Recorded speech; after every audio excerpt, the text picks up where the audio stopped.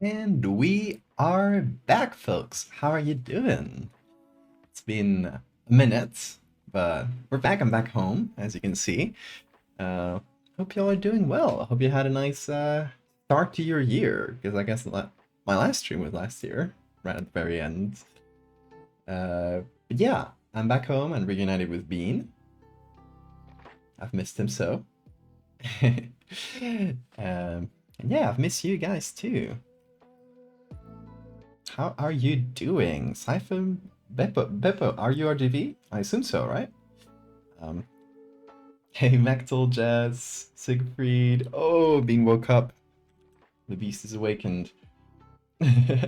Skeleton Cow, Arky. Who am I missing? Twiggy, welcome. Welcome, everybody, old and new. The beast hungers.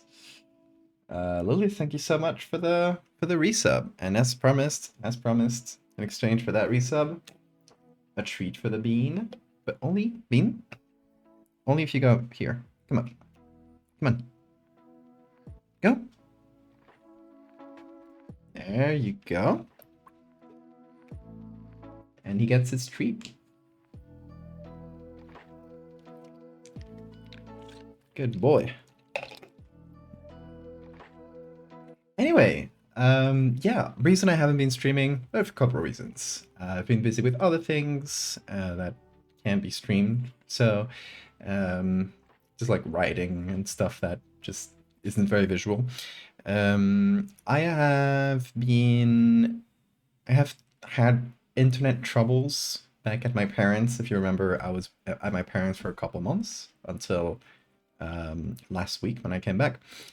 So yeah, I had internet troubles there. It wasn't like horrible, but every like hour or so, it would just disconnect and reconnect, and that's like just impossible to stream with that. And I didn't quite manage to find the fix for that. But yeah, hopefully they'll fix it before next time I'm there, so I can stream from there. Just a very annoying thing.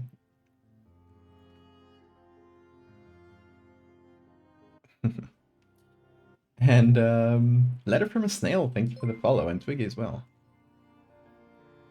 Val was doing illegal things. I was committing crimes. I didn't want to be banned for the those violation. Don't reveal all my secrets. Intimate troubles, I was concerned. No, internet.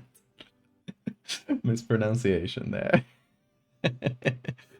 Also, you might be see. I'm looking at the other direction because I moved how my screens are set up. So chat is now there. If I'm looking there, I'm looking at chat. But yeah, Bean is very happy to be back. The day I came back, it was like the whole night he would not like separate a centimeter from me. He was just on me all the time, and I love him so much. Also, fun stream news, I guess. You see the background? I put on some new LED lights, and you might be thinking, "Oh, he chose like this bisexual lighting thing." No, what you're seeing is my desktop background right now, which is blue and red. So like, looks like this. I set up the LED lights so that anything that's on screen, you'll see it on the background. It's gonna be really cool. Check.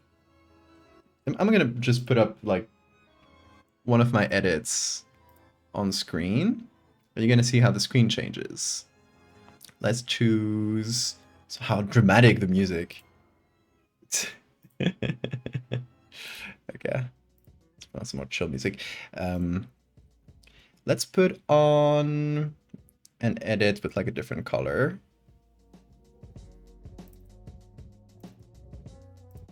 This you're about to see. You see the background changing? Look at this. When I move it around, changes the color of the background. Isn't that cool? It took me like 2 days to set this up. It was a whole thing. It's a program that's meant for like, to put LEDs in the background of your TV or something, so that it'll look cool on your TV, but I didn't use it for that. I use it for fun things, like, oh, look, now it's blue and green. Isn't that fun? But yeah, if you remember a couple months ago, a bit more actually, back in November, I think, Bean broke the LED lights I had because he was playing with them, and there was like in that corner there was like a little bit that uh, you know, crossed over, so a little like hanging bit of LED strip, and Bean just like jumped on top, grabbed it, pulled it down, and it snapped. So that broke the LED strip. So yeah, I got some new ones, and they're fancier, so I can do fun effects like this. I had to set them up myself though, like actually like put cables together and that sort of shit. Which I had no idea how to do. But there's tutorials online, it's fine.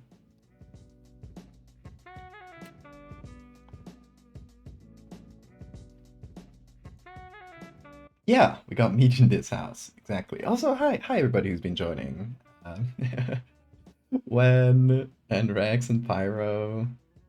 How are y'all doing?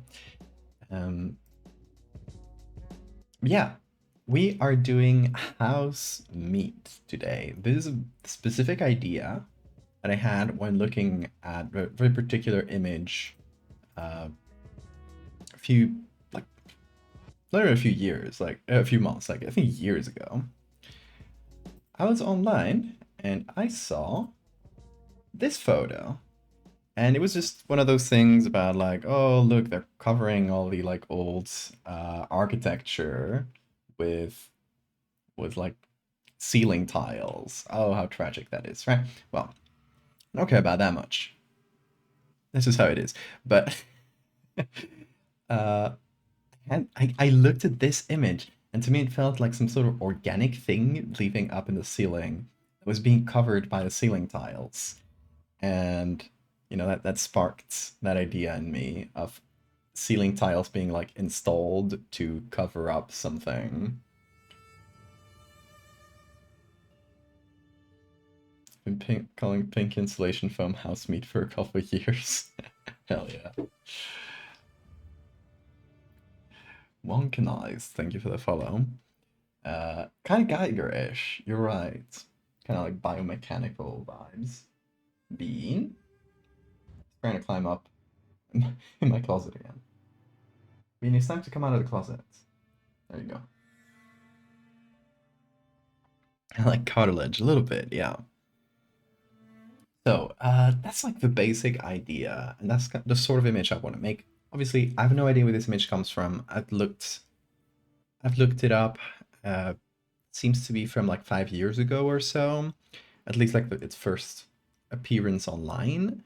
But I've only seen it like sort of reposted. I've never seen like an original post of it. So it might just be like in a private Facebook thing, or you know, maybe the first person who posted it. I don't think so. My theory about the origin of this photo is that it's from some like the Russian side of the internet, because the earliest mention of it, I saw that it was in some kind of like office building on Moscow. I don't know if that's correct, but if it is there, it might come from the Russian internet, and that's why we don't have like a clear source for it. In any case, doesn't matter. It's like I didn't find like really high quality image versions of this image anyway. So we're gonna find a cool image of ceiling tiles, or just a regular image of ceiling tiles, and we're gonna kind of break open some of them and kind of use this more for like inspiration, if that makes sense. So yeah, look at how the LEDs are gonna move now. Isn't that fun?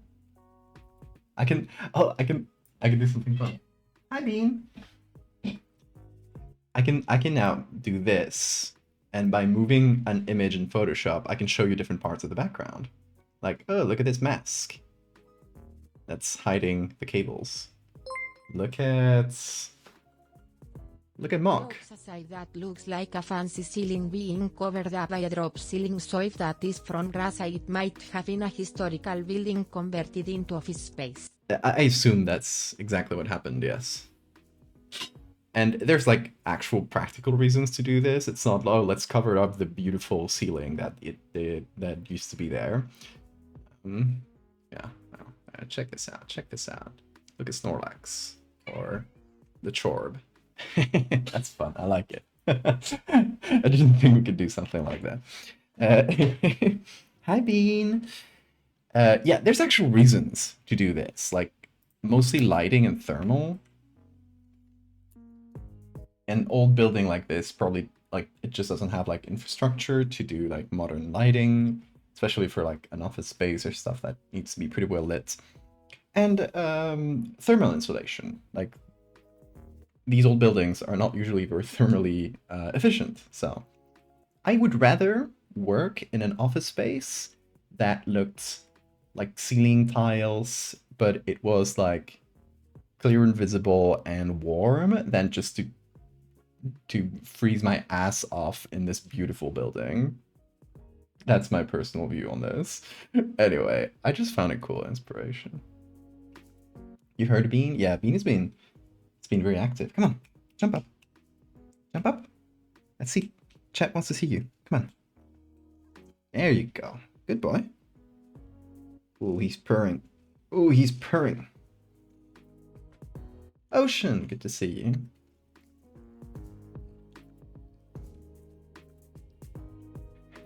House and meat in the same sentence. That's what we're gonna do. Well, it's more like it's probably gonna feel more like office building meat, but house meat has a better ring to it, right?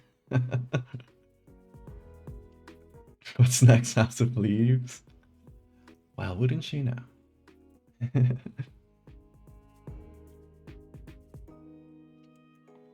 Okay, so yeah, we'll keep this kind of in the corner as inspiration. First things first, we are gonna go to the browser. Let me see if I set this up correctly. Yes. I'm gonna change my lighting. That's fun. I'm like, we're never gonna get tired of that. The LED effects. Okay. I think. Oh, let's actually start in Photoshop with this stock search. And we're gonna do ceiling tiles. Is that the correct term in English? Ceiling tiles?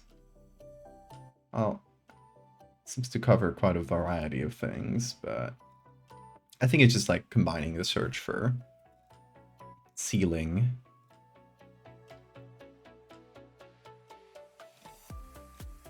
and the search for tiles, because it's giving me some like really random stuff.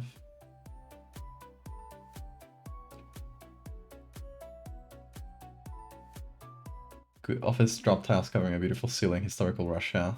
Reddit pops up with the result of that image. Yeah, that's I think I don't know exactly the context of it, but just from a quick search I couldn't find the exact source. In any case, the chances that it's happens to be on the public domain are really slim anyway, so I didn't bother too much. Okay, not giving me really relevant results here. Maybe like office ceiling.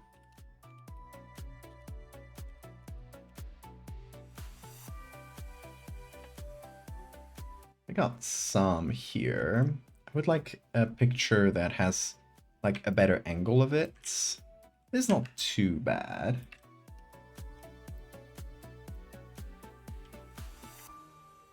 If we like zoom it in. So that's a possibility.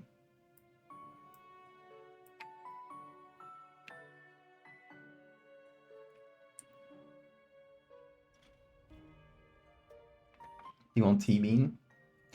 Yesterday, I discovered that Bean actually likes vinegar.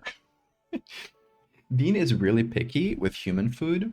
He's never gonna like try to jump on your food unless there's Bean, unless there's any sort of like meat preserve, like sausage or just like ham. Any kind of cured ham, he fucking goes crazy for that. Or jerky, he loves that. He likes, also found out that he likes Um, Shanty, thank you so much for the resub. He likes like calamari jerky. That's a thing that's pretty common in Asia, and I found it in a supermarket here. I was like, oh, it's great. I love that. It's like spicy, and Bean ate it up, even though it was super spicy, which is funny. He just likes jerky, I think. Um, but yesterday, I had just eaten some like preserved pickles, right? And I had the bottle with the pickle juice here on my table, right? Because still hadn't put all the stuff away. And Bean started like smelling it a little bit. So I'll just I like seeing like animal like when you give a dog like a piece of lemon and he just bites into it and makes like the weirdest face. I think that's really funny. So it's like, oh, let's see what Bean how Bean reacts to like being given. It's not pure vinegar, but it's like watered down vinegar. And I just like dipped my finger into it and gave it to Bean, so he does this, and he went crazy for it. He loved it. Yeah, turns out this dude is weird. He doesn't like most human foods, but he likes vinegar.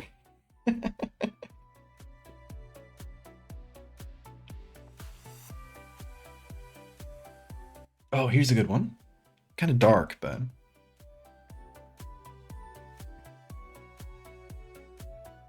he likes overpriced dried meats. Oh yeah, we not me, but uh my girlfriend's parents gave him jamón ibérico. That's like Iberian ham. That's like the best ham that exists. It's like really really expensive stuff. It's delicious.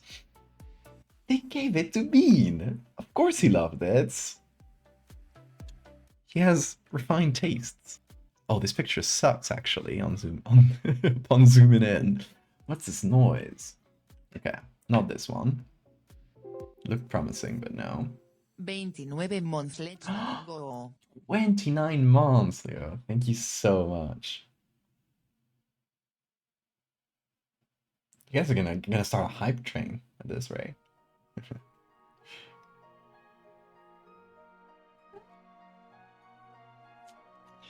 It's really funny. Yeah, I think Bean likes pickles for some reason.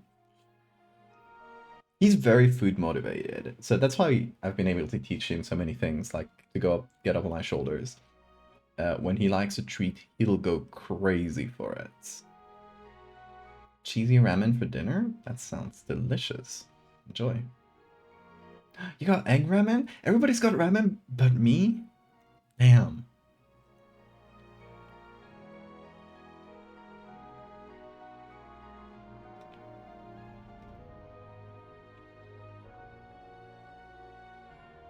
Okay, here's more ceiling tiles.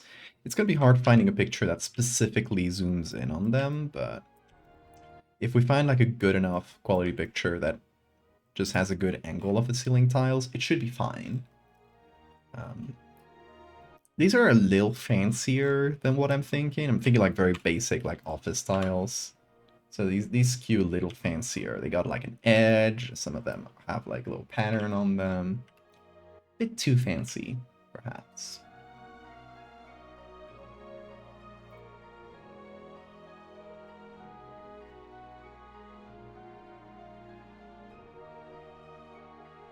Michi, how are you doing? Me? Are you gonna... Okay. Lie down? There you go. There you get your treats. Been a good boy. If you hear me do a whistle before I give him a treat, that's just like clicker training. It just means good job. I've taught him that the whistle means good job. So every time I give him a treat, I, for any reason, I'll do a whistle to reinforce that.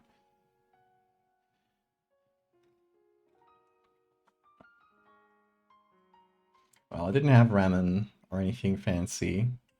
I had, how do you call this in English? Like, just we say puree in Spanish. I don't know if puree is like the right word in English, but it's like just boil a bunch of vegetables and smash them, and you got a puree. don't know if there's a name for that.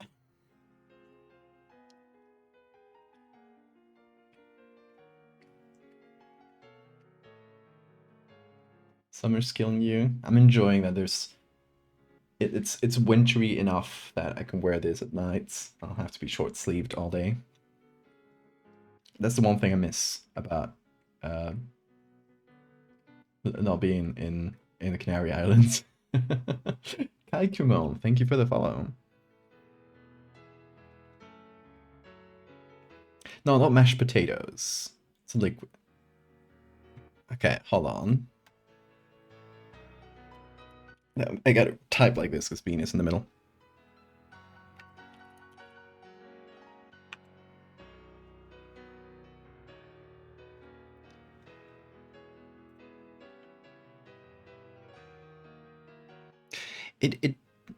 It does translate. It translates to a puree, thick soup, or stew. I don't. There's not like a specific word for it. Interesting. Oh,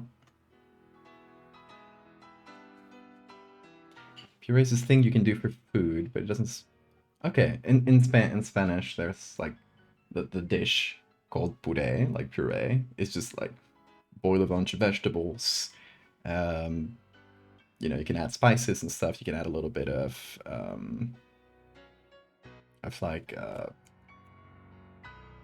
cream, like a heavy cream, for texture, and then you just puree all that, and that's it. And you got the dish, and you can add some like crumbs or something for texture. Yeah. But I did not do that. Ah, I got JPEG'd. It's happening again. Who JPEG'd me? Hero.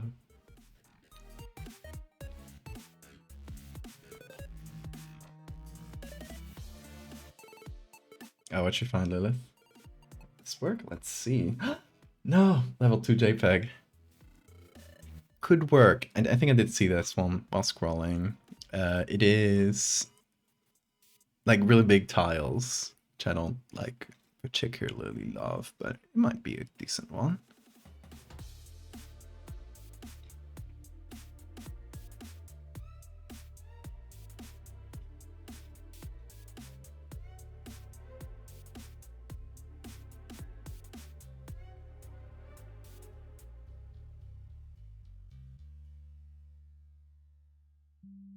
Hey, Bums, dude. Oh my god, I got fully JPEG. Look at what you did to me. Look at what you did to me. Look. Bean, what did they do to you?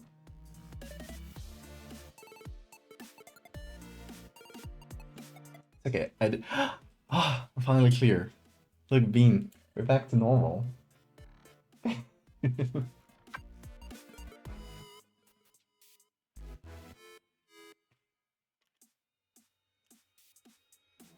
Bean is cute in all resolutions. He is. It's an inherent trait of Bean. My husband no got TGD. Got Japanese NSFW apostrophe D. NSFW apóstrofe D.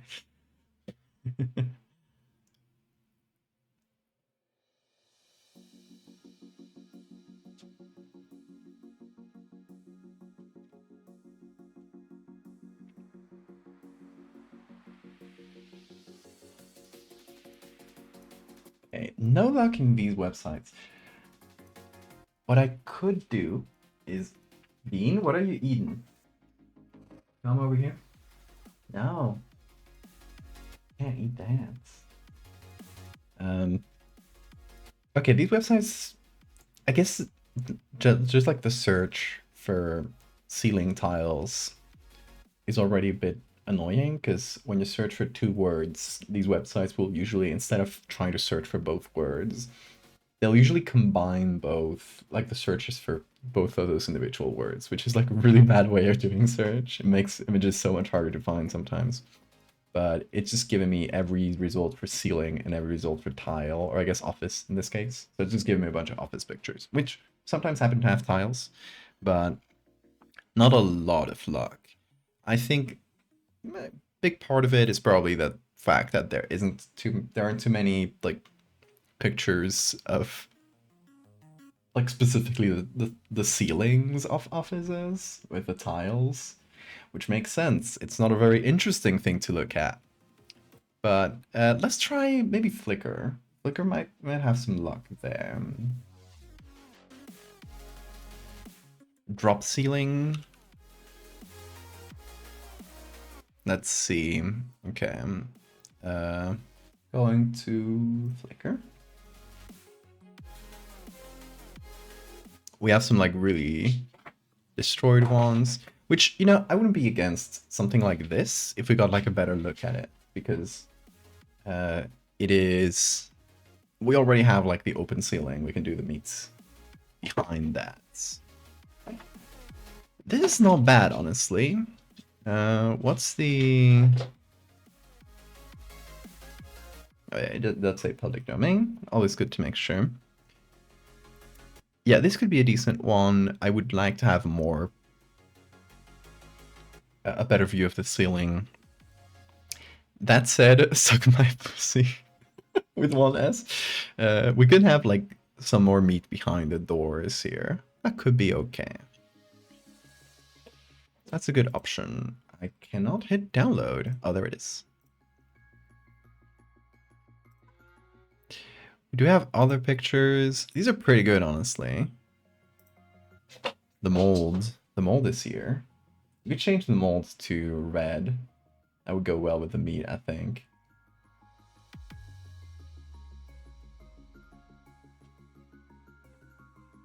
What about this? It's that website. Vecteezy.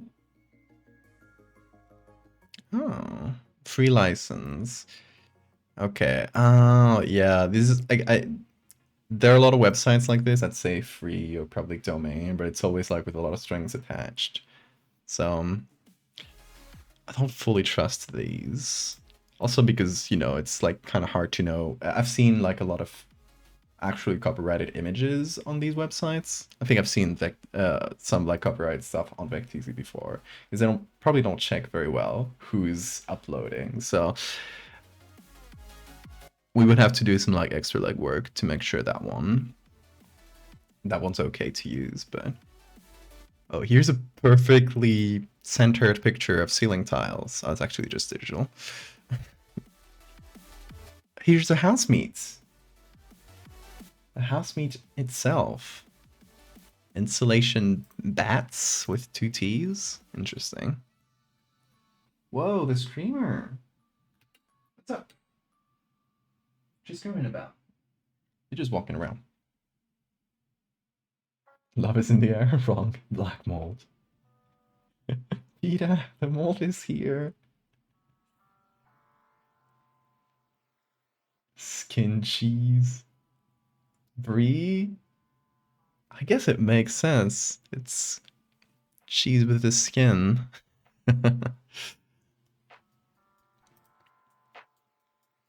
Ooh, look at this one. So dilapidated. I wish this guy shot... Warren, listen to me. Should... at least one of the pictures just point up a little bit. These are interesting, but... if only I had like a better picture of the ceiling. I mean, I guess let's just look through them. We might not... Hey, this is good. This is good, for example. It's a bit too dilapidated, I think, but it's pretty good. Dad Club. I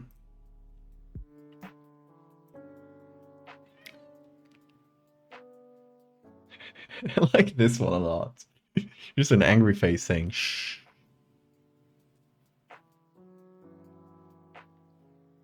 Get your meat out of my house, pal. No, I can't do that safely. You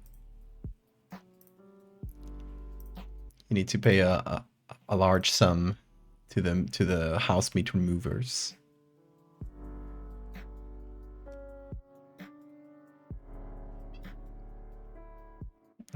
Stop giving me ads, Flickr.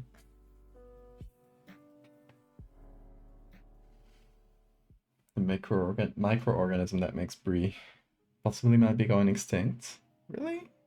Like in the wild? Because I assume they're keeping large cultures of it to make the cheese, right?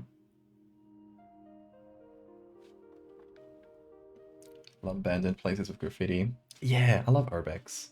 Just like visiting abandoned places like this. This guy seems to do a lot of urbex. Yeah, we got some pretty good stuff in this one. Just wish we had better view of the ceiling. Do we get this one? I don't know. Oh, I like this bug a lot. Is it something bean? Navy bean? What does that say? Yeah, it doesn't let me zoom in.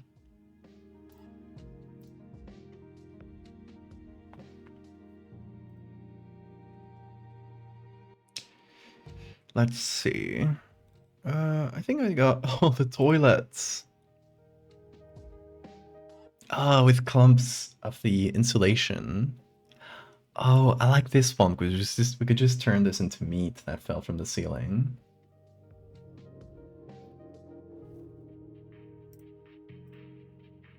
Okay.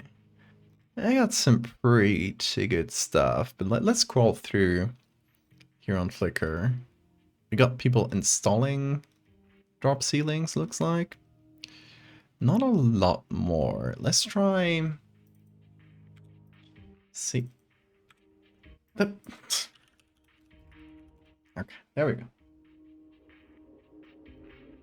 It's trying to give me ads, but it's my ad blocker is catching them, so it's just giving me this weird... Hold on. Ad blocker to the rescue? No? Ad blocker to the rescue? No, okay. Now we just have an awkward space there. Oh well, it's fine. We're doing bone foundations. Maybe we'll have a little bit of bone poking through, but I don't know if we'll have like a lot of space for that. The structure will be implied. Okay, ceiling tiles is not giving me anything. Did we try drop ceiling on...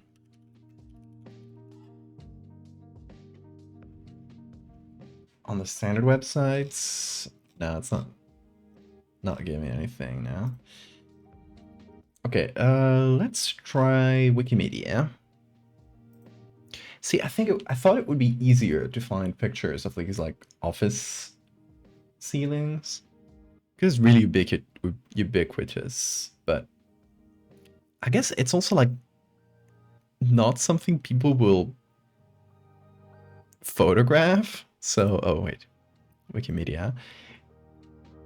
So it does make some sense.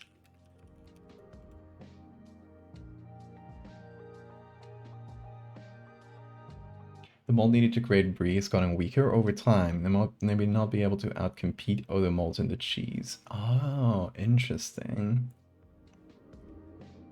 I had no clue. Did I tell you guys? I've probably told this story in stream a bunch of times.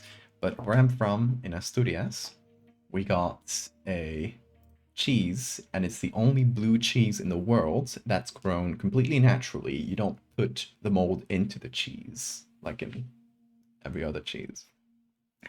You straight up just leave the cheese in a cave, in a very specific cave, and the mold will just get to it. And it's completely like, it's probably how blue cheese started appearing. Like, somebody just was conserving old cheese in a cave, and well, some mold got to it, and they tasted it. It's the cheese cave.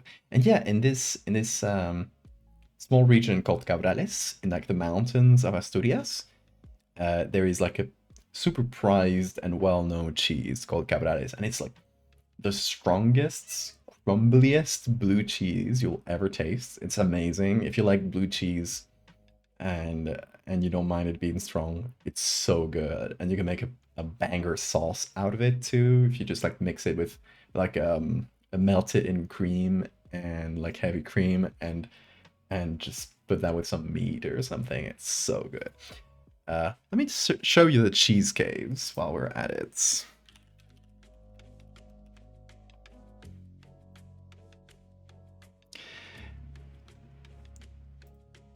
This is what they look like. There's just like a whole cave system, and you can just walk through it, and it's full of shelves where the cheese is being matured. It spends like years there.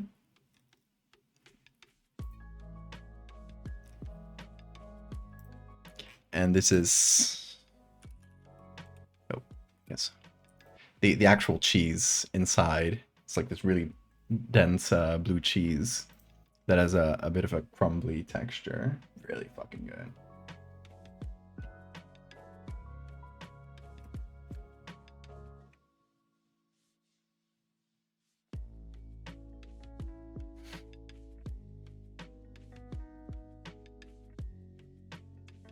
What you got? Oh, that's kind of creepy.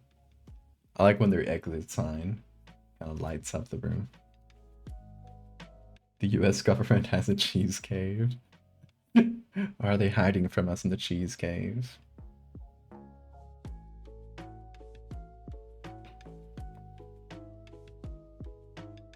Post-apocalyptic bunker making the perfect cheese.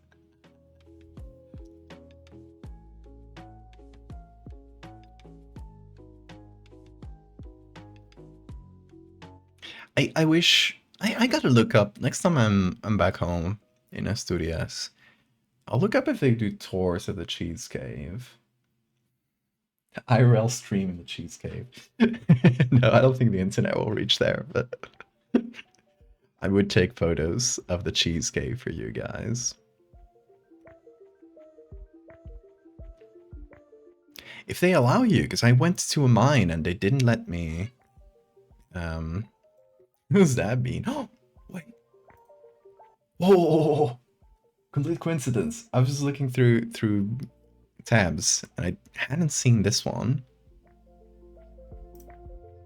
Let's see what this person has. Cable Land. Mystery box. What does this do? No idea, but it hangs over our heads in the office.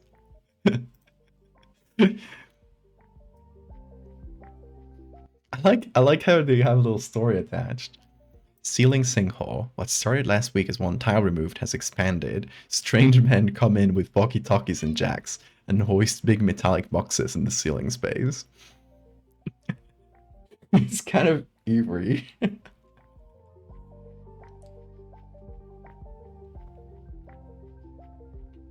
The House of Veins and Intestines, yeah.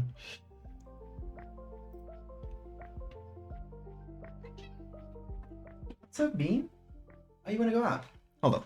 Let me open the door for Bean. I think he wants to go. Yes.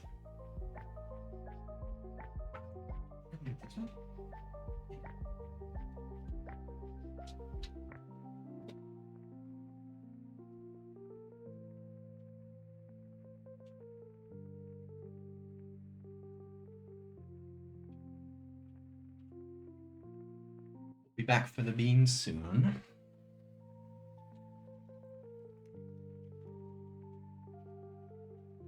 The government cheese caves in Missouri exist due to the US government subsidizing dairy farmers to produce milk at a regular rate to prevent large swings in price due to lack of or increase in milk demand. As a result of excess milk, the US government converted it to cheddar cheese and stored it in the cheese caves of Missouri. Oh, interesting. The cheese cave of Missouri. That's an interesting government program. I hope no strange mold gets to the cheese, making it into a new, interesting type of blue cheese.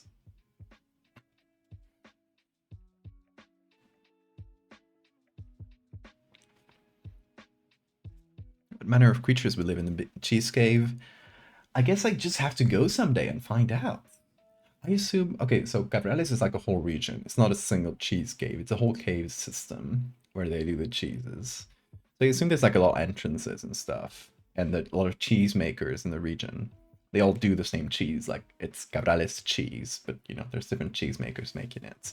It's a whole traditional system, and in order to be called like Cabrales cheese, it has to be from a like specific region and made in this specific traditional way. You know, like I don't know how that system would be called in English, but it's like denominación de origen, we say in Spanish. It's like origin, kind of certified origin, essentially. You get to put a little sticker that says, like, this is the real one.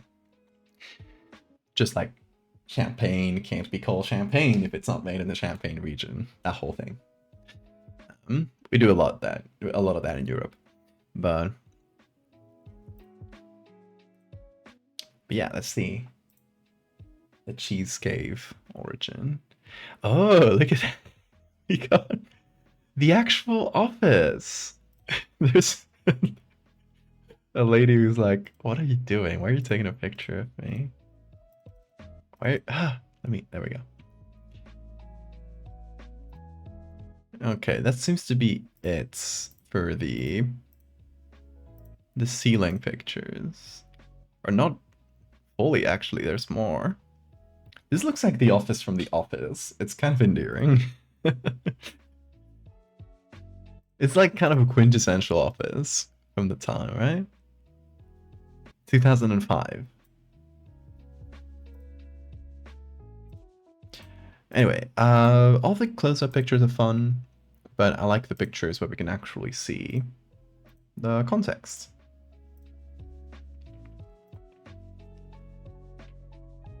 Okay, let's get that one, and this one might be a little bit too much of a close-up, but I don't mind that too much.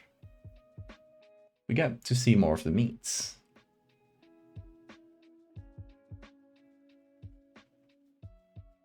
Protected designation of origin. That's how you say it. Thank you. It's also this image. Oh yeah, not a good angle, but that's a good image.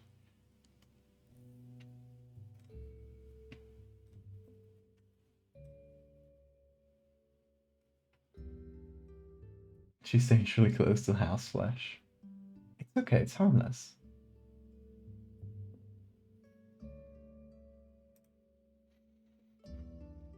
Okay, I guess we're not giving up on Flickr quite yet. Because we found a pretty perfect picture just by giving it a bit more of a scroll. A lot of these are just like pictures of some airport. Looks like.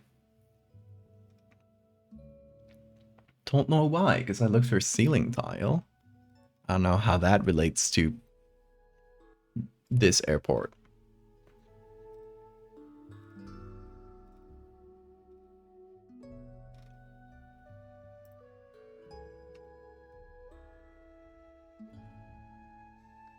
So yeah, whoever set up the descriptions for this whole collection of pictures from a single airport is really poisoning the results.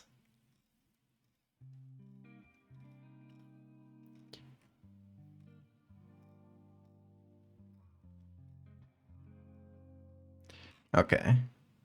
Nothing else over here. Just gave me a lot of unrelated stuff. So yeah, ceiling tile, it didn't have a lot of interesting photos, but drop ceiling on Wikimedia is already giving me a really good one. Like the first one is pretty spot on. It's like longer tiles, but I don't mind that too much.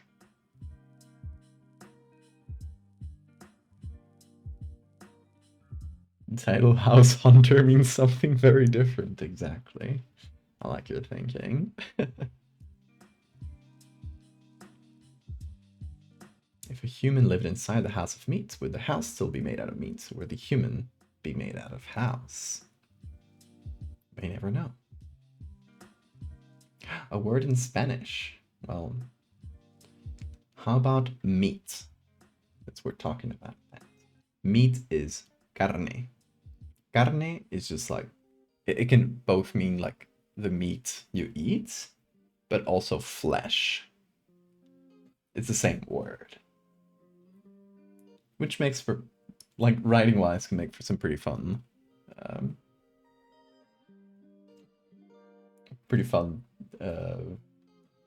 like double meaning sort of thing. Long tail seems like more of a pain to put up, maybe.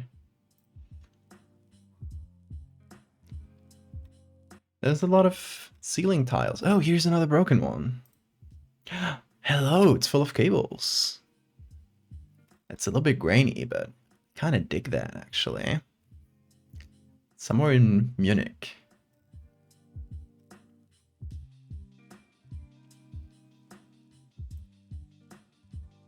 See, I always think of these drop ceiling tiles as like very American, but a lot of these we're finding are not in America. Interior office space with original skylights. Where is this? When is this?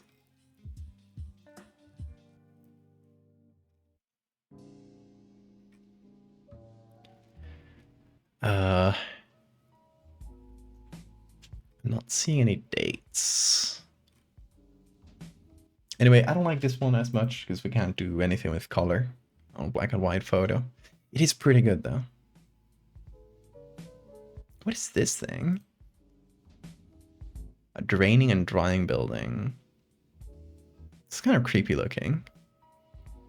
Reinforced concrete mushroom columns.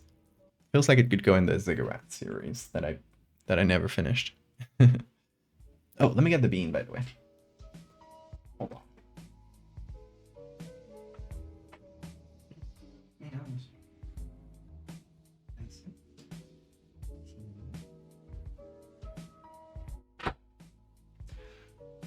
There he is.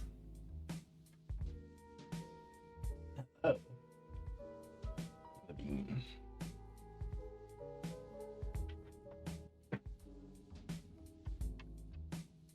Did you have a good piss? Hope so. Yeah. Good scratch. Oh.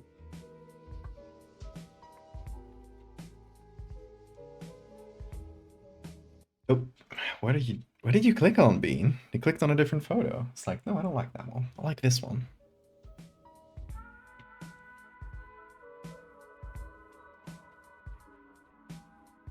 Carne casada.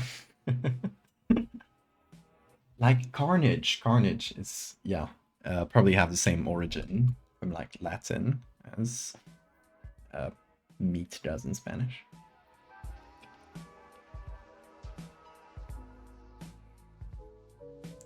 Taking one of your law classes in Spanish this semester, you get to learn fun words like desarrollo. Nice. Gorgojo is always the best. Yes, you're right.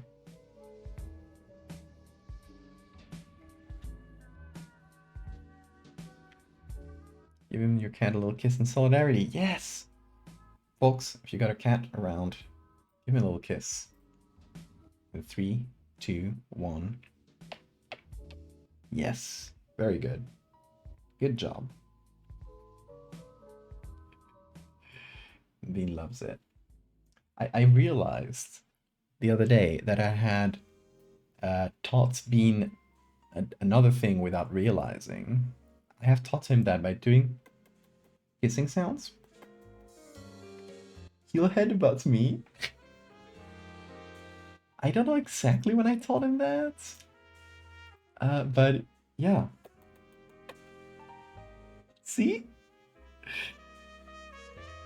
He'll do it pretty consistently, and I've never like specifically reinforced this behavior or anything. It's kind of like an accidental teaching thing. He kind of it's a Bean special. He taught that to himself. I assume because to him, like kissing, when I kiss him, he notices the sound and he notices I am like touching him like this. It doesn't matter if I do it like this or this to him. To him, that's just like a way of bonding, right? So he probably associated the sound of kissing to this, like, oh, let's touch each other's heads. So he headbutts me. Isn't that right, Bean?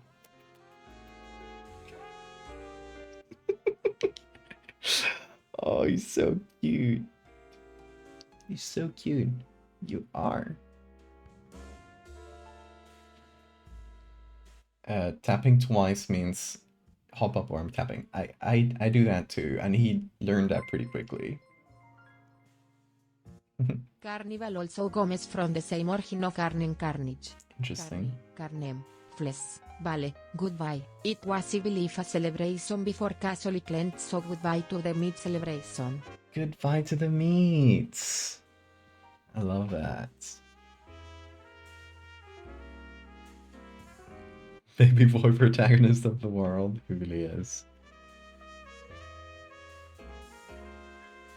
He got conditioned. He conditioned himself. It's great. Bean, you're so smart. Yes, you are. Yes, you are.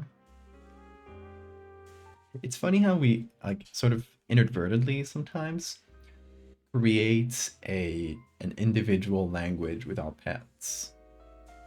And it's not like a language, like it's not words and grammar. It's like gestures and like things you do and how you do them.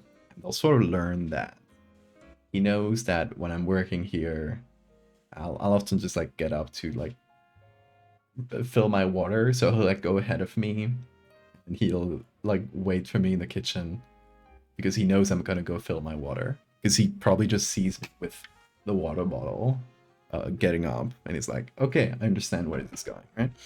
And it's never something that it's not something that I taught him. He just like learned the pattern by seeing me, and I learn his patterns by seeing him, so I know when he wants to go out when the door is closed. I mean, he'll scream about it sometimes, but I know sometimes without him screaming.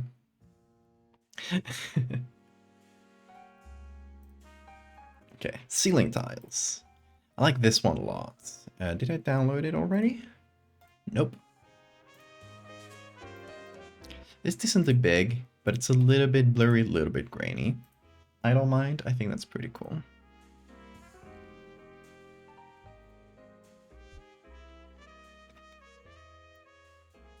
Let's see what else we can get.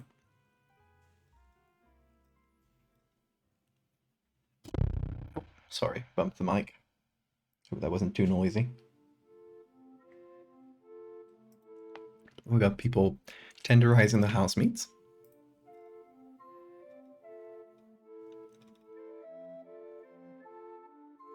Oh, here are the same pictures from Flickr. That abandoned building. We meet again. Okay, that's all we get. I think we already got, yeah, that's one of the first ones we got. So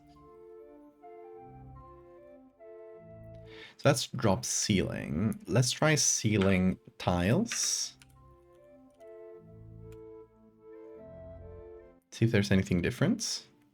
Same picture.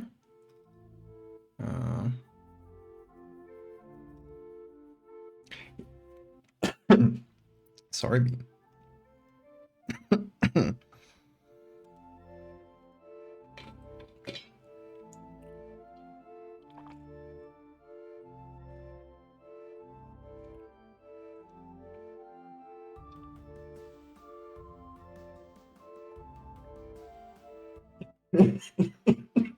Security guards and janitors are beneficial insects for a building, but house hunters and estate agents are predators.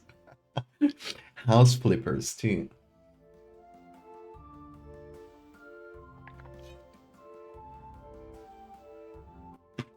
You checked these already? What are these? Hold on. Discord links can be annoying. Yeah, it opens in the browser. Oh, sacrificial altar. Let me see.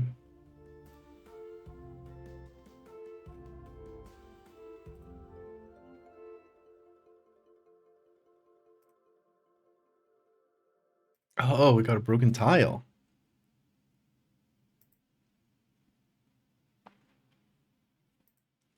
That's pretty good too.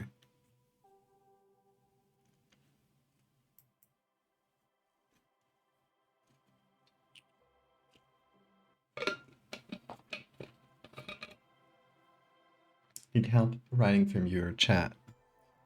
vampires in your setting have as a vampiric attribute? Hemolacria. What is hemolacria?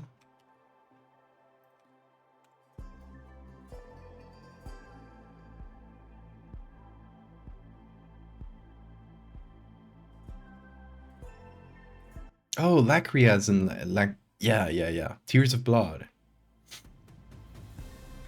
Interestingly enough, not a word I learned in med school. Vampiric attribute of crying blood? Any evolutionary purpose for it? I mean, maybe just a way of finding each other. Like it's an internal way to signal to the other vampires that you are one of them.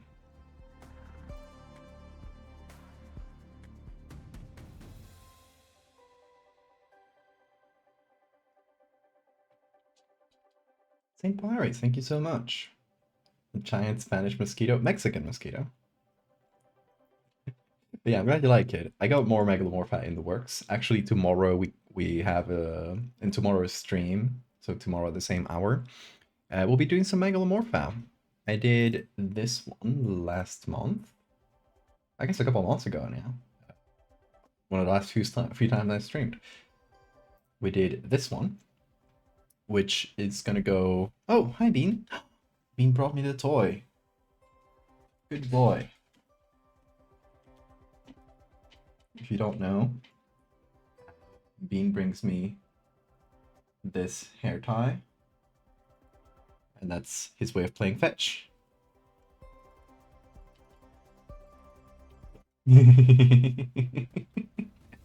Okay, give me. There we go. Go for it. Go get it. It's there. No? Okay. I guess he's done playing. He wants to show Chad his ass.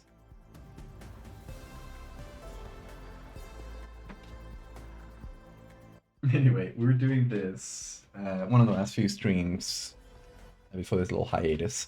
I was doing this for a new Megalomorpha story that's going to take place in Japan in a little Shinto shrine. And tomorrow we're going to be doing more of it. So, nope, you can't go there, Bean. There we go, that's better. So, tomorrow we're probably going to be doing the adults Megalomorpha that this one is a child of.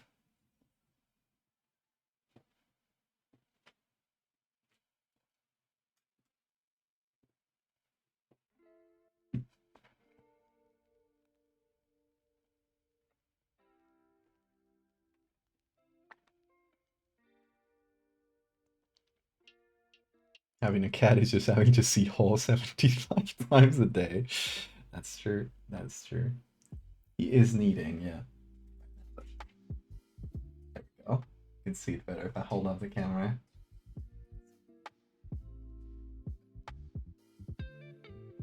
Good job, Bean. Yes. Doing great, dude. Yeah, boy.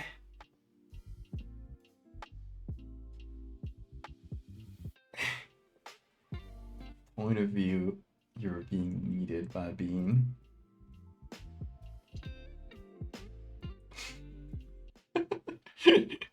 Are you enjoying this massage? Oh.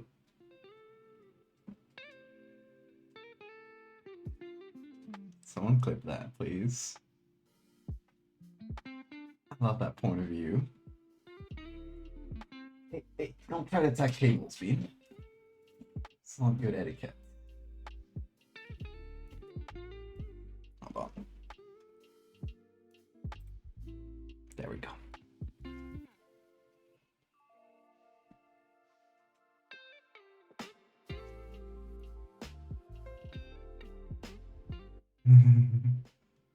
Should we give him a treat? Chat. Does it deserve a treat? Have a good walk with Winnie Maxwell. Okay, Bean, you get a treat. Treat from chat. See how he heard my little whistle He immediately turned his head. Ow! He bit my finger pretty hard. Triple the treat budget. Okay, we're giving him another one. I love how he grabs it. Yeah. Good crunch. Here, you can lick the fingers. Get the Dorito dust off my fingers. Good job. He's excited for it. Okay. You get all the dust? I think so. There's nothing else, Bean. He's he's still trying to find all the little crumbs. Good boy. Anyway, what were we talking about? Yeah, Megalomorph, we got that tomorrow, so if you're free tomorrow, check it out. And we're still looking for pictures of drop ceilings. Okay, we found some really good ones. Here's a double picture with some like white edge, which is weird. But this one's good too. It's gonna be pretty small though, so probably not the best. Would have been great though. We got some good black and white ones, which I don't know, don't feel like using those too much. Like this is pretty good too, but I think the picture is gonna be much better in color.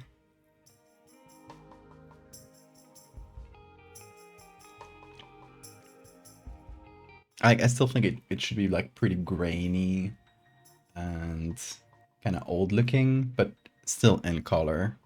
Maybe it's something like it was taken in the 80s or 90s. That sort of vibe. Can't bite your thumb to wake you the other day. Is our step past for breakfast?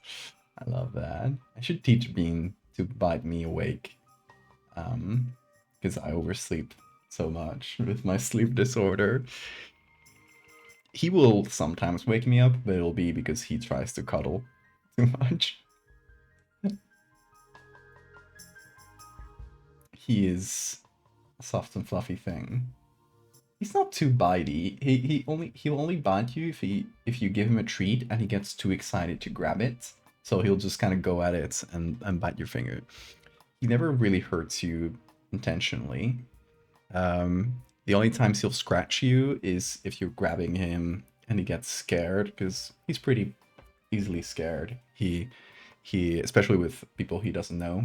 So like let's say he hears a weird noise, or you grab him and bring him to a place where he's not comfortable, or he sees someone he doesn't recognize, he'll try to jump out of your lap, and often like with his claws out because he's very scared.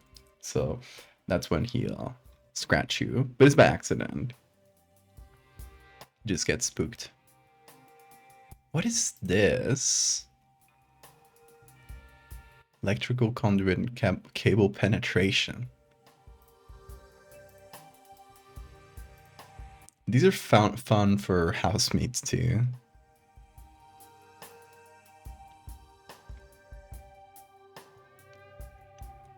This couldn't fit through the big hole.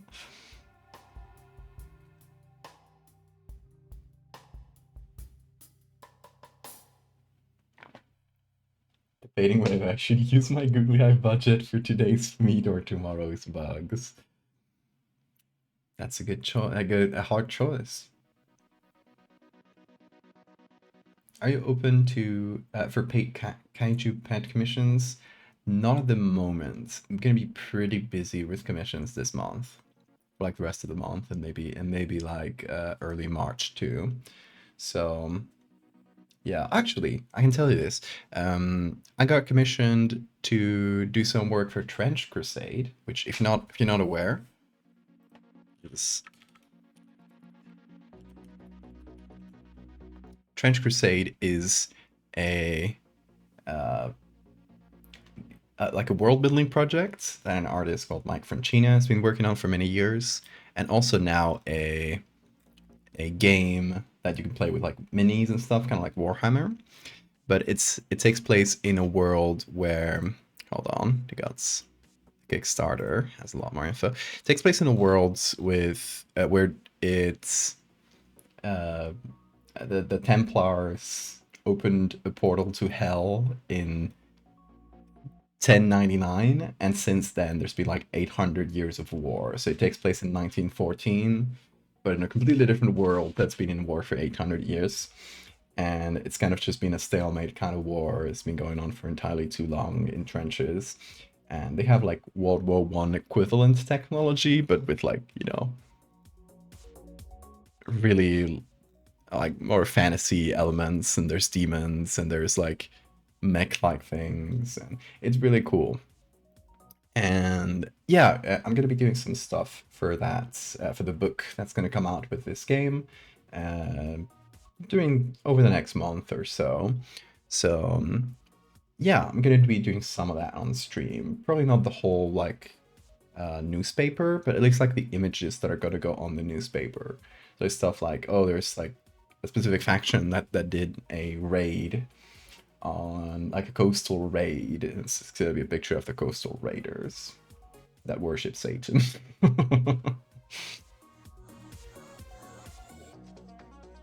So yeah, if you want to see that, I'm gonna be doing that on Thursday nights. So 1, 2, 3 streams from now, and I'm gonna probably be doing some more of it over the month.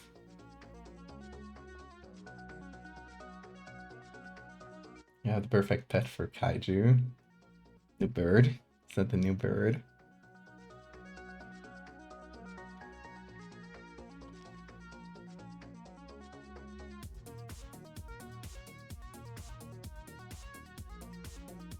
It's heretics versus Christians. Yeah, it's not specifically Christians too. There's one of the factions is the Sultanates. So it's like the you know, believers versus non-believers. That, like, you know, there's like this Muslim faction. There's French pilgrims, which are Christian, and you know, it's like kind of a people who take a pilgrimage to just go and fight in the trenches. And New Antioch, which is kind of the other like good guys, quote unquote. They're probably not very good guys still, but you know, they're not the ones that worship demons. And then there's like a few demon factions.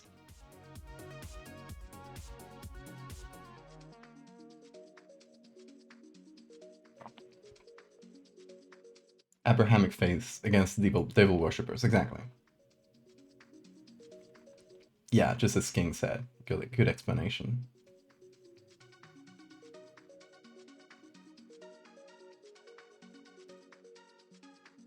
Hey, super.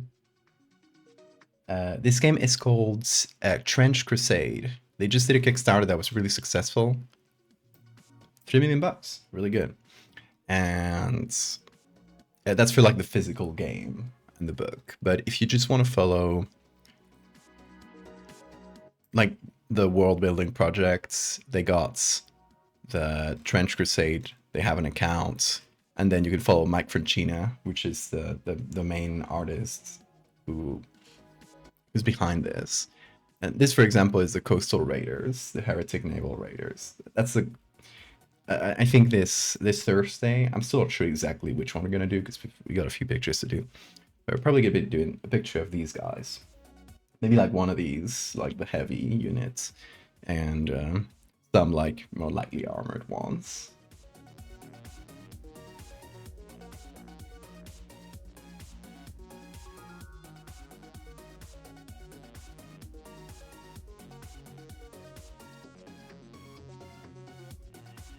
But yeah, it's really cool. I love the arts.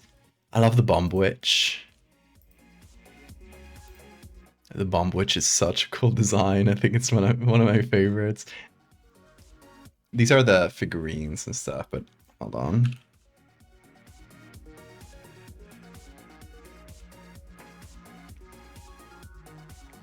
Oh, here's ArtStation, probably has.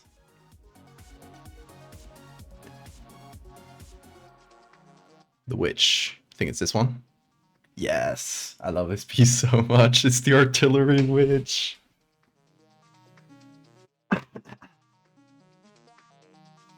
Like a lot of really cool concepts in this. It's one of the New Antioch cleric. Their armor is covered in like verses. Very cool stuff. Anyway, Mike Francina, check him out. He's a great artist. But let's go back to it. Let's go back to finding images. I think this one's my favorite so far. I would like to have like a couple more tiles like here in the foreground. We could add those. That wouldn't be too bad. I'm gonna download this one. I don't love it, but yeah, maybe for some texture and stuff. And yeah, let's just scroll down here, see if there's anything else that catches our eye. But we got plenty of pictures, so I think we'll be fine.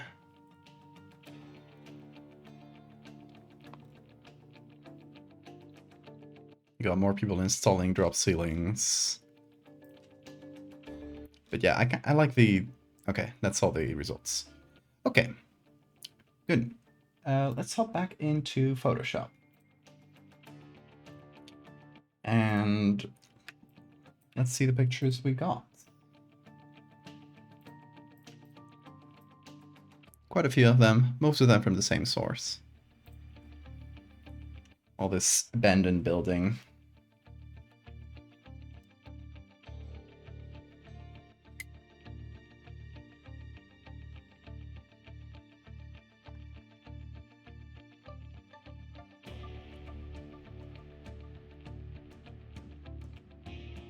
Exactly, why use a cannon if you can get a witch?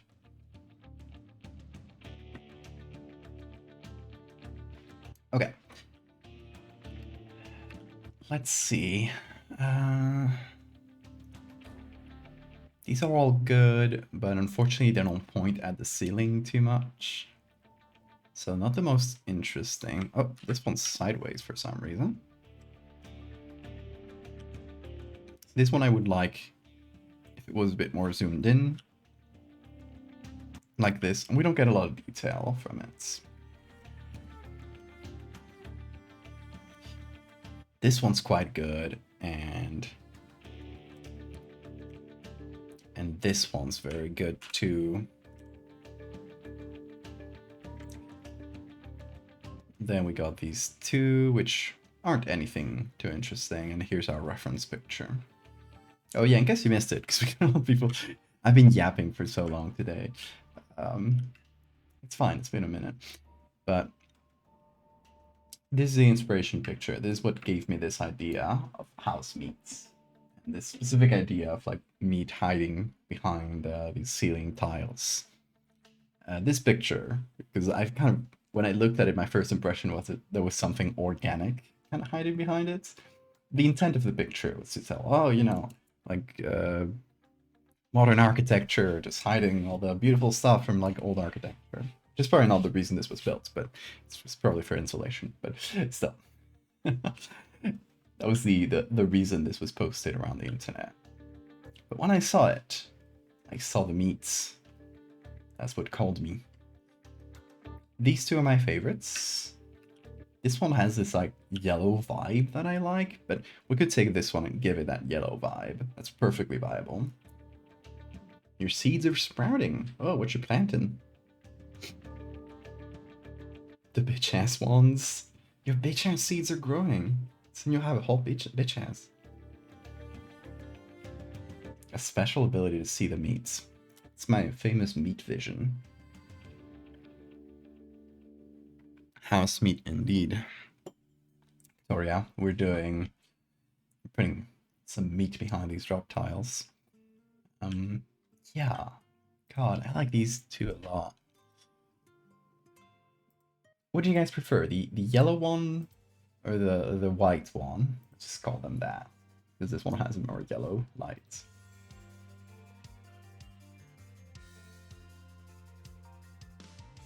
Isn't all mission vision meat vision? Our eyes are meat. I wouldn't qualify our eyes as flesh, yeah, but not meat. Purple passion flower, spiteful plant.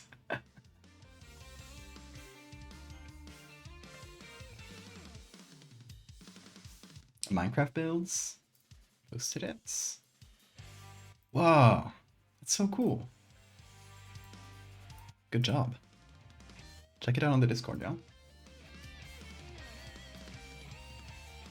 I didn't realize I was talking to the meat expert over here. I studied medicine for a reason, and it's to know what is and isn't meat. Oh yeah, also for the newcomers, check out the background. You see this as I move it around? See the LED lights behind me? It took me so long to figure this out. I'm proud of it. I'm proud of it. I gotta show everybody. But yeah, the background matches what's going on the screen. Welcome, Earth. Yeah, it's a... I had to essentially tinker with a program that's meant... You know how some people will put like LED lights, like a strip of LED lights around their TV screen? Or even more than that, some people will like put several strips of LED and you know, you can make images out of it and stuff, kind of use it as a sort of pseudo screen decoration and stuff. It's a program that's meant for that. And you know, it's meant for, you know, you have a screen and you have some LEDs behind it and the LED will match what happens on the edge of your screen. And I kind of just like jury-rigged that to make it see what's on my screen. Just like it's a little chunk of what's on my screen and it sees it in like very low resolution, so it doesn't use a lot of CPU. And it essentially reads that and transforms it into colors for the LEDs. It's not perfectly mapped, because I couldn't bother to perfectly do it. So let's say, okay, there's like some smoothing and stuff going on. There's a whole bunch of effects. Let's see this yellow, right? If we put it here and then move it up, it doesn't exactly match. Like, it's not perfectly matched. It'll kind of zigzag around a little bit, even though I'm just moving it straight up. But it works well enough. I was like, I'm not gonna go... I already spent 2 days setting this up. I'm not gonna do any more efforts. You'd have to like manually set the position of every LED. And I was like, nope.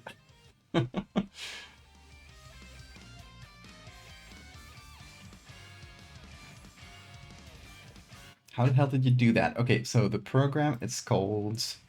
hold on. What's the name of this? I have it here somewhere.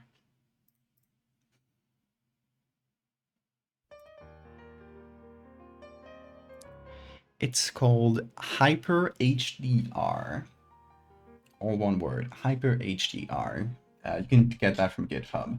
And if you got any LED strip connected to a program like WLED, so you need like a controller that's connected to your Wi-Fi.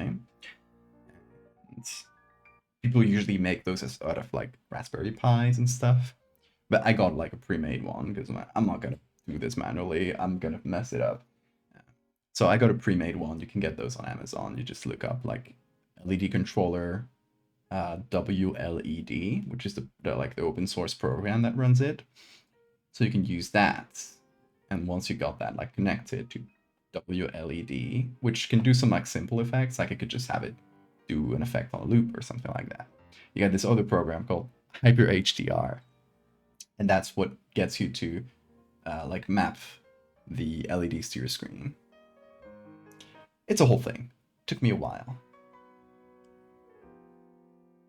but it can be done.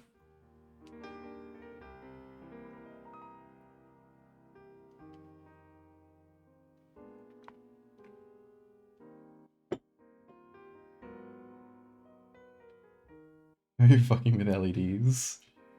I had some really bad ones that broke. And I was like, if I'm gonna get new ones, I'm gonna be fancy about it.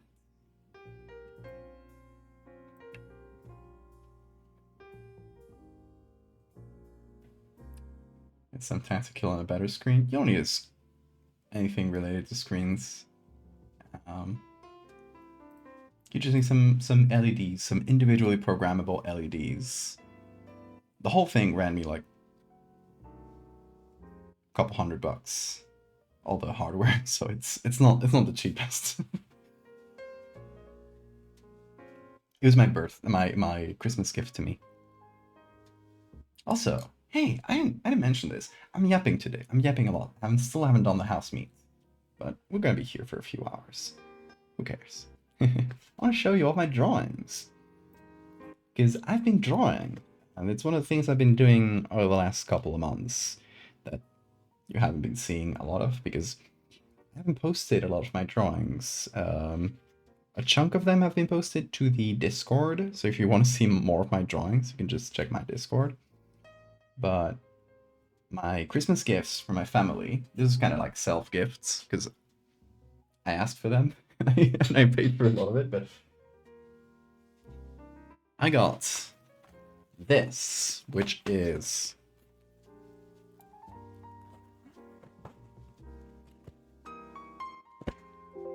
alcohol markers, baby. Whoa! Abs, thank you so much for the raid. Welcome, folks. Check out my alcohol markers. There's like 100 and something of them. There, hold on. One fell, and it's being annoying. There we go. Alcohol markers. Plenty of colors. It's one of those like kind of watercolor-y markers, but they dry really quick because it's alcohol based and not water based. And you can use those to just paint kind of watercolory, and it's very nice. It's very easy to use. I was like, I want some like physical art material that it's just easy to use and gives me more excuses to draw. And oh, what's that?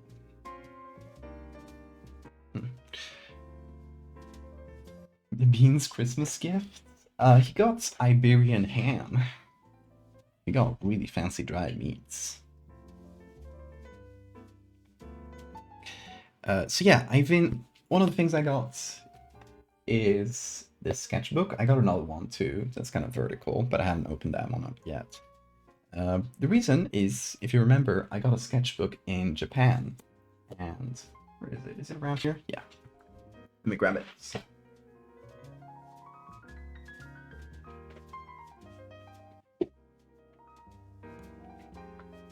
When I was in Japan back in, was it October? That was such a fun trip. I got a sketchbook because I was like, all my friends, a lot of my friends had brought like art supplies and stuff. I was like, oh, I kind of want to like do something like that. And I got a sketchbook and I was like, oh, let's fill it up together. So I asked all my friends on the trip, and you probably know, if you know me, you probably know Trevor Henderson was there, Leslie Q was there, Faya from the webcomic Nocturne was there, Matt, who's Human Person on social media, and who did the crawler emotes. Put some crawlers in the chat if you got them. Actually, do some crawlers. Right, right here. Anyway, yeah, we just filled in this sketchbook with a bunch of different things. I showed you this on stream already, but I was just like having a lot of fun, and when I came back, I started filling it with like new drawings, like these Weevil Knights. Oh, here.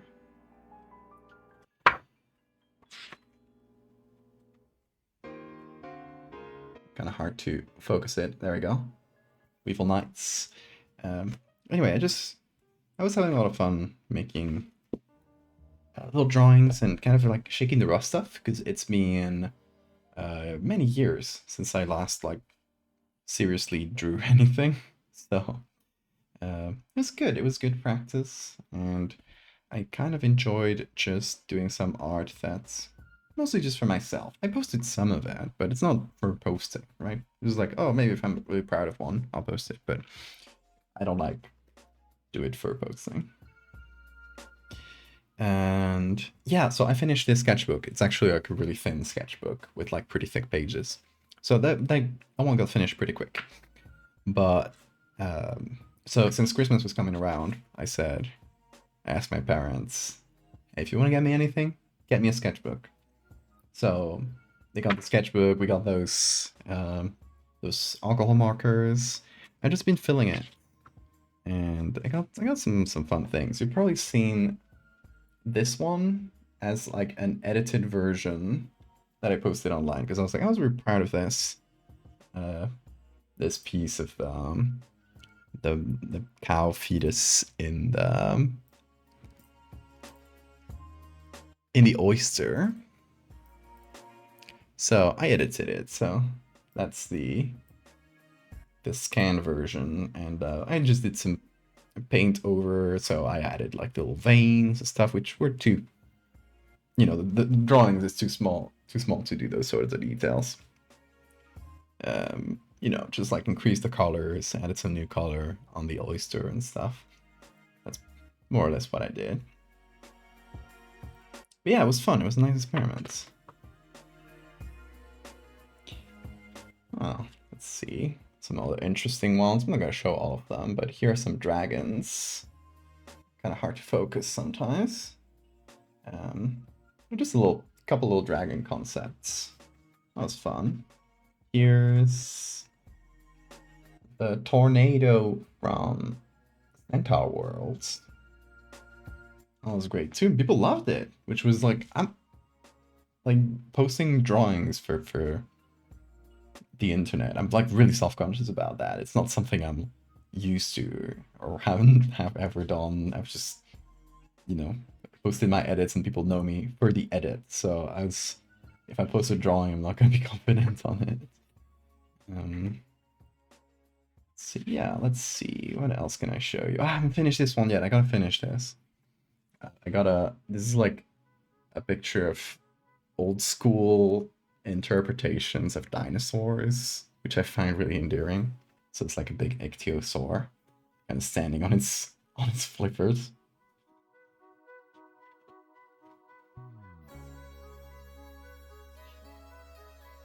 Here's oh, I can't show you this. There's actually a phone number. Well, I'll cover the phone number.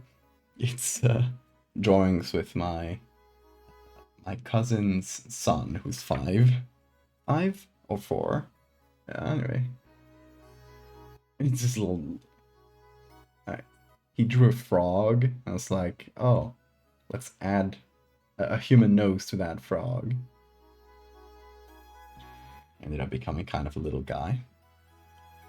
This is a Quilivity. This is, if you know my art, you might have seen this online because I posted it to some socials the other day. This is trying to focus it correctly. It's a winged serpent from the folklore of Asturias.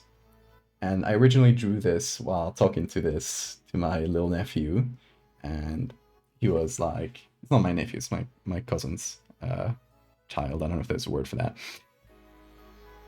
So I was teaching him about the folklore of Asturias, and I was teaching him about Quilivitis. I was like, oh no, they were way cooler than dragons. They're huge. I was like, how big? So I went outside and I pointed to a huge tree in the distance. I was like, you see that huge tree over there? It's one of those like kind of redwoods, like really, really tall trees.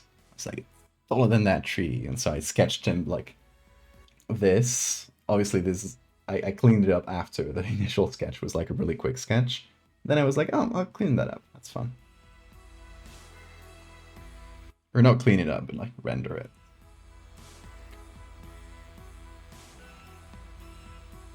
Hugs to you and Bean. Thank you, Cass. Can't believe this oyster was pregnant with a cow. It happens. trying to get back into sketching. It's hard to get back into the mindset of drawing, not having to make it a big finished perfect thing, right? I think so as well. It's been good. It's been good to just like do something that's a little bit different. It's one of the reasons I haven't like had a lot of finished art in the past couple of months.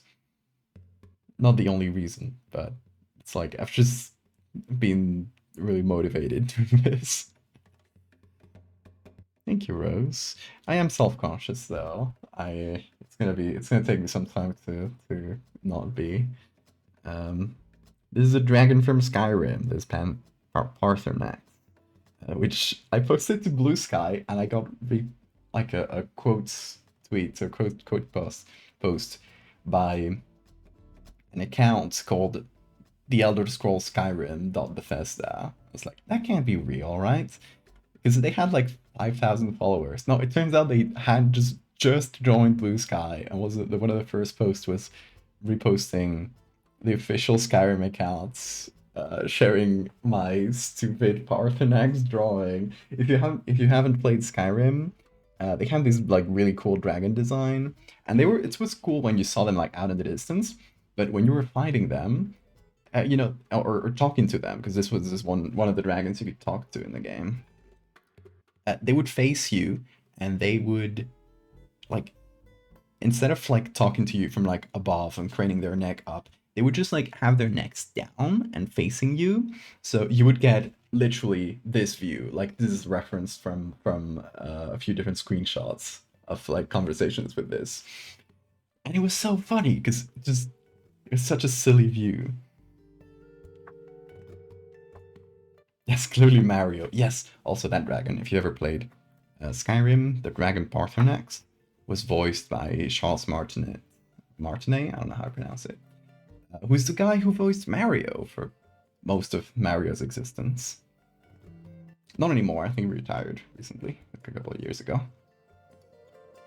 Skyrim loves me. There's a little landscape I did of a small ruined church that I saw on a hike that I did with some friends. It's ermita, which is kind of like a word for it's like a tiny chapel that's usually like out in the middle of nowhere, not in a. So it's like out in the wilderness. And yeah, it's just a little ruined chapel that's like next to some cliffs. Really beautiful view. I posted that to Blue Sky, I think, and people were like, "Where the fuck are you doing hikes? Hyrule?" Pretty much. Let's see, anything else interesting? A lot of these are just like silly sketches. Oh, I have this one from the other day. I did this back on the plane. I was coming back. That's my dog, Kawa. The eye is a little bit too big, but I like it. It kind of gives it her a cartoony proportion. She does that side eye thing a lot. She's really cute. Yeah, what else?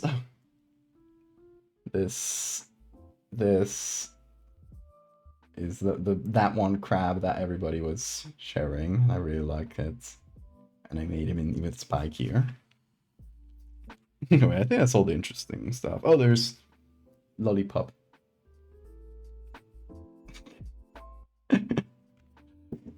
Anyway. Been yapping long enough, right? Showing you my drawings. Let's go back to Photoshop, shall we? Living in Europe is kind of just like that. Yep, it is sometimes.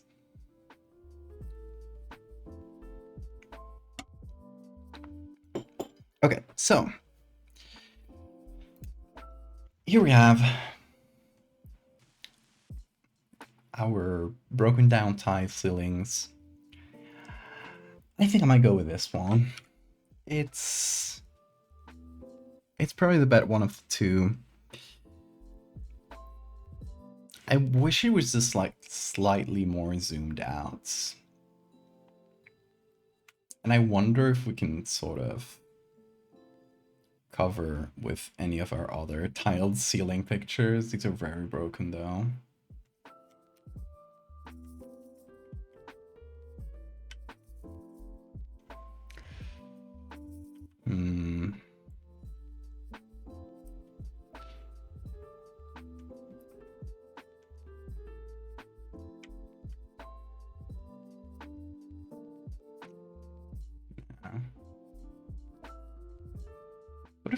we use the picture itself to just add more of it. Like, for example, for the side here, it'd be fairly easy.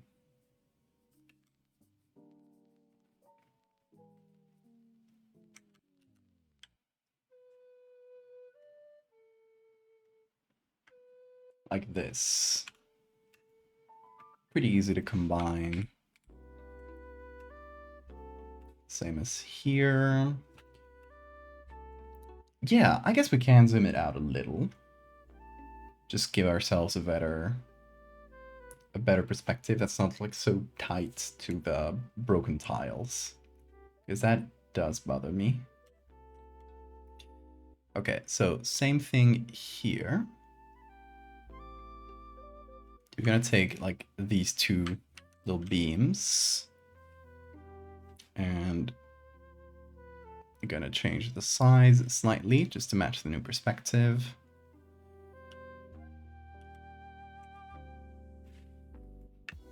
That should match more or less. It's like a start at least. Like obviously we have to remove these corners, that sort of stuff, but it lets us zoom out more.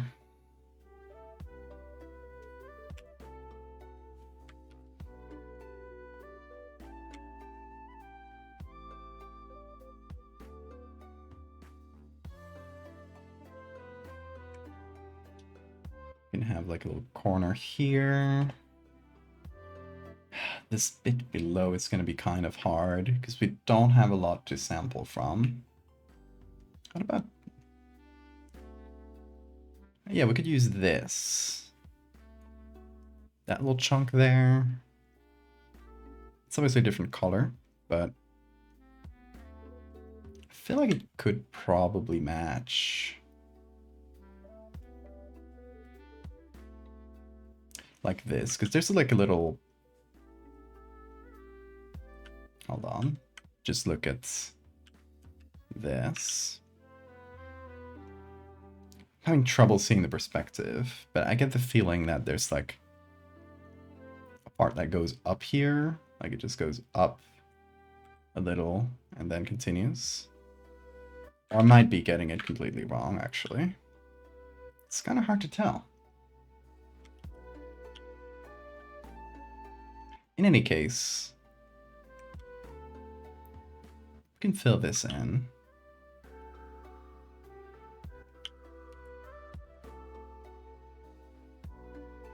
If we do this and match the tiles, that's pretty much good to go, except for the colors, but we'll manage that.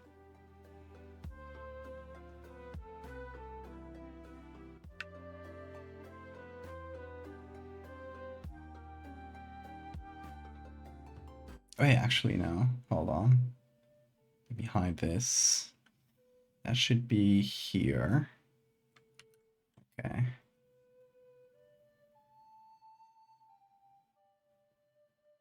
Yeah, okay, so that's the correct size.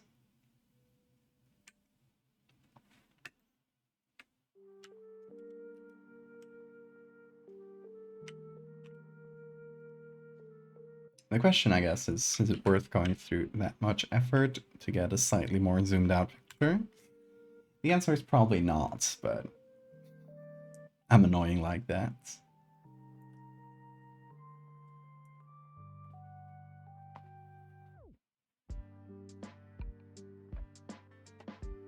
Anyway, I want to hear about you guys. How have you been during this first month of 2025? Anything fun creatively? Tell me about it.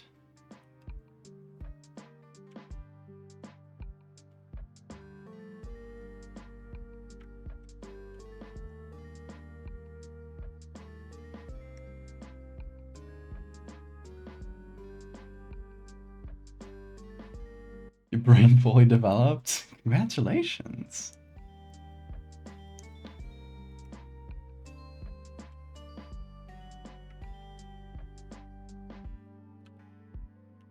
Okay, what if I did this? Just added some more broken tiles.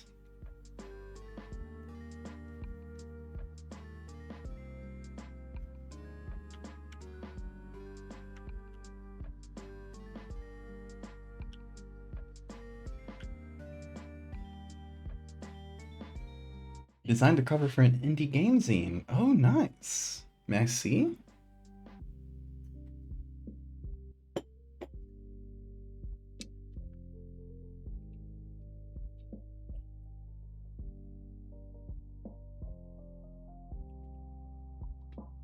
Cool.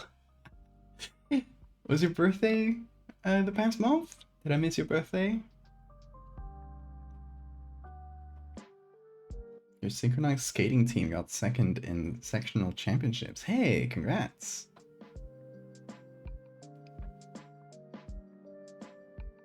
That's so cool. I had no idea you did synchronized skating.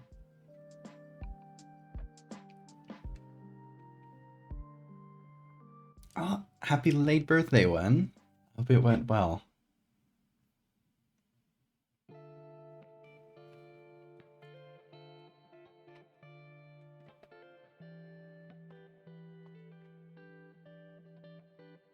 Came out earlier this week. Oh, do you have a link?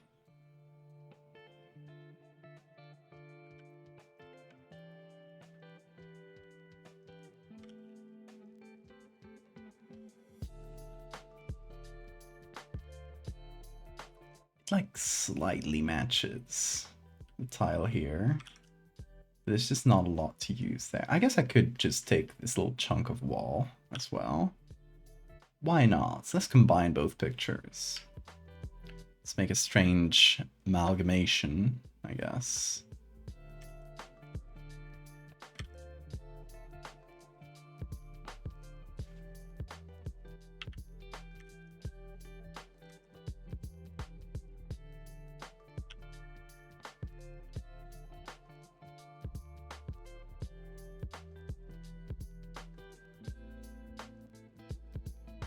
Okay, so we're gonna fill in this tile and this tile.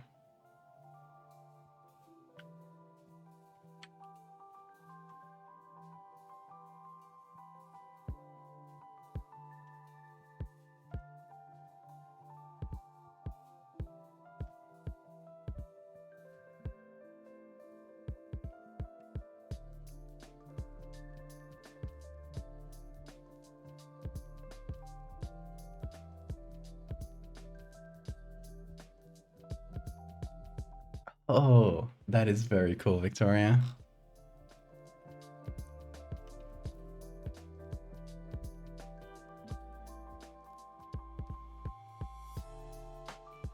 Hey, welcome back, Nexel.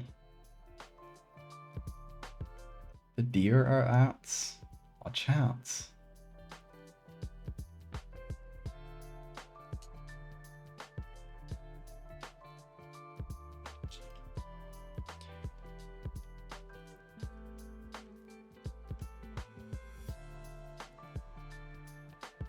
Chat, they are never out to any good. They must be scheming something.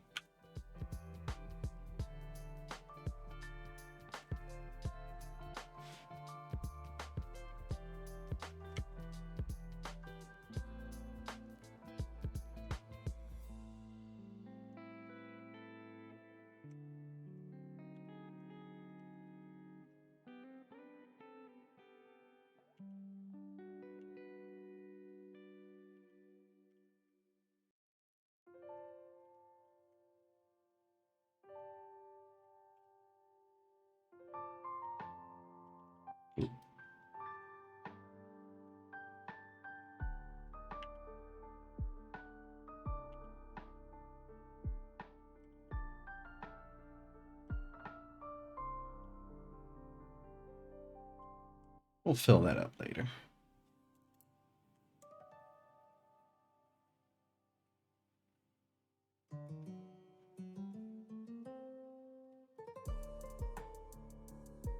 You saw some walking up the stairs to somebody's front door. See, they're scheming something. Up to no good, I tell you.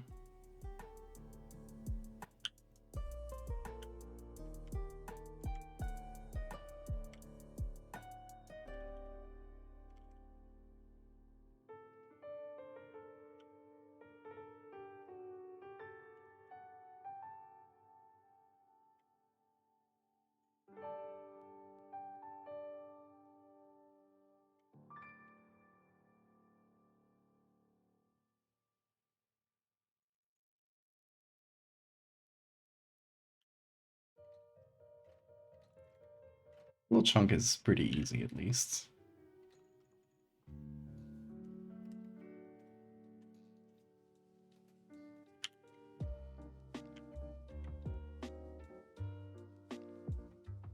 It's just repeating the same tile over and over.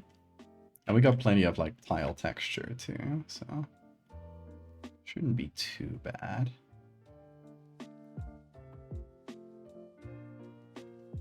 Okay, so that should be slightly darker.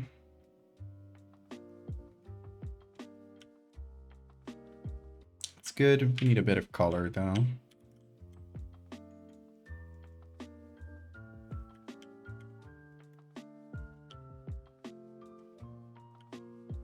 Door-to-door sales.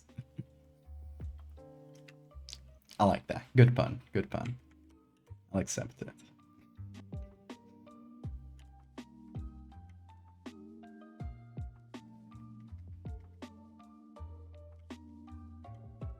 Gonna do a quick little stamp of this. So I can place it back here and try to match the perspective. Nope.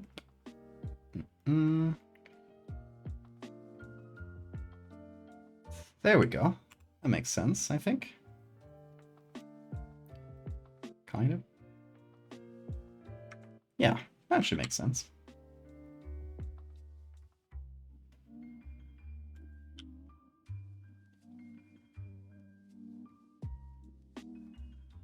Okay. Honestly, might be better if I just use this sort of texture to fill in this space. I'm gonna have to make it a bit smaller, but probably for the better long term, because that way I don't have to like blur everything to this level, which is really, really blurry. I'll probably still blur it some, but you know, it allows me to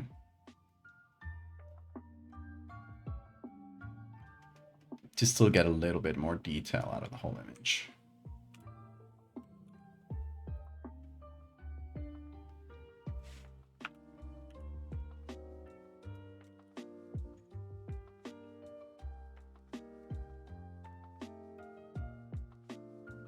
Also, how did I not mention this?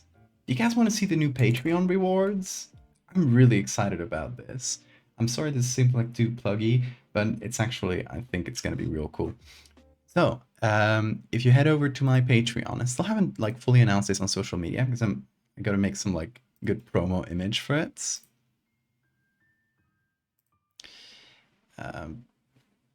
If you check out the, well, I'll just put a Patreon link.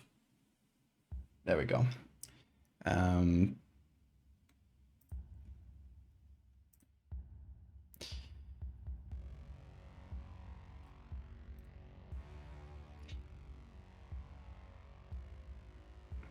Hold on, I gotta show you this in a separate window, so I'm not logged into my own Patreon. That way you'll see the actual page. There we go. So, the postcards that I used to do on the Patreon, we're switching those out. And we're now doing Polaroid pictures. And these are, oh, we got this make me self-promote. Perfect timing, thank you. They're Polaroid pictures now. And I'll show you how they look. Like, I got them right there. I'll pick them up in a sec. But instead of getting a single postcard every month, you will get 3 of these like small card-sized pictures with one of my pieces on them. And there are, so if you get the collector tier, you'll get 3 per month that you're subscribed. So every season you'll get a pack of 9. Or if you're in the curator tier, you'll get double that. So every season you'll get 18 pictures. For every season, I mean like 3 months. And the pictures are in like rarities. So this is like kind of like a trading card game. You can actually use it to play games. I'll show you in a sec. But there are some common cards. There are 40 designs. There are 20 uncommon designs, 10 rare designs, and 5 secret ones that I'm not even showing. So It's all based on my art. It's all color pictures, so you know, it's not all of my art. It's there's no black and white photos, for example. Some of them are like concepts, some of them are like maybe an interesting location, some of them are like a character, and you will be able to use these as playing cards to play a game. I'll show you in a sec. First of all, let me show you the physical thing so you can see it. Yeah, if you're interested in this, by the way, before I forget, there is a 25% off discount for your first month. That's only going on this month. So if you want to join in, this month is the perfect time to do it because you save a few bucks. Let me show you the actual cards. I'm really excited. I got like 1,000 of them printed.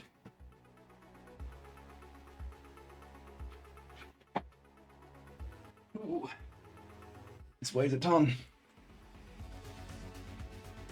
Okay. Sorry, Bean. My pen. Okay. Here are a big pile of cards. You upgrading your subscription for this? Thank you so much. Oh, I'm getting JPEG'd. You're JPEGing my cards. Hold on.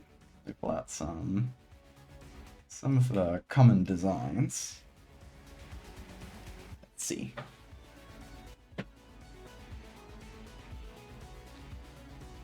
So you'll get things like the bottomless hole that I did. This one still hasn't been posted or anything. Hold on, I'm gonna unJPEG myself for a sec. Because I want to actually show you. This bottomless hole that I did recently still hasn't been posted, so it's not necessarily even things that have been posted. We got night crawlers. We got fractal juice. We got Chorb. These are all common designs. These are things that you're pretty likely to get, at least in the first like few months.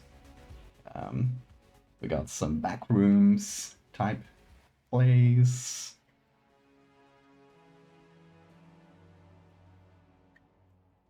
Will it ship to New Zealand? Yeah, anywhere in the world. Physical copies of my art. Yeah, it's good for if you just want to collect them, and you can actually use them to play. So, if you subscribe for a few months, you can either use it to just like, oh, let me try to get like all the ones I want from the collection. They're all random, right? So you never know what you get what you'll get each month. But there's so many designs that it's really rare that you'll get a double. In any case, the games have special rules if you get like a repeat card, which are fun. But yeah, here's how you would play this game. You build a little deck, and I'm just gonna pull out these few cards that I showed you, right? One of each. So you invite a few friends over, and with your deck that you've built up, you each give them 5 cards. I think I got 5 here. 2, 3, 4. I got 6, but more or less. You get these. You use them as playing cards, right?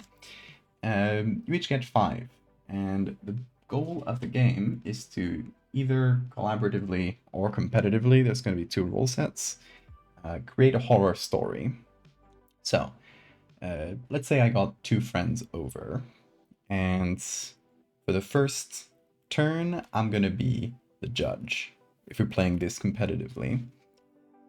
As the judge, I set up the first card, and this is the introduction. So this one, for example, is good for an introduction. It's a setting, right? And I can interpret it. I don't have to interpret it like literally how the edit was made and the story that goes with it. I can just interpret it in any wild way I want. So I take this and I go, we are in the back rooms. We no-clipped through reality and we ended up in the back rooms. And I set this up as the first card. Then the other players will use their hands of cards and choose one that they like. And they will each pitch how the story continues. So this is like the second act of the story. And let's say I pick.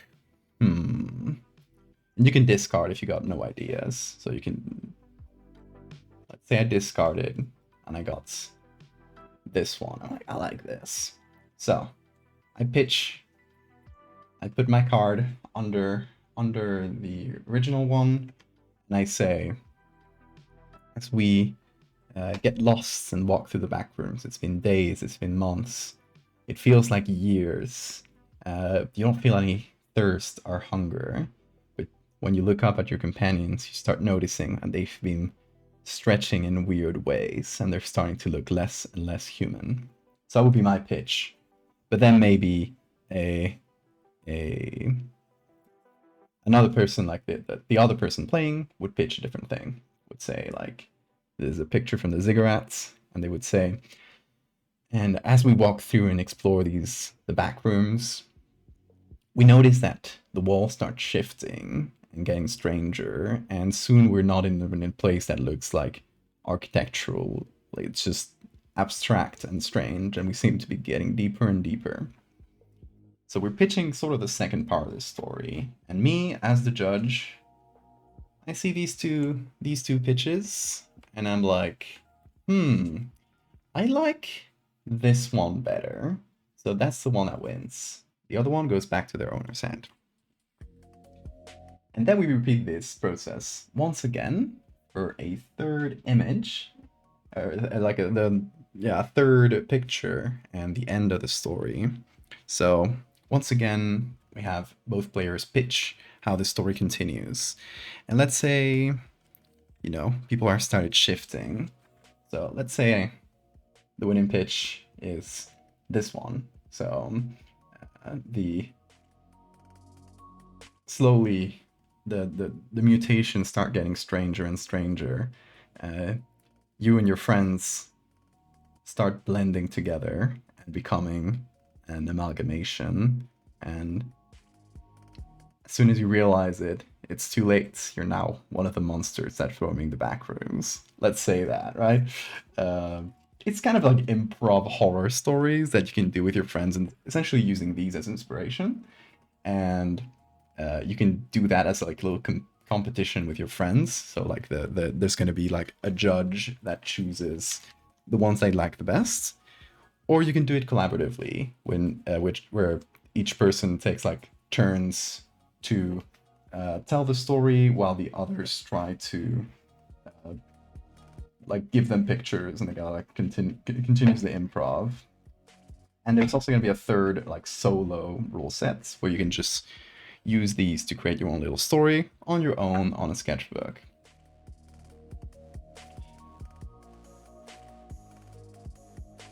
Thank you so much, Suzo. Your friends are really getting into TCGs. They'd love this. I hope so.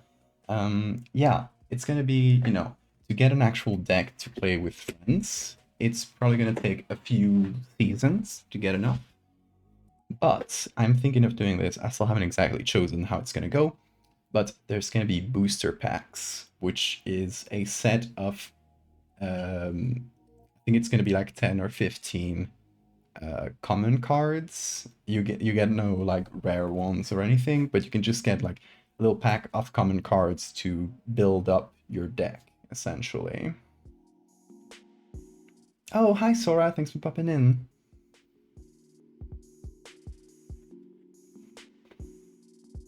It's gonna be so hard to explain to my friends who keeps trying to get me to do anything magic that is the only kind of TCG I enjoy. Yeah, right. I didn't want a TCG game that relied on like math or stats or anything like that would be this hard to balance. Obviously, I don't know how to do that sort of thing. So there's a French game called Dixit, which is sort of like that. It's just like each card is this abstract looking drawing, and you just have to make like associations between the cards, the drawings. Well, that's the basic setup of the game. So I was like, I want something like that, something that's just like, let's take the cards and interpret them in fun ways. You don't have to like literally interpret them. You can just like find a way to like tie them together to tell a story. But yeah, if you just want to have like a deck more quickly, you can get booster packs, just knowing that you won't get rare cards. And there's going to be variations on the cards. And I think I got some of the test ones here. So for each, just making sure I don't show you any secret cards. Hold on. Yeah. These are the test ones, so they have like a thicker frame. So the real ones have the picture is larger in it. But instead of getting like foil cards, because we're going for this whole TCG opening booster pack thing, instead of getting foil cards, you will get scribbled cards. This is like the rare variation. So in each pack that you get, so if you get 9 every month, every 3 months, right? You're subscribed at the second tier. You get 9 every 3 months. One of them is going to be scribbled. If you get 18 every month, 2 of them are going to be scribbled. So you're assured to always get a scribbled one. And these are just like the normal cards, but I've used a black or white Sharpie to just draw something on them, which can be added to the prompt itself, or it can just be like, oh, there's like a rarer version. So yeah, I took a lot of like fun little things from TCGs. And they're gonna have, and this is I'm really excited about. I'm just talking to like a manufacturer. Abby, thank you so much. Ival, you've been missed. Blessed be the bean and his many treats. Thank you so much for 32 months, Sammy. I really appreciate it. Welcome back. So yeah, the scribbles can just be like a little message or a tiny little drawing, something like that. That's on top of the image, and can be related to the image, or usually be related to the image, like that one with a cat of the day and little hearts on the fisherman, right? And this I'm really excited about. I can't show it physically to you yet because they're in production, but I can show you the design. Where did I put this? Here on the Discord. I am ordering special packs for these cards. So they'll come in a normal envelope, and inside the envelope, you will find a little pack that you get a tear to open with some embossed text on top of my logo and the shape of the Polaroid card. And yeah, and there's going to be like the rules of the game are going to be in just publicly available for everybody. But there's still, if you go to this link, you won't find anything yet. I still gotta like test the rules and stuff with some people, but yeah, the rules will definitely be publicly posted by the time that the first cards start arriving. But yeah, it's gonna be like a black cardboard. It's gonna be like recycled cardboard. So I don't want to like create a ton of plastic waste. But I like the idea of just having a little pack that you tear and open and then look at the cards you get. It's kind of feels like the classic trading card like booster pack experience, but with little Polaroid photos. I don't know, I thought it was cute. But yeah, those will take some time to get there because it is you have to be like custom made.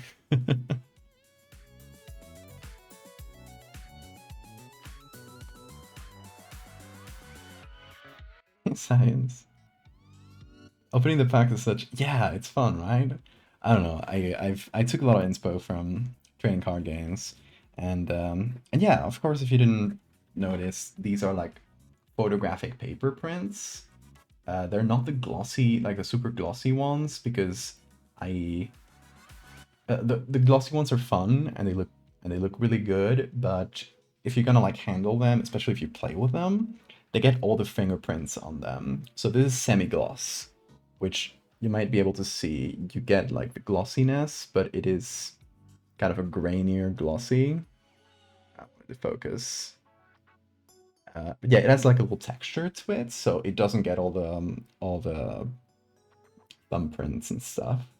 So it'll be more easier to handle, and you can just play with them. And Hopefully don't get them all nasty. But yeah, I'm really excited. Really excited about this. If you want to join in, perfect time because it is the first month and you get a first month discount. I got a bunch of stickers left. So, I'll tell you this. For whoever joins during this stream, you get a random sticker. It can be the Nightcrawlers, which are separate stickers. It can be Googliel. It can be... It can be this. There's many, many designs that you can get. It can even be Bean.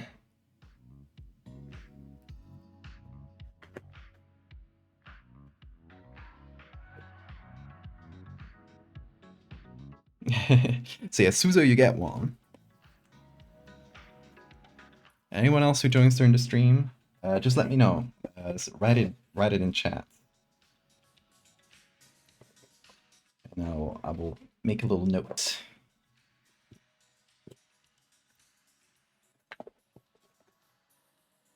Get out of paper to make said a note.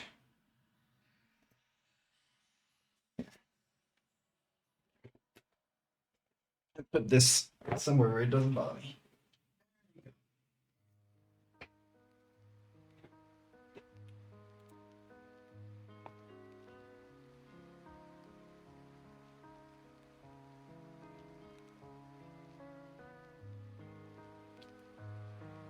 Okay. And let me note down your username on Patreon too. There we go. That way I know who to send it to. Anyway, where were we? So my Patreon. And let's go back to Photoshop.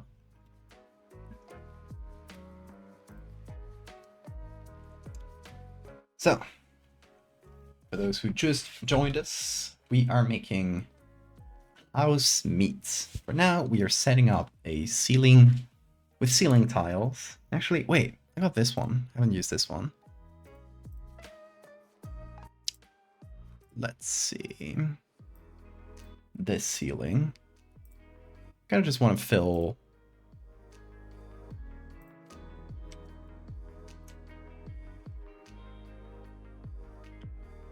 the texture that I got left, and just need to find the right angle, right perspective.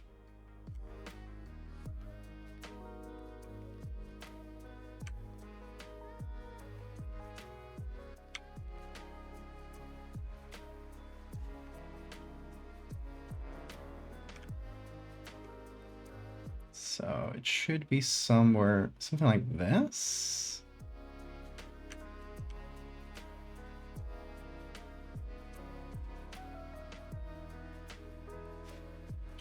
Trying to like line it up to the real ceiling.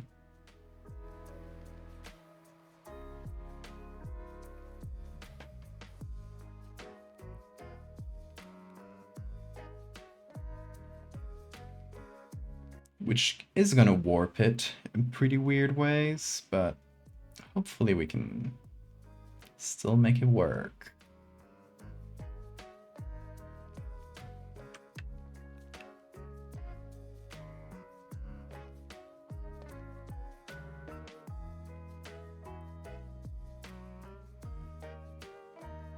Okay. Let's see if that's anything. The good thing is it's a flat surface, so we can warp it quite a lot before it starts looking off.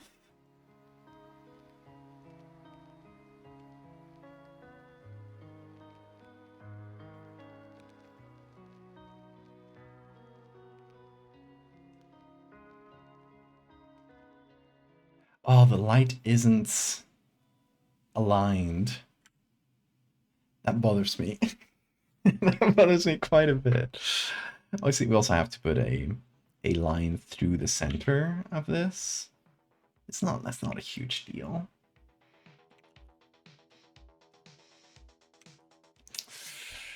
Okay. We'll figure it out.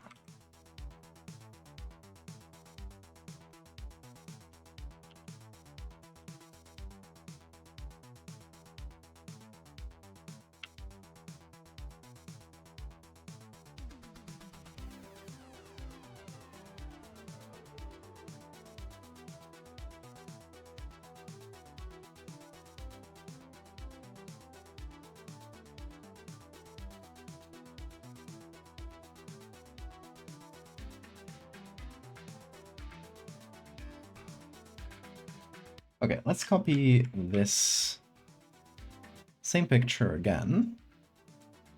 And this time, we try to match it to the left side here. Ooh, I guess my voice is not too used to streaming. I will be fine. Oh, flip horizontal. There we go.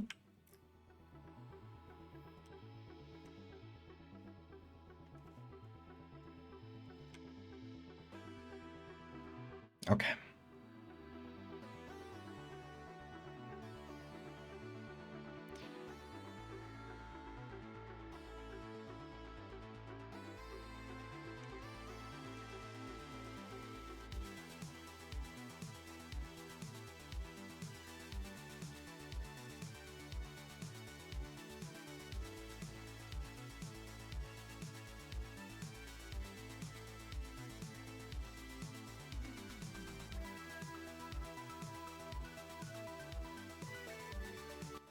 Okay. Will this work?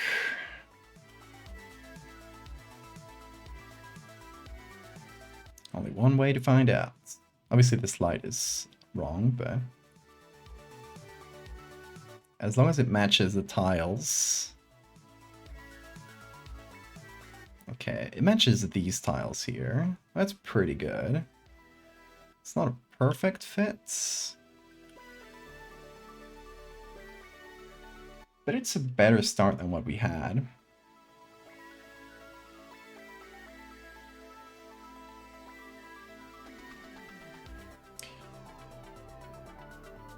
Okay, so now we use some textures from the rest of the image to fix this up.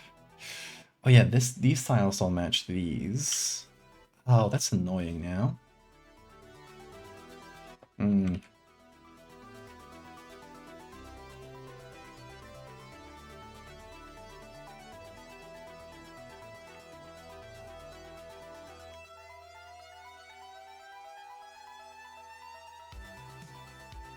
Should be like this, actually. Okay, okay, okay. We can make that work. Oh, thank you for the save reminder. Now, I got a button to save. Look at this. It's saved. I even got a button to save as JPEG. Check this out, it's gonna be fast. Save it as a JPEG. I made a macro that essentially does all the steps to save an image as a JPEG and does it like really quickly, which I don't know, it sounds stupid, but it's probably gonna save me like ridiculous amounts of time.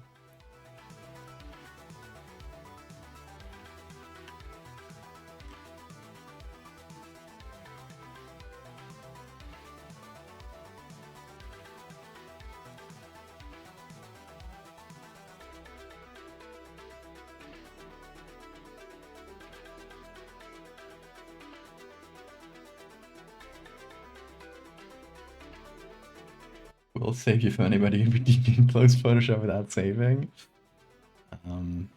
Probably not, because that's saved as a JPEG. But the normal saving button will.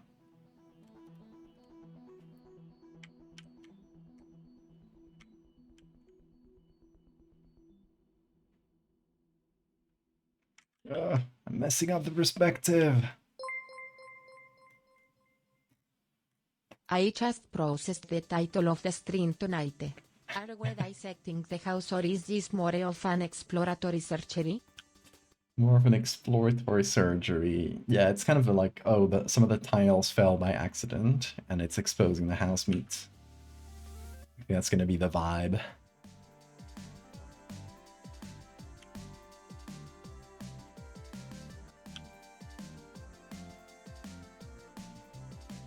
Okay, so these tiles are different from the ones in the foreground. Oh, gotta remove this, obviously.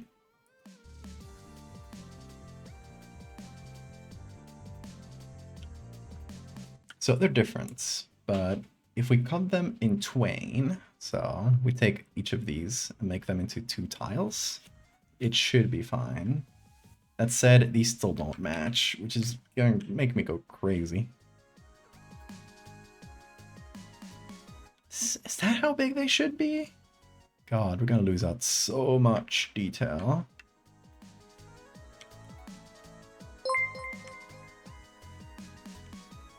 The part of me that's tried different kinds of meat is now curious as to the texture and flavor of the house meat. Does the house have a natural predator? House hunters. House hunters.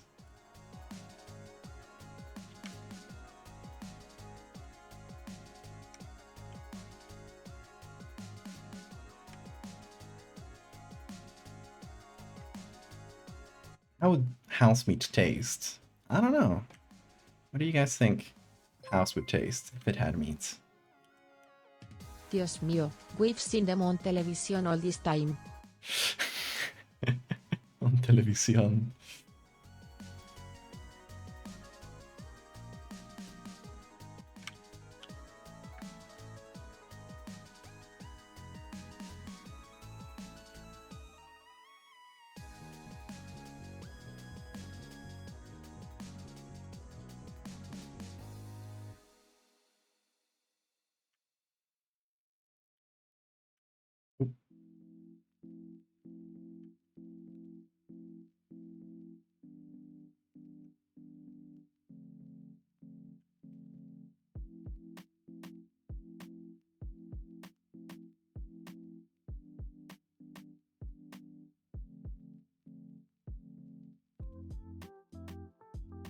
Okay.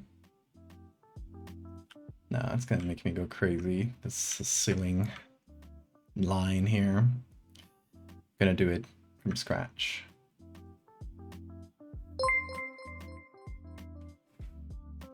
The exciting new version of Hannibal where its cannibalistic house is attempting to avoid capture by the National Crime Agency.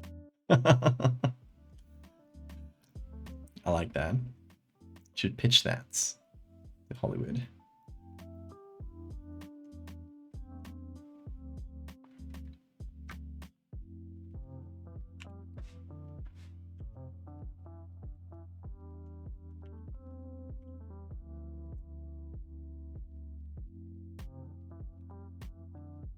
Maybe Smokey or chain smokers live there. They were tenderizing the meat all along.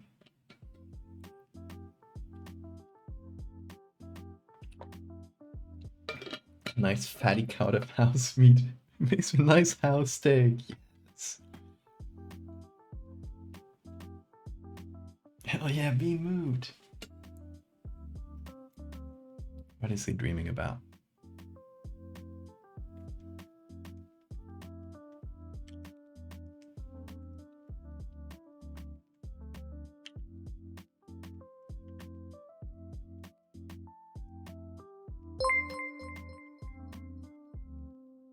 Vin gets a little bit of roasted house.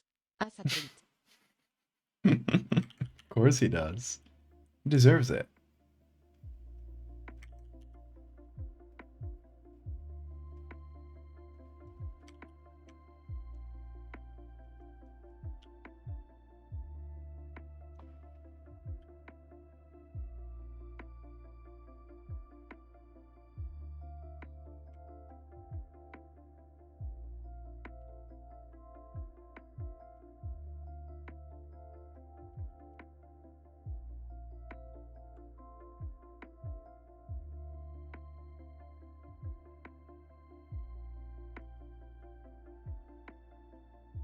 I would probably grill that, I think.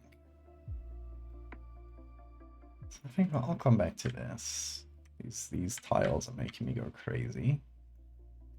It's like the texture of the definition here is kind of bad, which makes it way harder. In any case, they're gonna need a line that goes through them.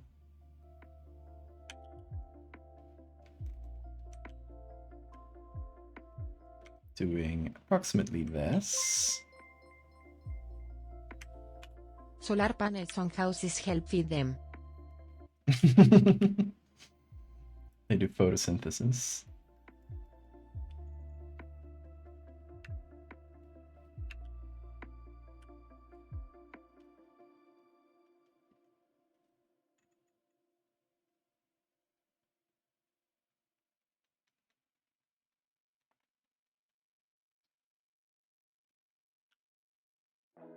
Can imagine a family of raccoons just living it up in the meat part of the house, slowly eating through it. Homeowner's nightmare.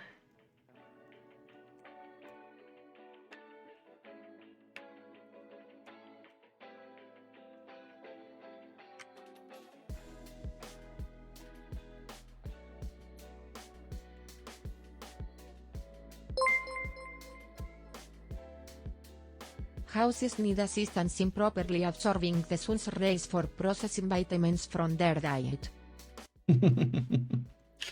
Exactly.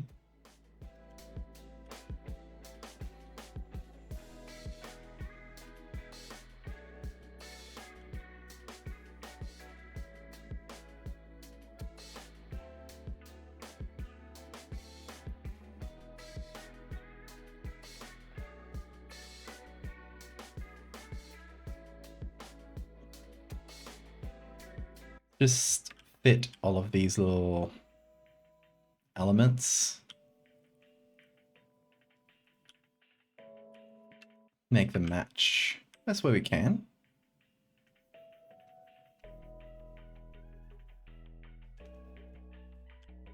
This cable should go inside here.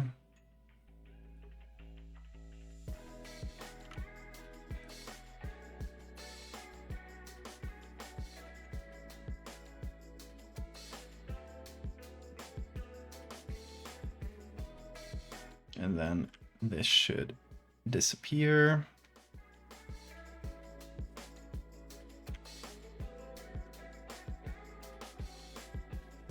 And that's where the meat is gonna go, but I'd like the cables and stuff to stay on top.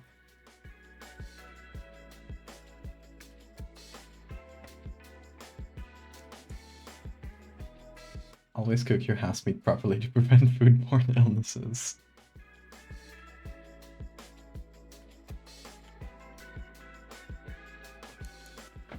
Sanitary organism that tends to accumulate many parasites.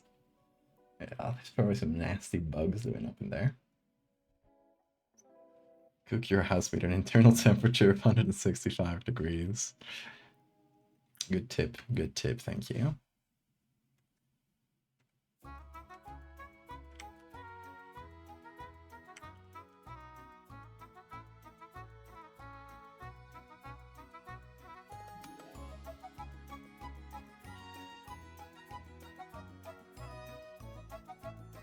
Okay, this more or less works. It's gonna need some work, but these tiles. I think a little bit of color managing.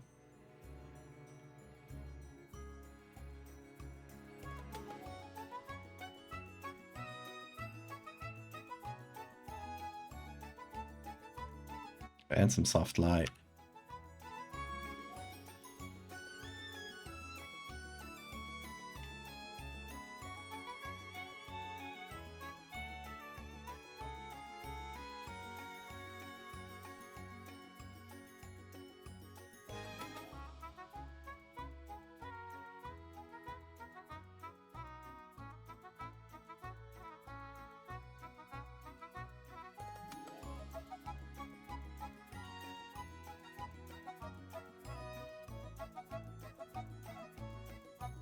And then we need to make it quite a bit darker over in the back. Do not It's gonna forget help. to the There we laws go. your house and keep up on their deworming medications. Via medications are recommended, but it may be necessary to do more than one in cases of infestations or signs of internal sickness. A dry house is a happy house. Don't let mold, bedbugs, and termites become terminal. Very good call. It's important to spread the word to homeowners. People don't really take care of their house meats.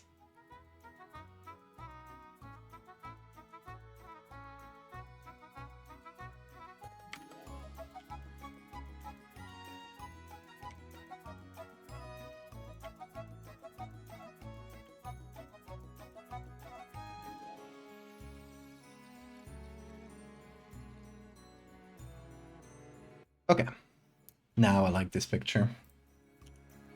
That is what I'm talking about.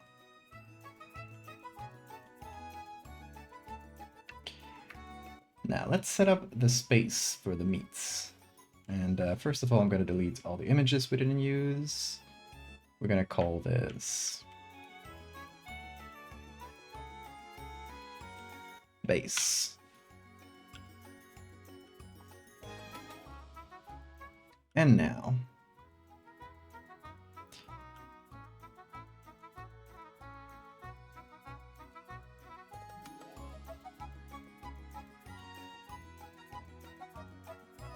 gonna have to manually cut through this. Thankfully, you know, it's squares, so it's not an incredibly difficult thing.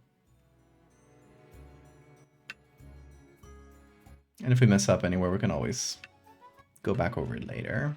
There's gonna be some stuff that I want to pop up over the meat in any way. So like, you know, maybe some pipes and stuff, but What cables. do we classify houses as?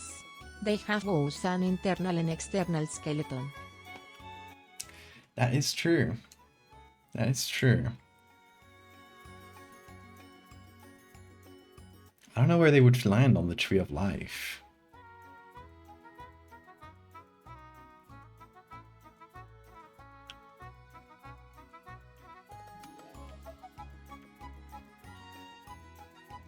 Because I was thinking some kind of mollusk. But if they have internal skeletons too, then they're kind of nowhere in the Tree of Life. I still think mollusk is the one that makes the most sense, though.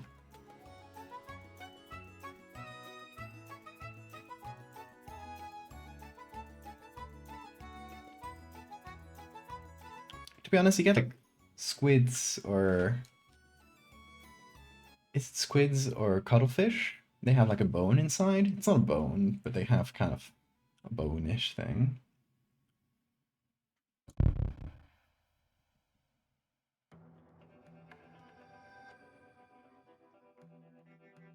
Suggested house meat tastes like drywall and fiberglass. I mean, there would definitely be some sort of aftertaste of drywall, but it would be juicier than that, I think.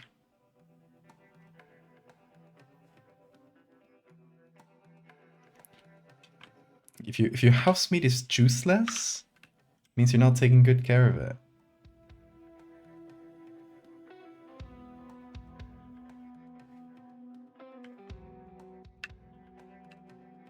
Hints of asbestos.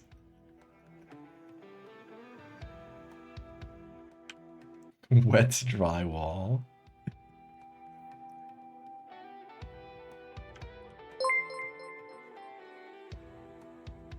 Vertebrates with some kind of cell or armored skin differentiation such as turtles and tortoises, and some members of the mammalian order Edentata such as armadillos, including extinct ones such as Glyptodon, both exoskeletal and endoskeletal structures. That's true. I like that, Welsh. We could be looking at a vertebrate after all. And we're gonna go for more like meaty meats. So meaty meats, I guess. Okay. Let me go to my resources folder. find all the meaty stuff. And I mean, we could use some like this cooked, right? It's like a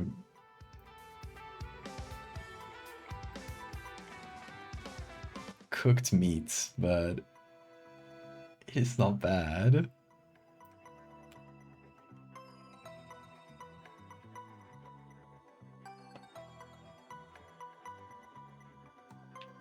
Cuttlebone, yes, exactly. Oh, good night, Rose. Bean woke up at the smell of meat.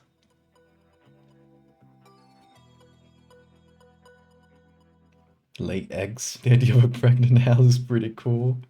One of those outhouse toilets. I love that.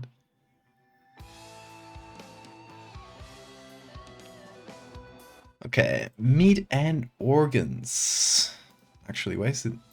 This should be with the meat and organs. Deer hearts. Thank you to Leo Cryptid. Oh, Bean. Hello. Hello, you. You wanna come up? Come here. Yeah. You're the screamer. Come up. Oh, you're so sleepy. Houses are one of those organisms that min-max their internal structures thousands of years ago and decided enough was enough. It's like coelacanths, moose, and alligators. Nature knew it had a good thing and let evolution take a rest. Exactly. If it ain't broke, don't fix it. Yeah. How about a deer hearts? That's good meat. Resistant to asbestos? No, asbestos is like a thing it produces to deter predators.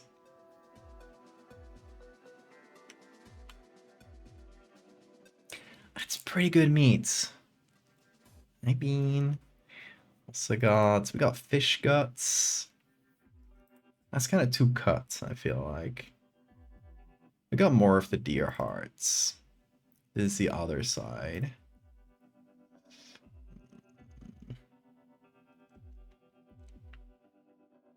What else could we use? We could use canned meat. I feel like that's too processed. We could use lungs.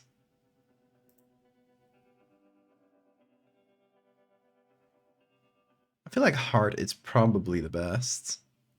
I also got some placenta. I don't know if I can show that. It's fairly bloody.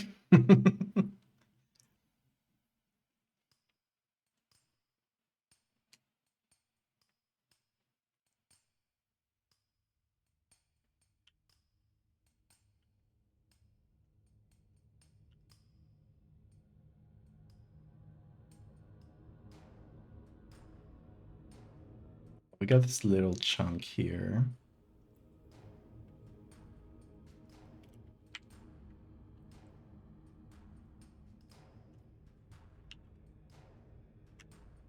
That's a bean, my boy.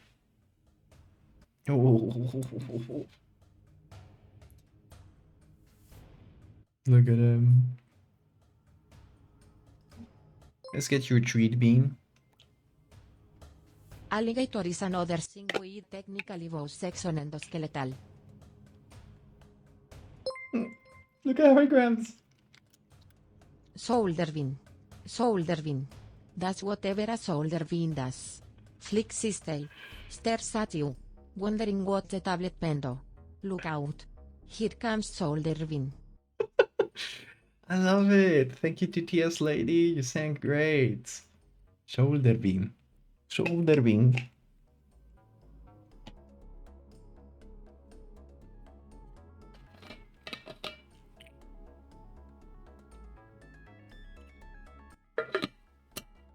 Is this water bean? My water bottle. He's always curious when I drink something and he's on my shoulders. He wants to smell it. Very important to him. Okay, so this is a flash photo. So everything should have shadows every beam in here should have shadows right behind it. So we're gonna start with that.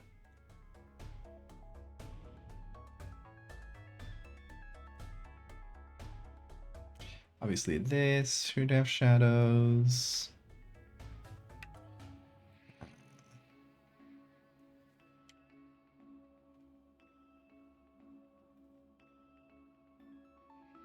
Oh, mean.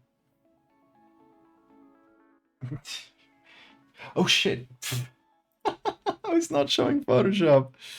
I was still in bean mode. Sorry. Oh, well. Bean decided he did not like that selection. Anyway, as he's selecting the shadows that everything should have, you didn't miss much.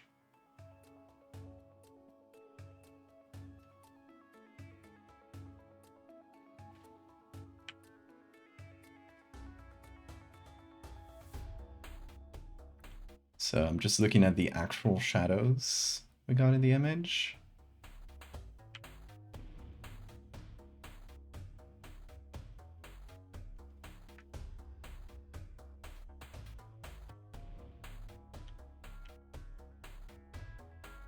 And that's going to be sort of the base, but we're going to be adding to those shadows based on the structure behind it. For example, over here you can see the shadow only covers up to here on the cables, but on the actual ceiling head, the shadow is lower. So I'm gonna have to do that to essentially paint with that shadow.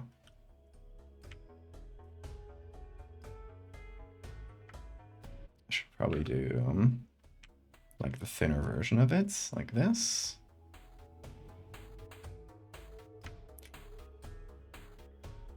I'm also wondering if we should do this beam here. I don't know if that's a beam. I'm not really sure. I'll figure it out.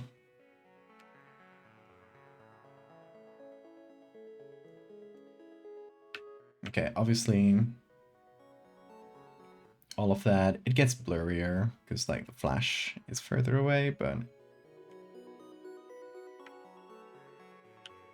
should also get a shadow.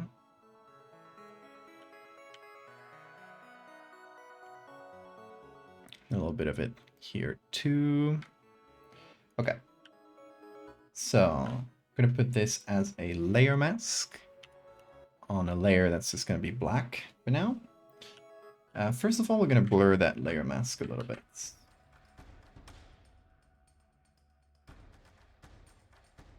And not make that shadow so perfectly straight. And then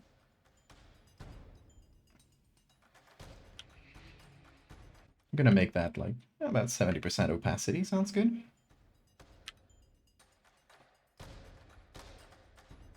Oh yeah, the spam thing is because of the Monty Python sketch, yeah.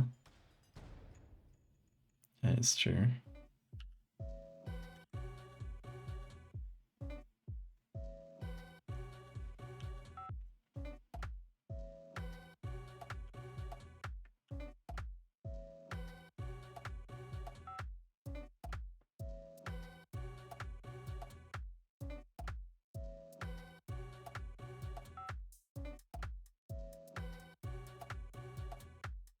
I feel like house meat would be fairly desaturated.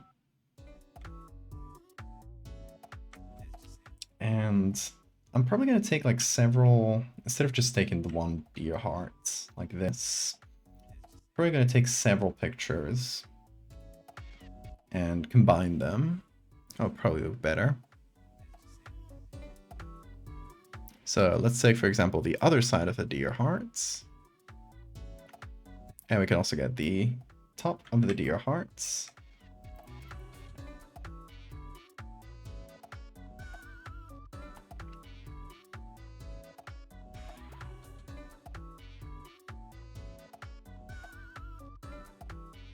We do this.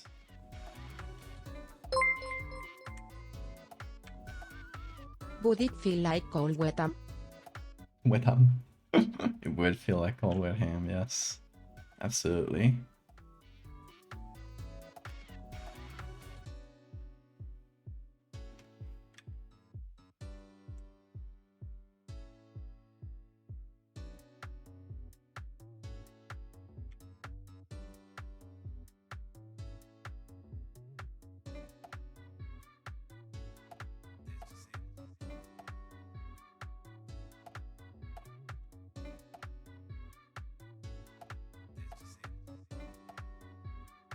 We're gonna have to fit all these pictures together.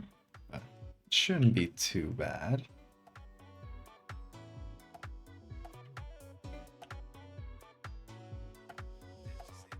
Let me see. Let's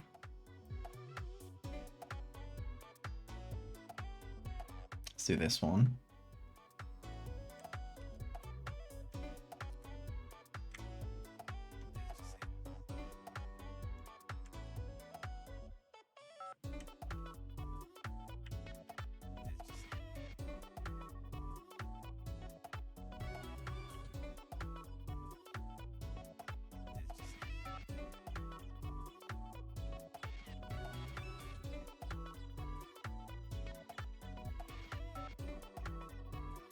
Okay.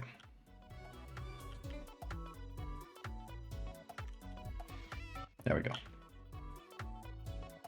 How about this for our house meat?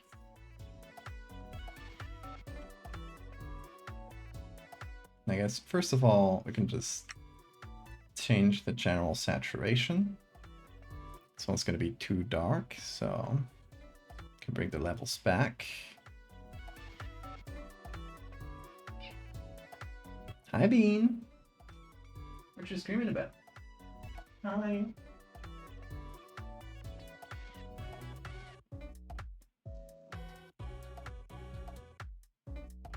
I keep hearing things about Arby's. It sounds like a scary place. I don't know if I want to go there.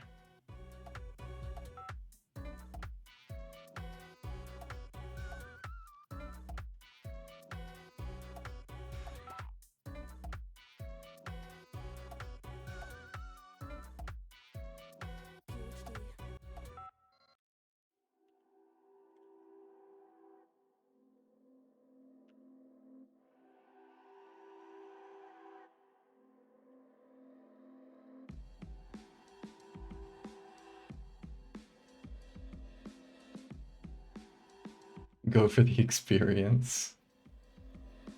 They milk the creature for the game. Yummy.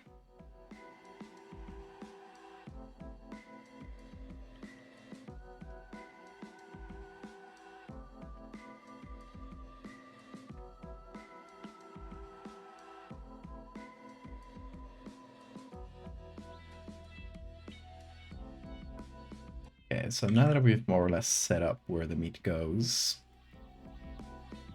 we can take these shadows and sort of extend them into the textures. Is Panera bread worth it? Panera bread. What kind of food did they make? Panera bread. Would you assume it was like a place where they sell bread? Is it a restaurant?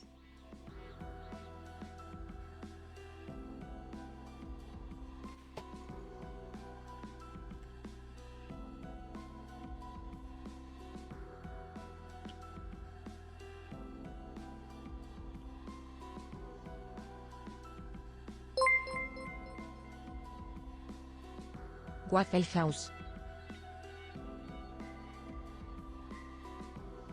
Waffle House also sounds very scary.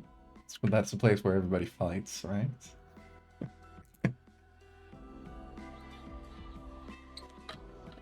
sandwich shop. Makes sense, sandwiches.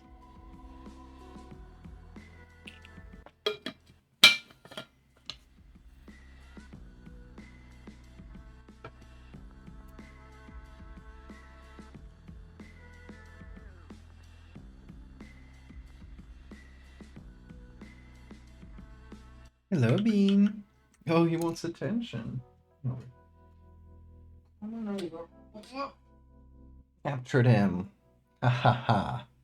The beast is mine. I'm gonna eat you. You just let me do that. Why would you let me do that? Unhand me. Unhand me, you fiend.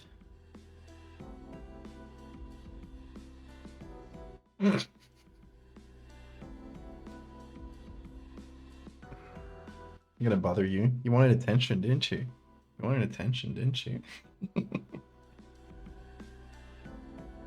Now you get it. He's purring. Oh.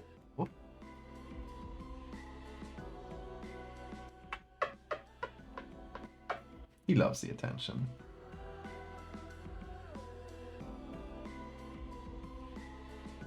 Give me a kiss. Thank you.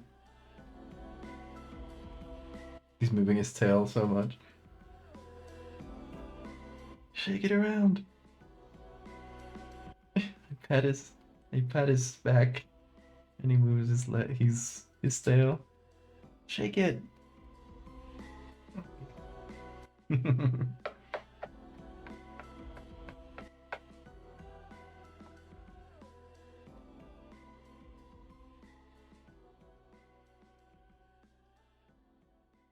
What? Don't you want me to unhand you? Don't you want to escape my grasp? Oh, you forgot about that already, right? Of course you did. Can I hold you like a baby? I'm gonna hold him like a baby. Let's see if he allows me this time. Whoop. We do the kitty turn. Let me turn the kitty. He did not want that. Okay. What if I do it the other way around? Like so. There you go. That's safer, right? That's better for you. Yeah.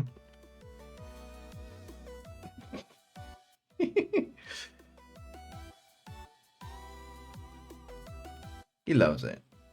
You love it. He'll complain at first, and then he doesn't want me to release him.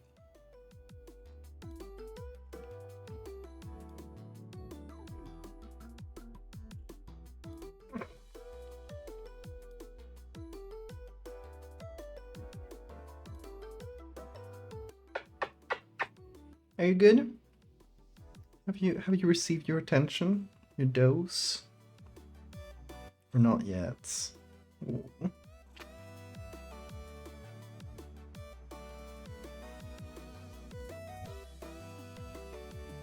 Let them roll down your arms into a cradle? No, he doesn't like that. Look what I got. A bean whisker. Anybody wants this? Does anybody want a bean whisker? That's called Stockholm Syndrome, Val. It is Stockholm Syndrome. Here, do you want a bean? You don't eat whiskers. That's not to eat. You dummy. Don't eat it. He's trying to eat his own whisker. It's like, that's going back into me to make more whiskers. That's not how it works. You don't eat whiskers to make more whiskers. He really wants to eat it. Selling off the pieces of the living god. What is this train turning into? Recycling nutrients. Immoy. Oh, good whisker. A treat for you. Do you want a whisker treats? Yeah, you do. Yeah, you do. Oh, no, not anymore. He pushed it away. It was like, okay, can't eat that. Okay. Next person to subscribe to the Patreon gets a bean whisker. This offer only applies tonight. You've been warned. Patreon.com/Valdevia. selling off bean pieces. Bean am so full of hair, but that's okay. Worth it. Bean whisker auction, exactly. It's very valuable. Oh, he wants to play with the pen. Do you want to do art? Oh, is it time for bean art?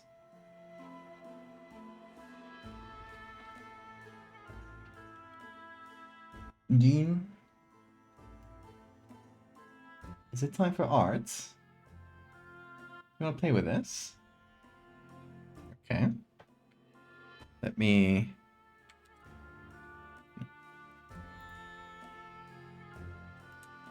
if you want to draw, you got it right here. No? Okay, no, I don't think he wants to draw.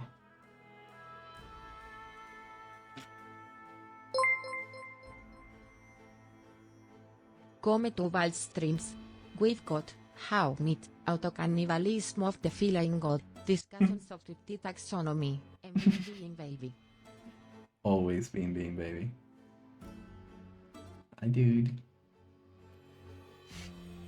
Have you not anything to give out the rest of the Terry mouse pads? Not yet. But I got them. I got them right there.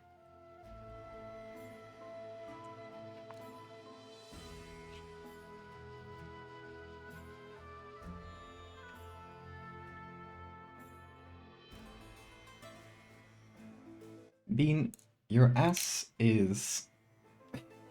I love you very much, but your ass is on my tablet. So I can't Photoshop like that.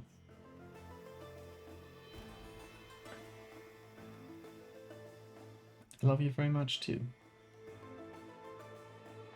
Come over here. Let's see. Come on over here. Yeah, there you go. Come on. No? Oh, it didn't work. My distraction tactic did not work. Now my nose is also full of bean hair. That's what happens. That's why I have somewhere this. The bean hair getter. Serving please I beg of you.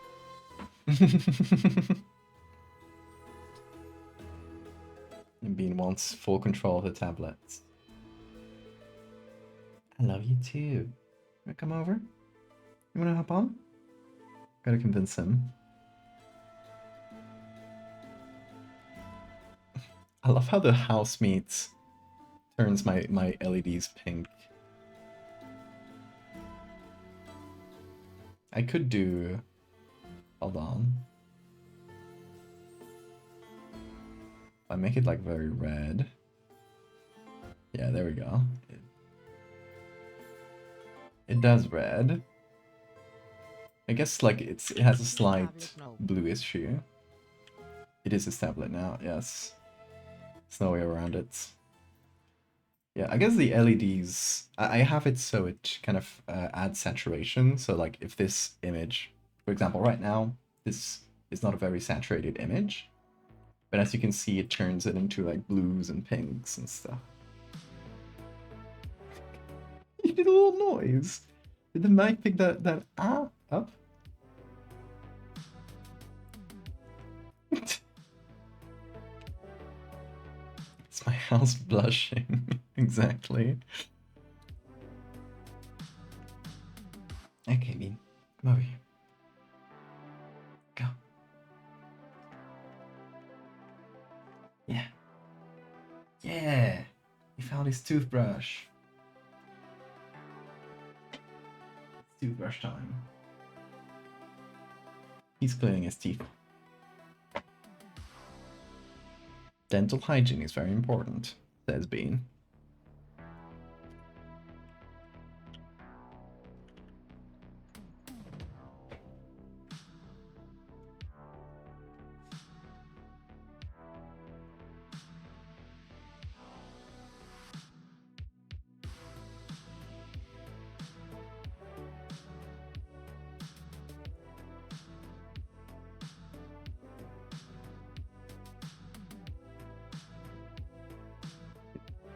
We go there.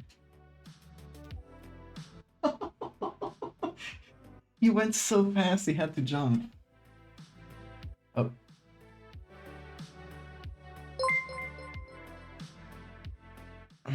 Si le va il be.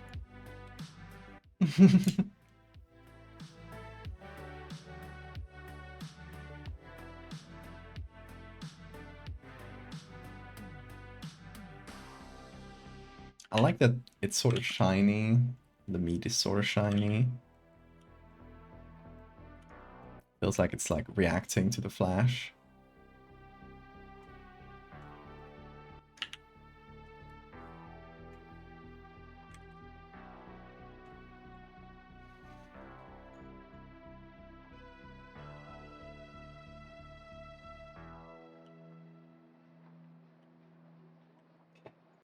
I, I like that this bit here, it feels like it's bulging out a little bit.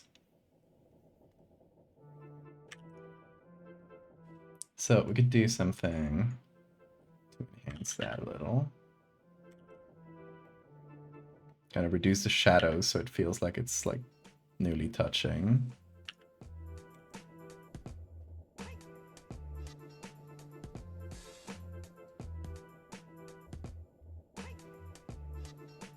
Hi, Bean. What you screaming about? Oh, I'm naked, don't look. Where is he? Where? Oh! He's right there in the corner. Hi, Bean. I think he might want to play. I got my secret tool. There we go. Yeah. Let's make him jump. Let's see if the camera picks him up.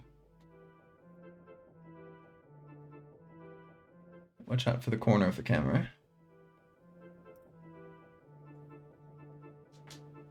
Hey, up here. Whoa! Did you see that? I hope that was high enough for the camera. I think it was, right?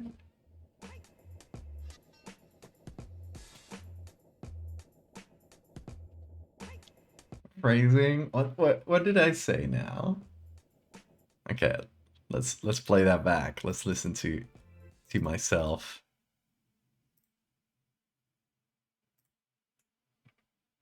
I like that this bit here, it feels like it's bulging out a little bit. At least I didn't say my meat is bulging or something. That's not that bad. Could have been worse.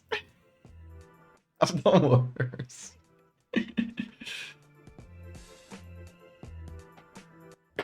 Yeah, let's try to get another bean jump. Hold on. You ready, Bean? Up here.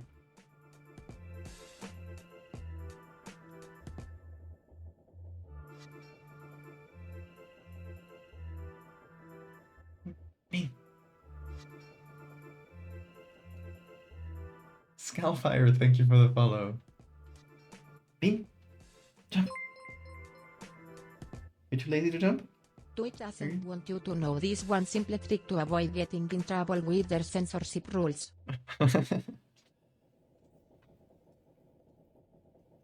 Bean, where are you? Where are you? Yeah. Come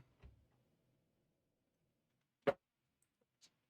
I keep missing. Every time he jumps, I try to look to see if the camera picks it up, but I miss it. Come on, man. I want to see a big jump.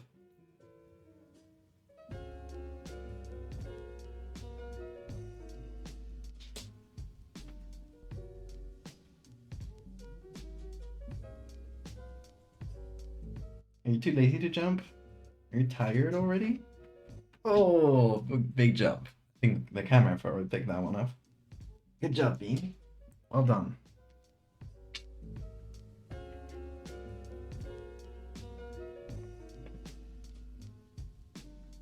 Did you cut up the exact moment when I said, I swear to God if you did. Say my meat is bulging or something. That's not that bad. Well, you didn't take it entirely out of context, so I appreciate you for that. That was a good jump.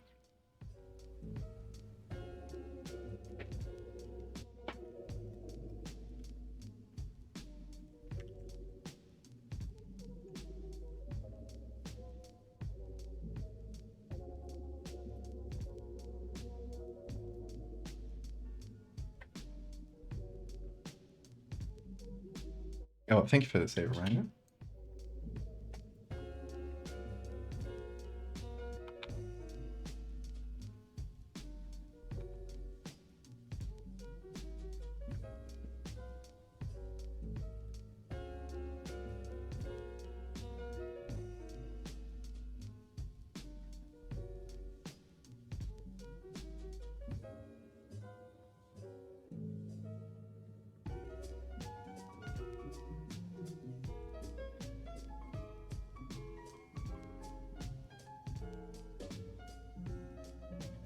There we go. I'm trying to match both of the textures here.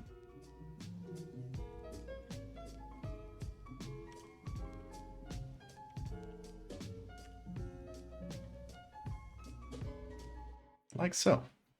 Should be good.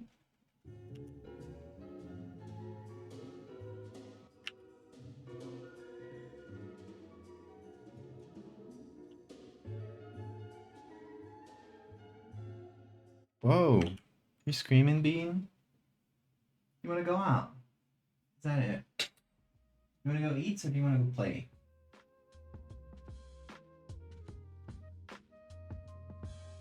No, I think he just wants to play. Yeah.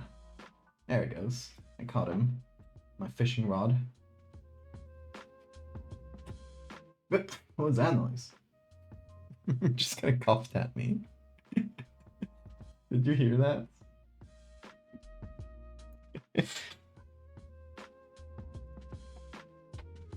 He's become really active.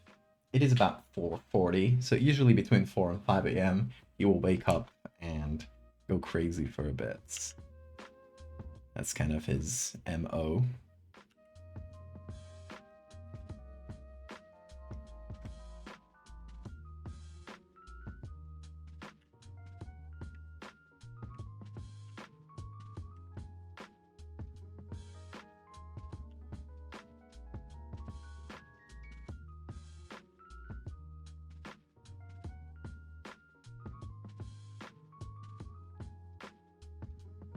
We're doing the lighting a little bit.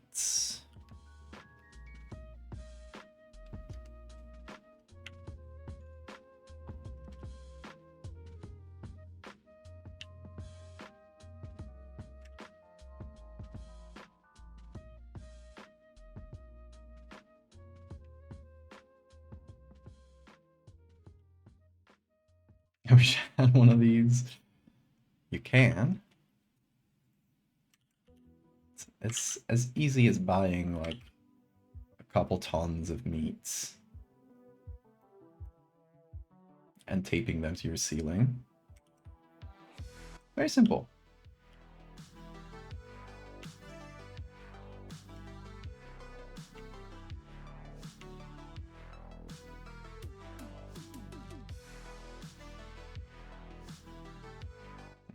This part of the texture is grainier than the rest, and that's kind of bothering me. So let's figure that out. Also, kind of feels stretched out. I know it isn't, but I want to do this. We're gonna have to add a little bit more texture there to the corner, but I think it'll be for the better. And then this texture I don't love. Could just leave the finger in there. Yeah, we can just have more of this texture for now. You hear noises. That's just Bean. He's going crazy over here.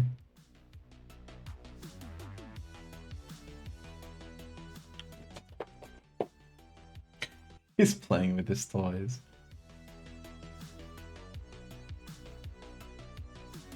In olden days, people could buy a couple tons of meat for like $5. That's true.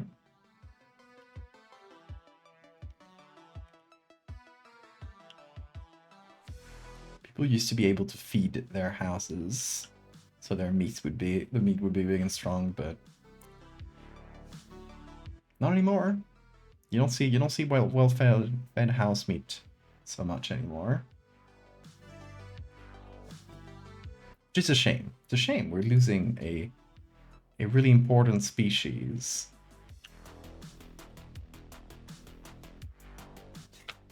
One more victim of the housing crisis. And it's not that people don't like their house meat anymore. People love house meat. Problem is, we can't afford to feed it.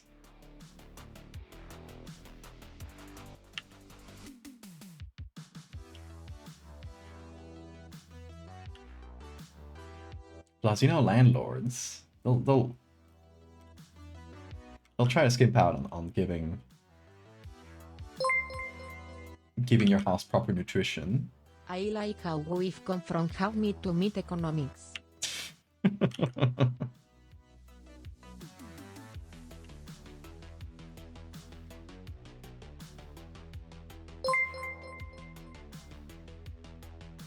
How meat is no longer safe to consume in many states in the USA due to the lack of regulation and pollution. Adopt, don't shop. House meat is a responsibility, yes. We should be more aware of this as a society.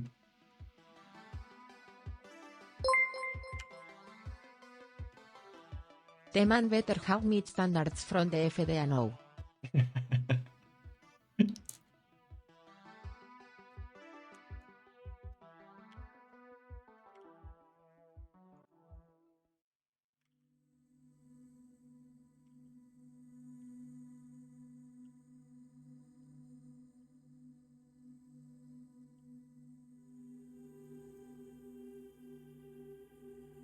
You know, there'll always be like a couple of assholes who go like, oh, it's all because we can't butcher our own house meat anymore. It's all because of woke.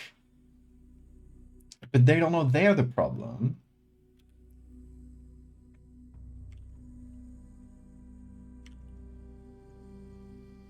They're the ones driving meat houses to extinction.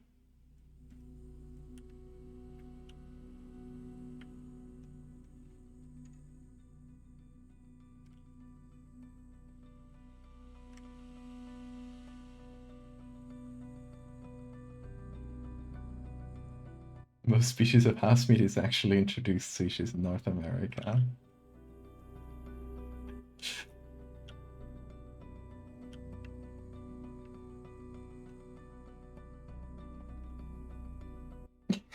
Bean just lied down in the middle of the floor.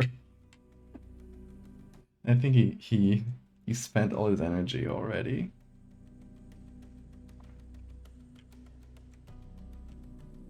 He had enough.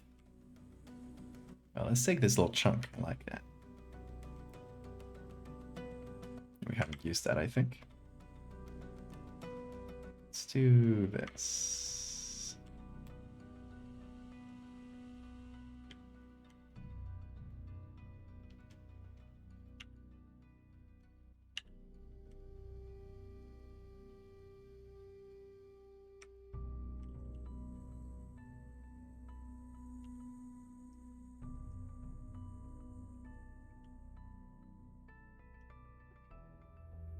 Oh, woke up, Bean. Hello. Can't buy house meat because it broke. Arthurian legends of laying wild cow meat.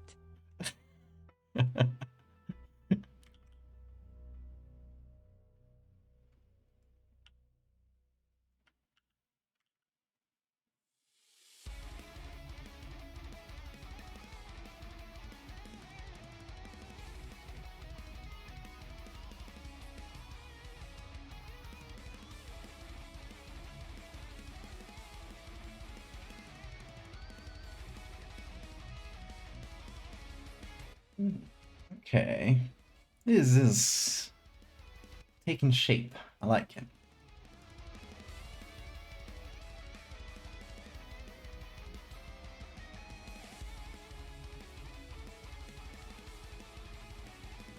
What does it mean? You want to play again? You want to go out?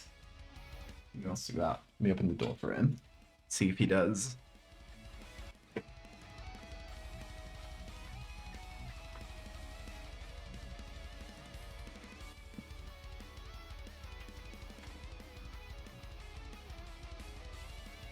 He did.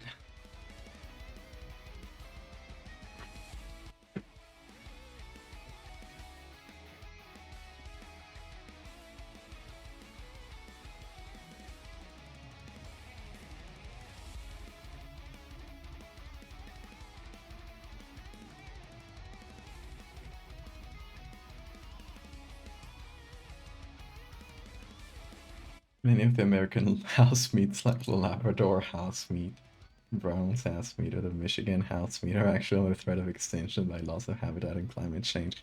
This is so sad.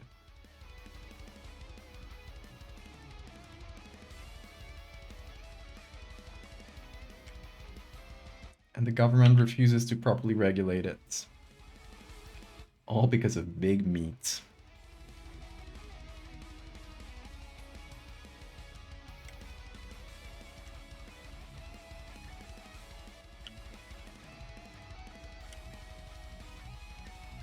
Actually, Big Meat and Big House are colluding to lobby on this issue. It's a whole thing. It's a whole thing. You don't believe the amount of money that goes into paying politicians to deregulate house meats.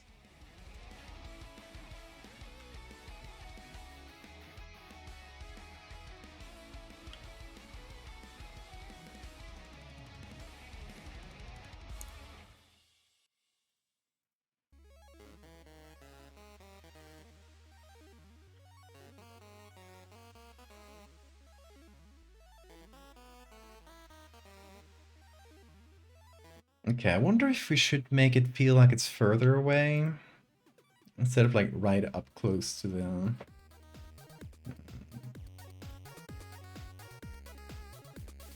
Let's see. Oh, I deleted the inspiration picture.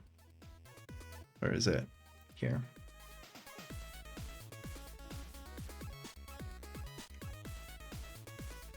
It's not that far away in this picture. It does feel, yeah, like there's some separation. Hooked up in the crib, eating the crib. Hey, Spacey. How you doing?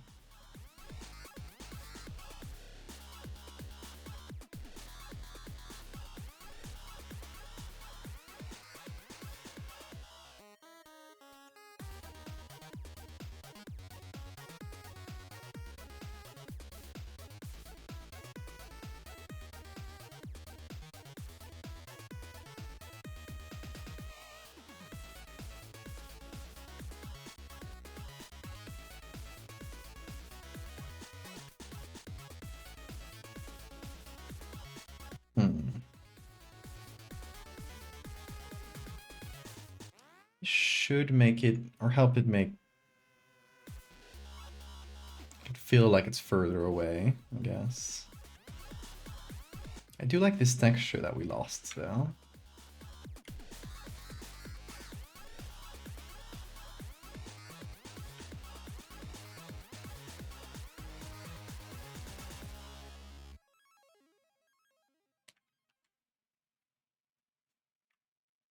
Okay, so if I move this...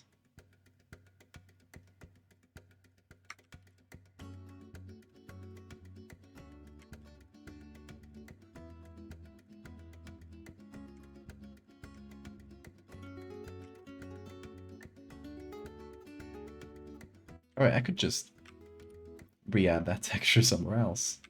Silly me. Since we kind of lose it in this corner.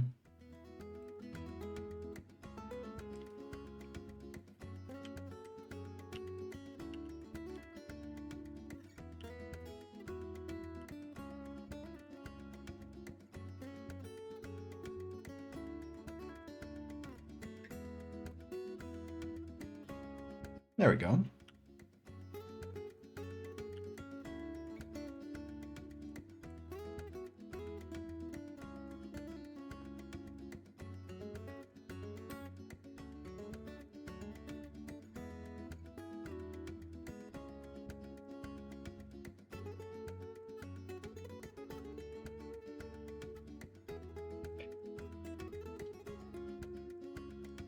Gotta figure out how saturated this will be, but I can probably do that more towards the end.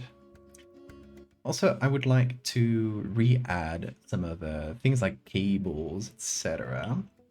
from the original. So I think it's going to be a matter of taking the base image, this one,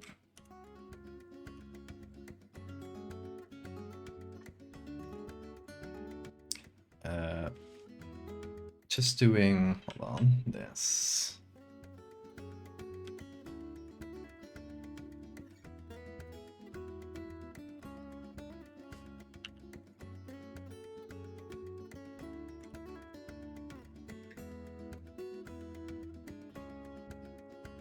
Just like follow this cable. Then we cut around it. Where else does it go? Here. And then here.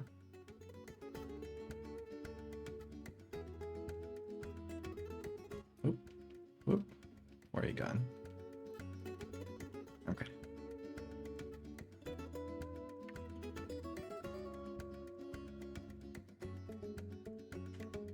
And then we just do a quick selection around it. Maybe we give it a little shadow on the meats.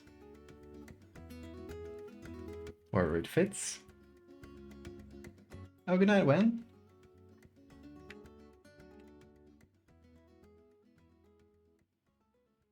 Mechtel, go sleep. Sleeping is important. I would know. I'm the sleep disorder guy.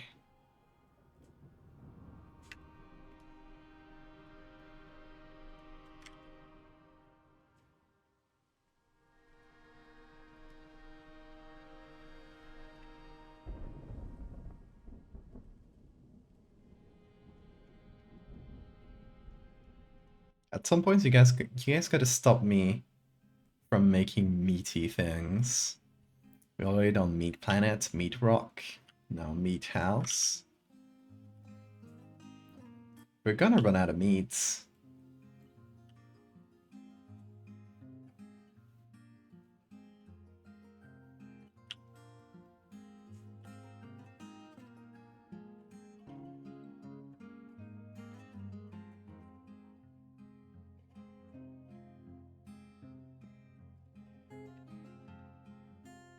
Meat food? No. Couldn't be.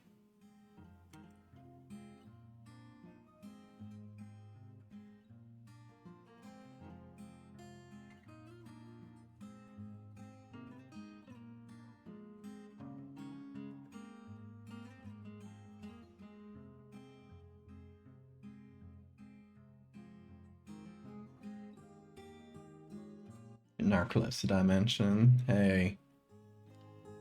Welcome, fellow sleep disorder haver.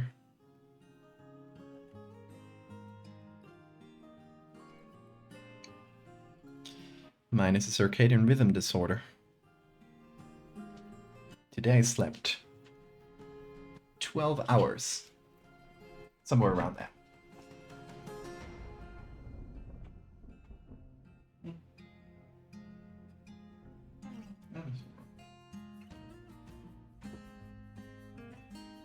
I just heard him on the other side of the door.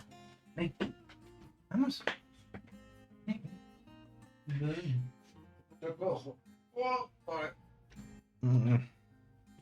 Here he is, the boy. The boy himself.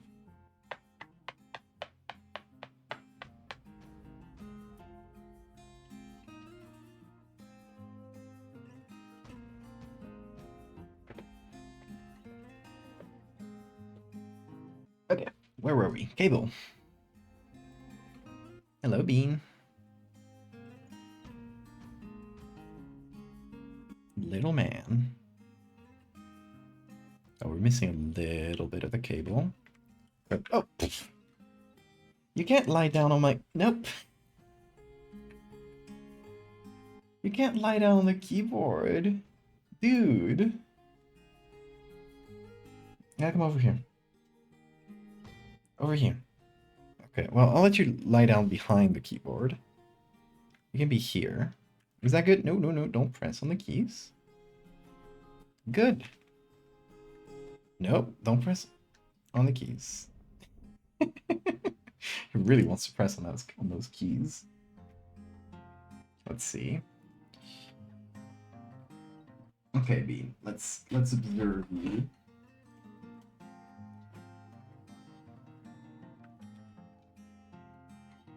There he is. That's the best view I can get of him here. Okay. So, we're finishing up this cable. And we're going to do this in a different layer, because This is not the cable in the original picture, but just like a little chunk that I painted.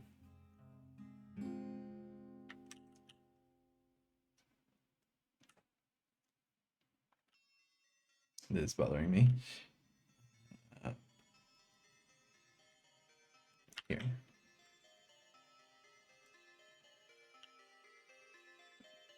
There we go. Okay. What else should we have pop on top of the meat? That's gonna be the cable.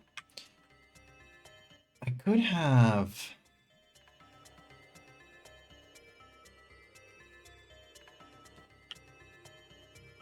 some of the metal here. Kind of like pop out of the meat.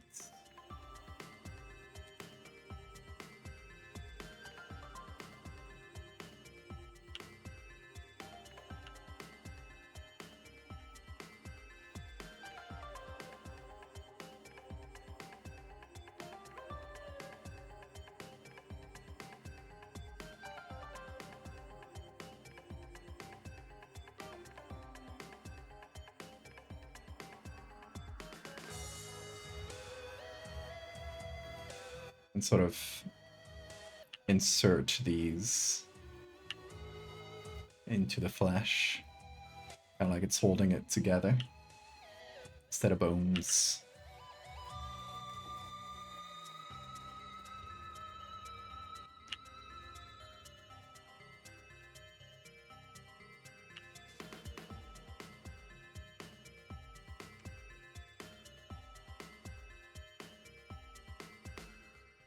You're patting Bean with your cursor. He feels it. He knows, yes.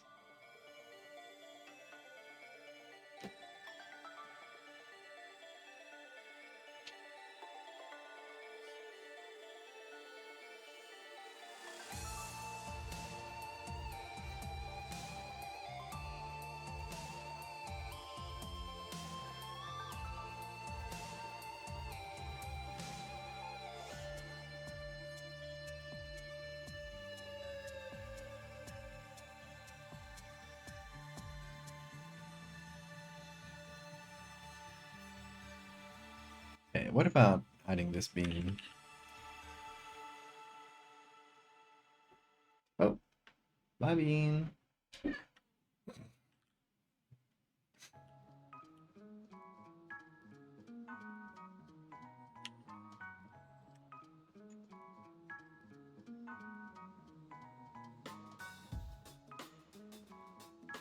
of like the meat has grown around all the fixtures in the ceiling, or maybe the fixtures themselves were installed to contain the meats.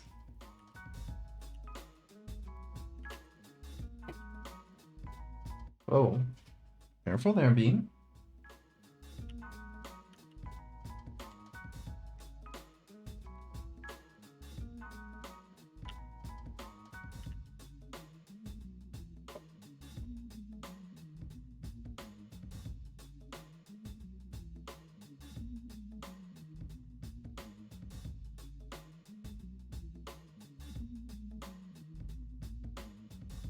Kind of just doing it quick and dirty. See if it would work.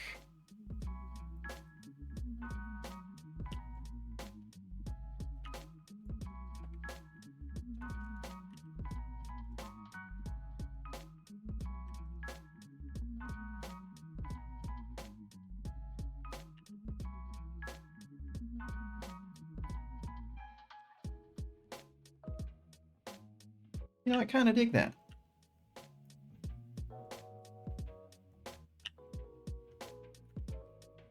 Kind of like digs inside the flesh, comes out the other side.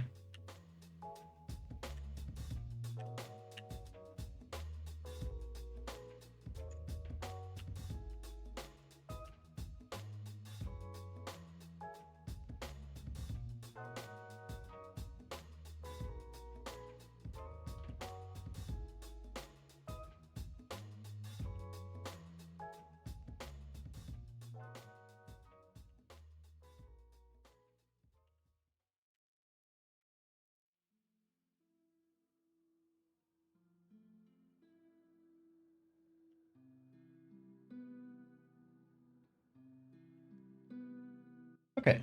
Let's see other elements we can maybe put in.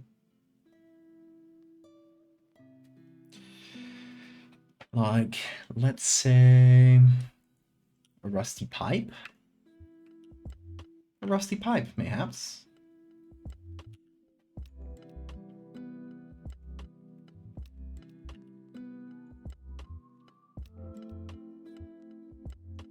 Fits the vibe.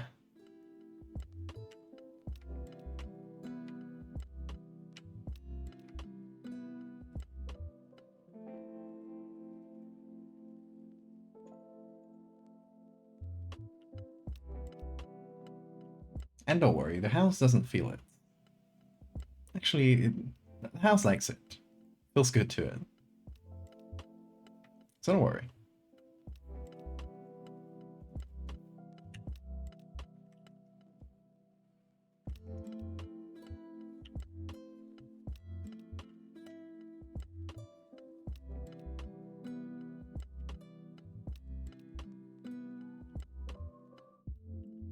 I don't know what this bit here is. But we can keep it. Anything that kind of makes it more complex. It's good. Oh, what about this thing? This metal bit, wherever it is. Where is it? Where is it? Here.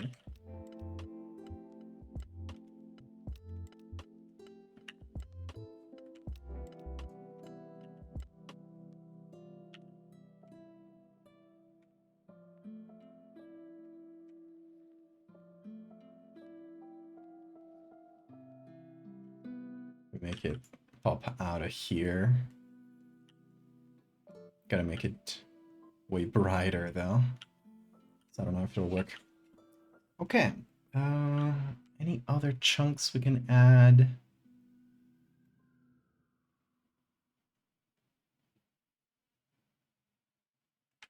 Okay. What about... Whoa. Not here. Here. One of these pipes. Or a couple of them. Kind of poking in from the side.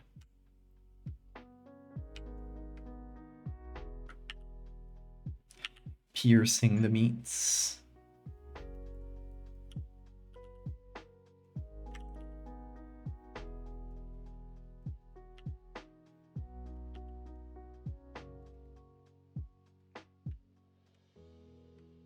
Like so.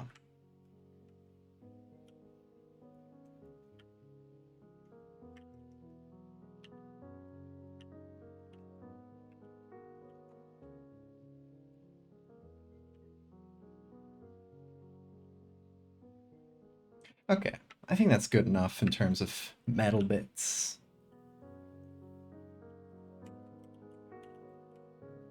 Now, obviously, we gotta make sure that they fit. Add the proper shadows on the meat below.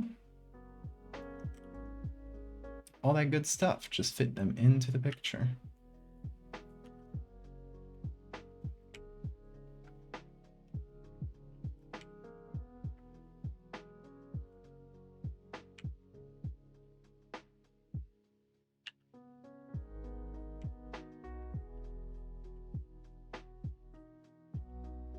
It's gonna take a little bit of doing, but shouldn't be too hard once we have set up the right edge for everything.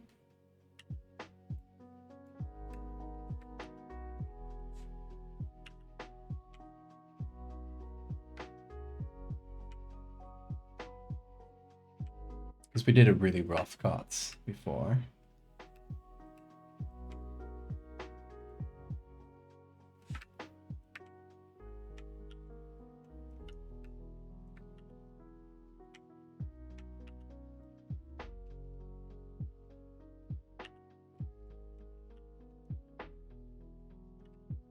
Okay, nice.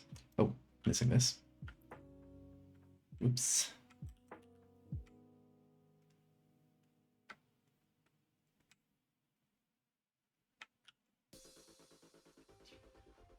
Okay, so shadows underneath this. I'm gonna put this inside the group and just choose black. Choose a soft brush.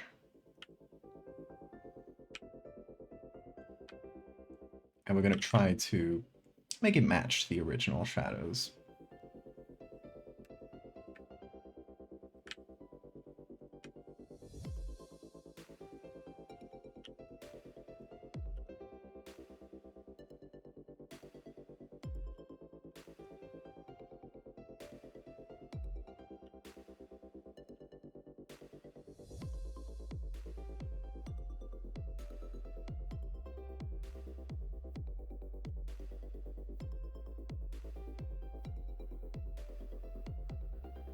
Oh, another bad edge.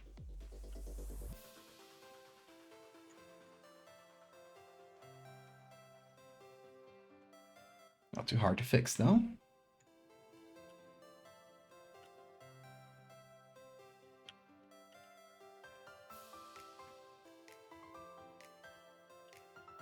Right, I'm glad to be doing some more like personal art for the sake of it.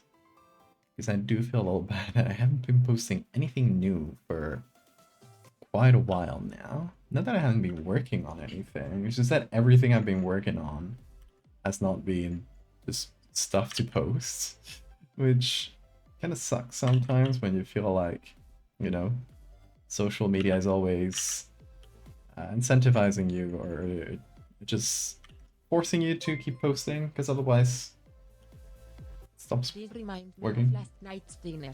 I was eating chicken off the bone. It's gotta be an intense process to devone how meat. Truly, yeah.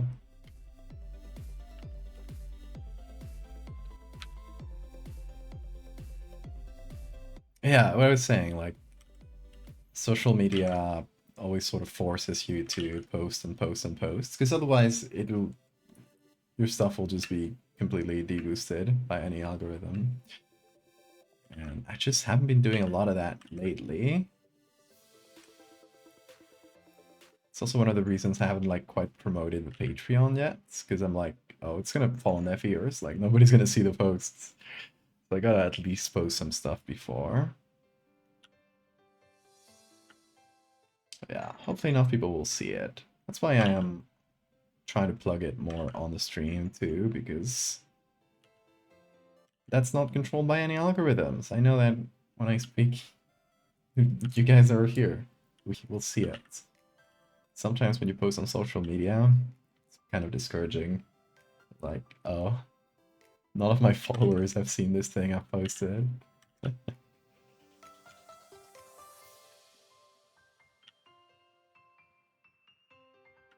Oh, thank you for the save reminder.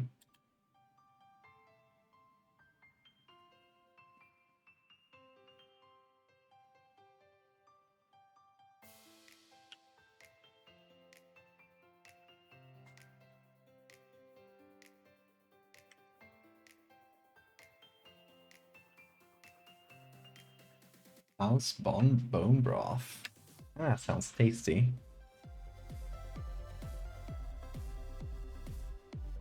Where's Bean? Hi, Bean. Just laying down there.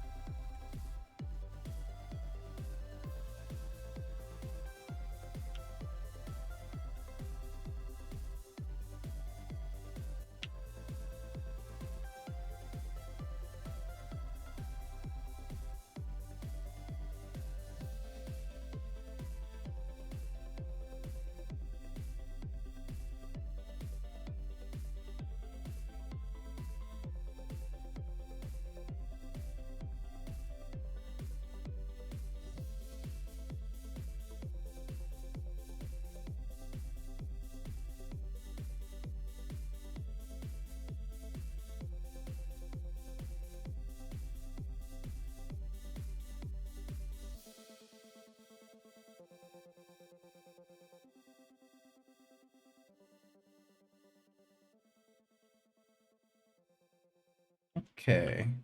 How about this? Shadow should go somewhere like this. Then that. Probably.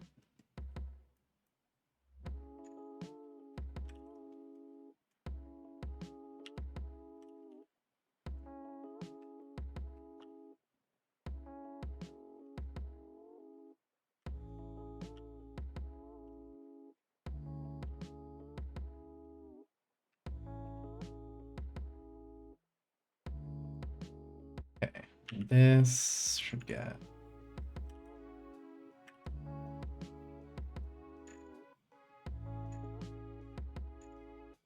big shadow.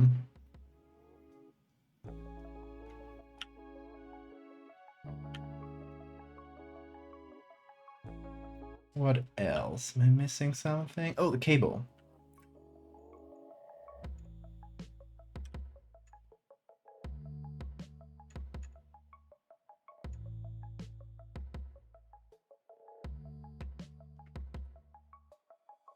Oop.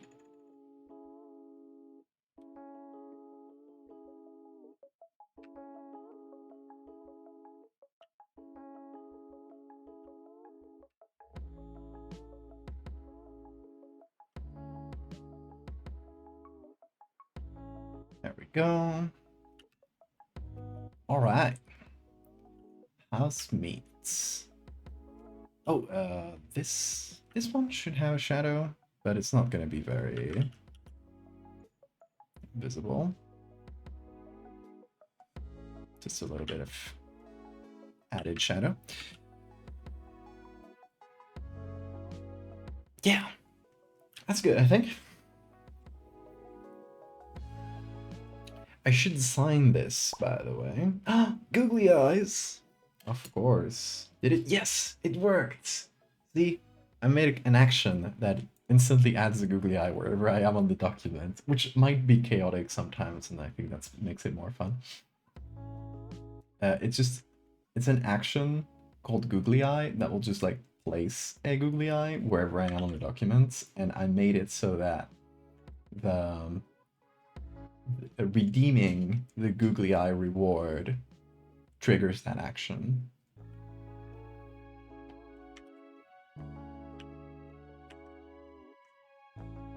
Where should the eyes be? I think up here. Let me put these here. Or just do this.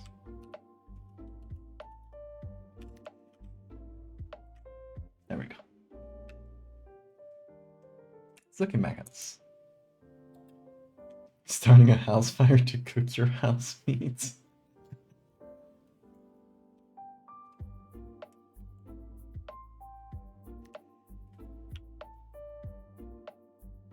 Okay, where do I sign this? Could be on the meat itself, could be on the tiles, could be on the metal, or the cables. I think maybe some cables like crossing through and making a signature. Oh! It's already there! Nearly. You see this? Sometimes nature already kind of gives you a signature, and when that happens, I feel like you gotta go with it. Okay. Let me add a little bit of contrast to this line.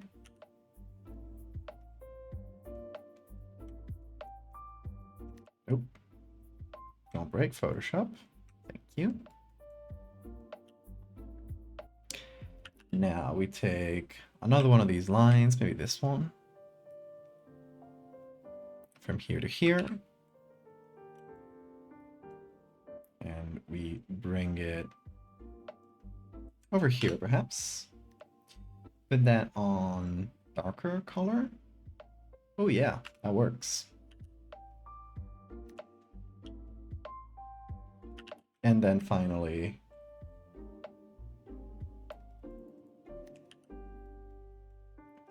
one of these.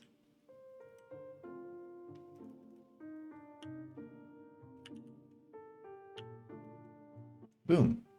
It has been signed. Nature gave it to us. We had to go with it. Hey, Bagwitz. How are you doing?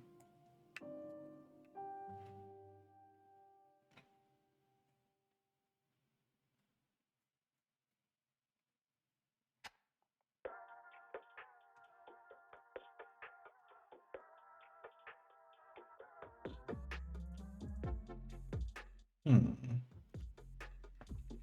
Wonder if I should keep these shadows or not. I'm not sure. Hold on, let me see without the googlies. So these shadows make it feel like it's a bit further away, so maybe they do give more volume, right?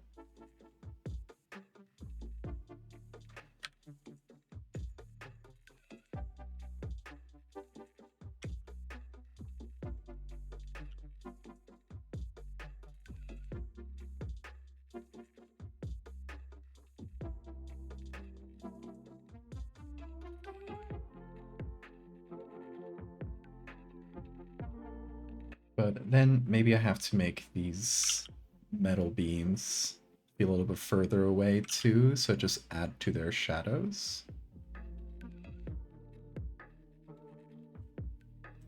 Because I feel like they're pretty close.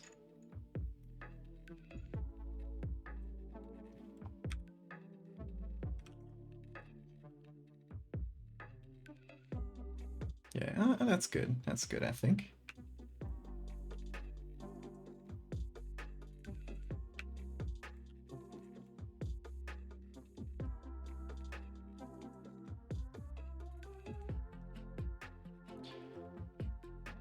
Now we should deal with some stuff in the background that I've been putting off.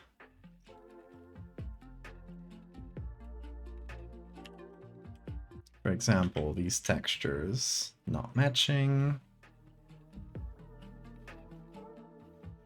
There, that's a bit better.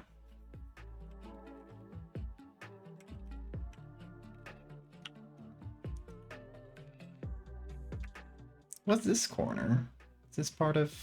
No, I guess it's just broken texture because I mixed two photos in a slightly weird way. Here. Oh my god. Photoshop. There we go. Straight up not listening to me. When I take like the sample with alts, it just doesn't. What? Come on. There we go. Making me go insane, Photoshop.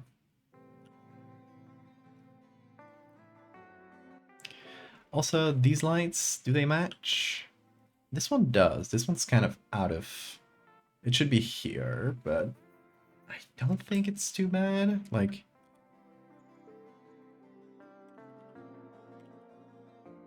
Offices sometimes have weird things like that, so it doesn't like bother me too much.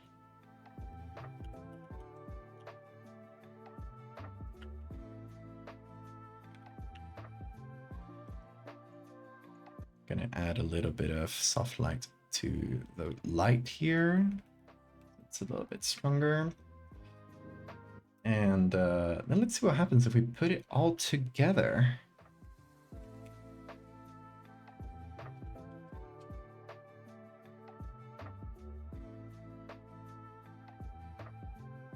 I'm good. I'm good.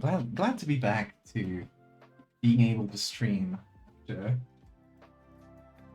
after all the internet troubles and stuff, but I'm glad to be back with Bean. Hello, Bean. Yeah, the screamer. You wanna come up? Come up. Oh, he's so full of Bean hair. I'm grabbing him before. Yes, I have captured him. Apprehended the beasts. Stay over here.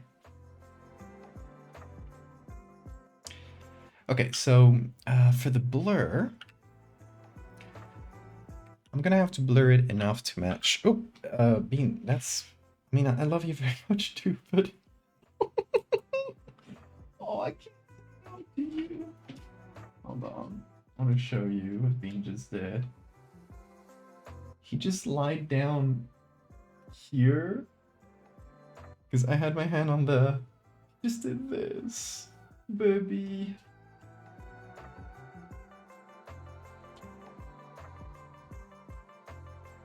I can't move my arm now.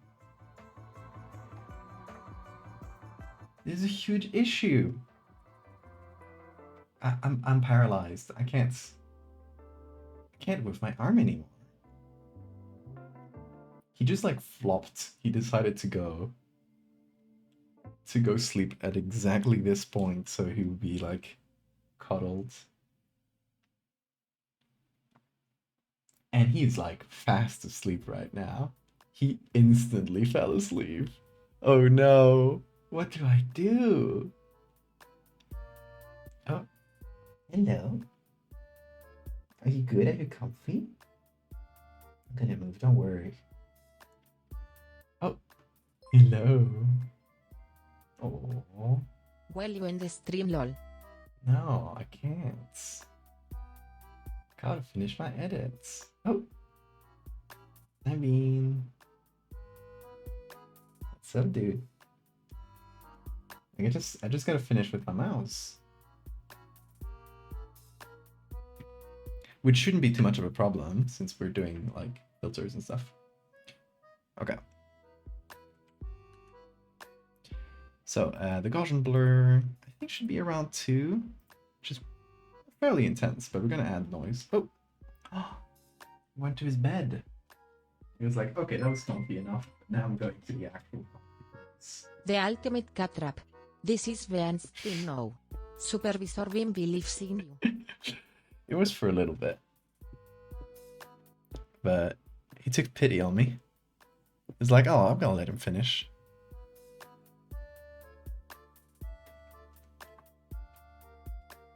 Oop, there he goes.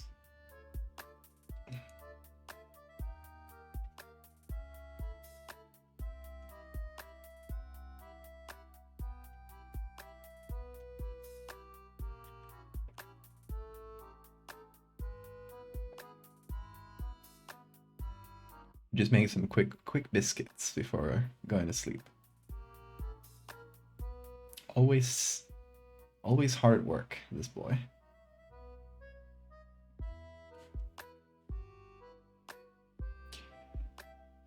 Okay, so how about we give it that yellowy old fluorescent light vibe. What do we think of this?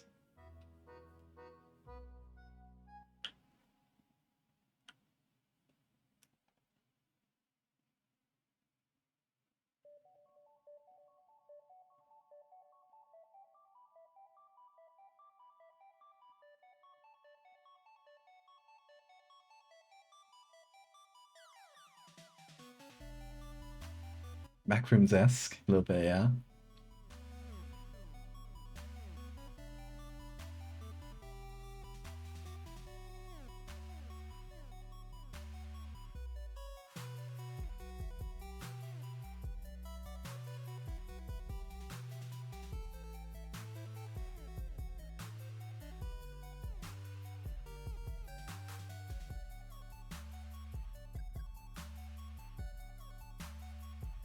Grayish bluish fit better?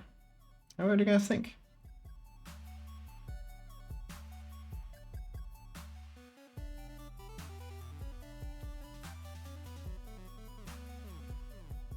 This would be, well, this would be the original.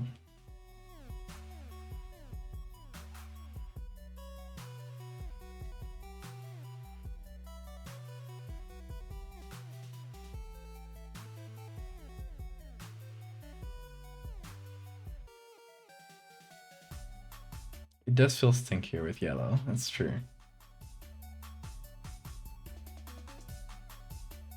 Oh, tough choice, tough choice.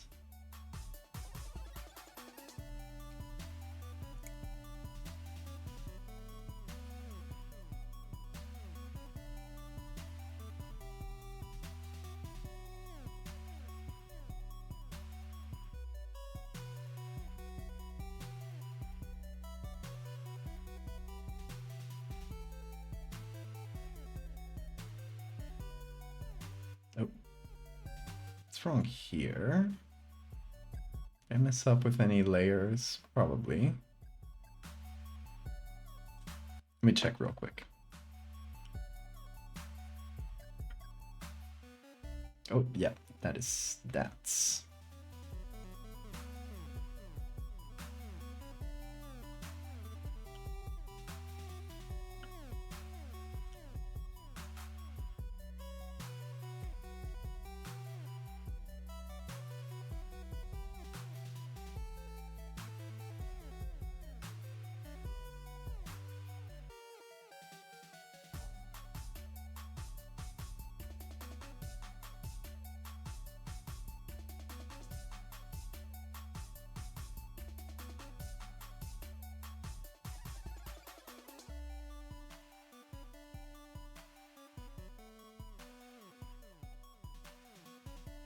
Oh, here. Well, good thing I noticed this.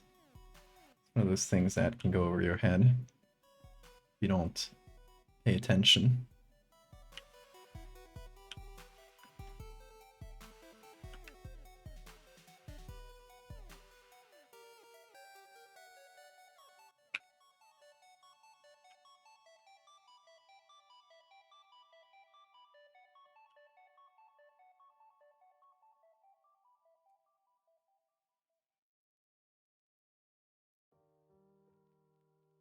Okay. Let's keep going.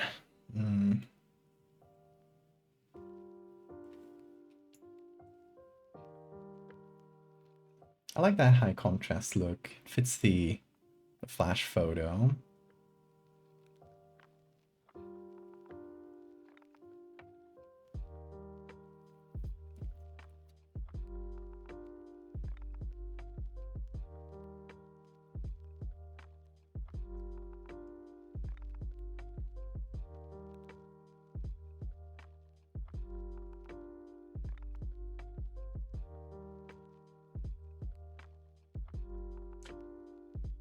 Highly textured.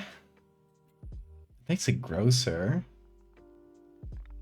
Yeah.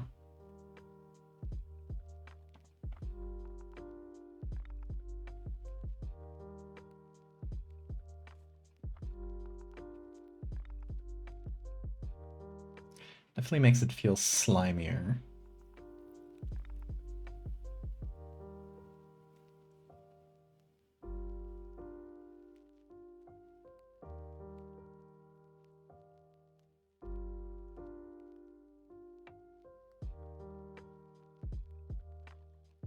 I want some red in the shadows. Maybe yellow in the midtones.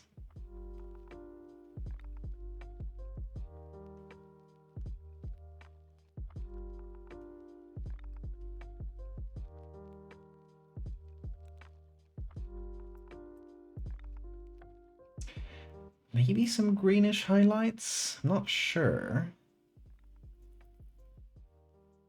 I mean, blue is a more direct contrast.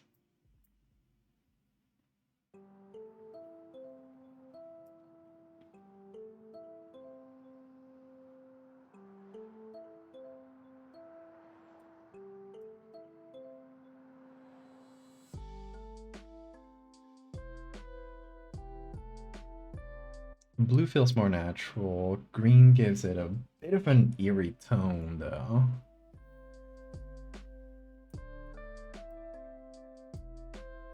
Do like that.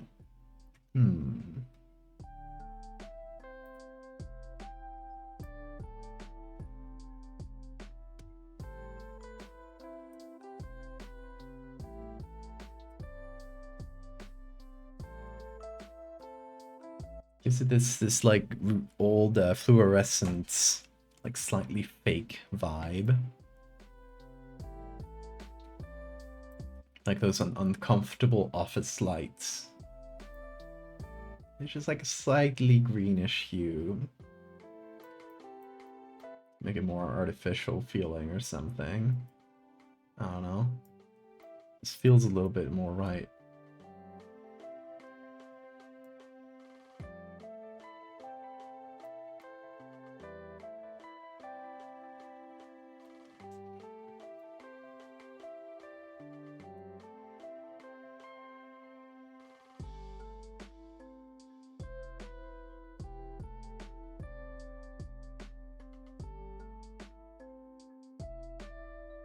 Yeah, that's good. Googly eyes, don't forget about them. Greenish office lights from your, yeah. And it is about Dreadfarer. Yes, we are starting to print a lot of the rewards. That's a lot of what I've been working on last month. We are finishing writing stuff and trying to balance things. Hopefully, get it opened for some quick play testing in the next like month or so. And so before we commit it to print, because you know we want to have like some feedback before we commit it to print. So like just put it out there as a PDF as a sort of understanding that, you know, it might not be fully balanced and we want your feedback. But once it's at that stage, I think I will play it on stream and let you guys have the link to play it as well on stream. Well, during those streams. I can show you the full map. Look, where's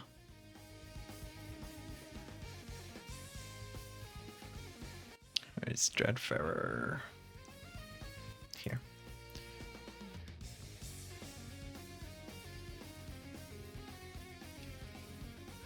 Here's the final map, and it's already had some, like, we already have all the prints for them. But yeah, it's all the areas you'll be able to visit. Not entirely like 100% all of them, but the map has all the little just text for most of the area, so that when you do the traveling and stuff, you can like figure out, like, depending on which place to which place you need to go, like, just fit it to the description.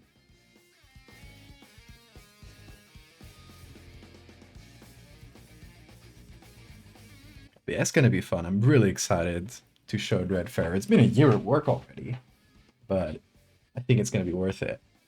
Worth the wait. Oh, the bin whisker. Offer still stands.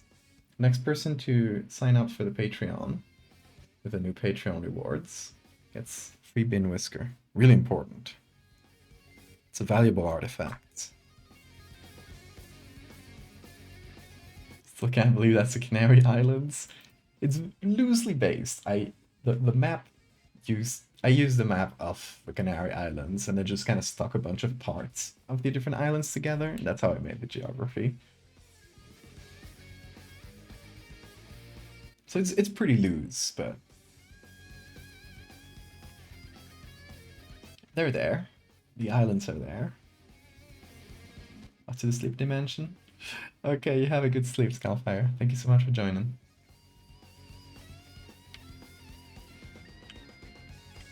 You see the meat in your dreams? Please let me know about it.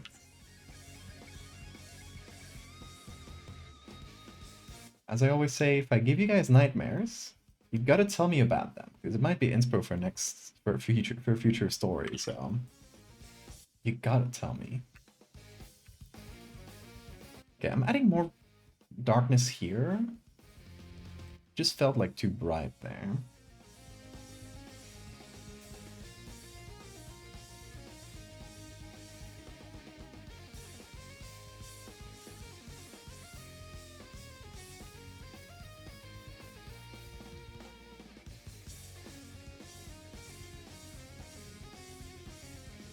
And I want to keep it, because at first I was thinking like, oh, maybe we add some like eyes or teeth or something.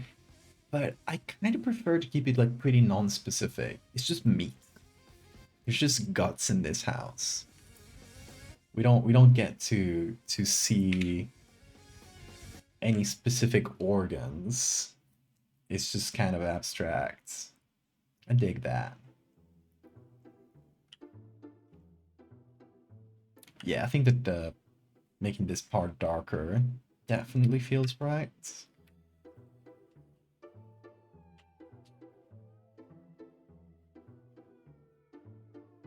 There's a little bit of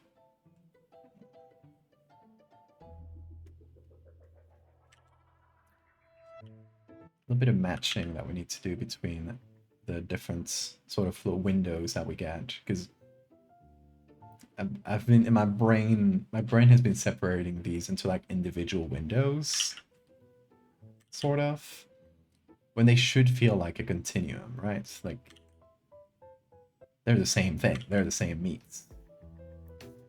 So I'm gonna try to make that make more sense.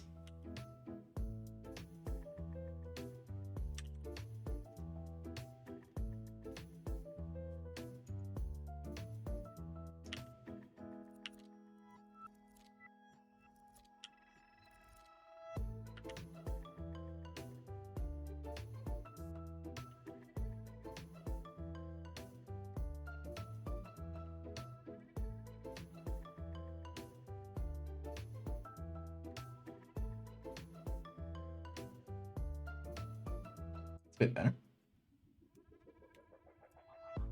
I hope. Let's see. Yeah, it's a little bit smoother.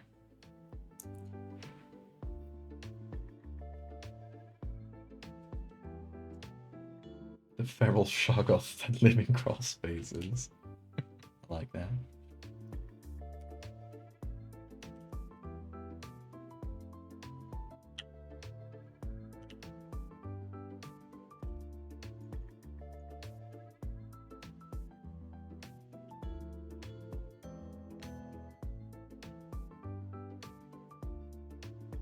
Okay, I want to make it feel like it really goes into the meats.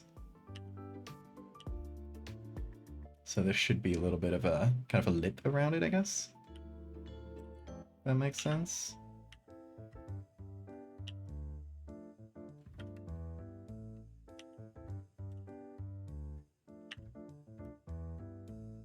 Like this.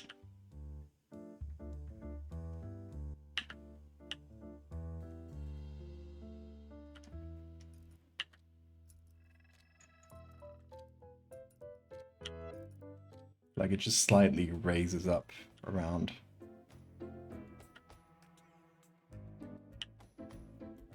Around the rods as they go in.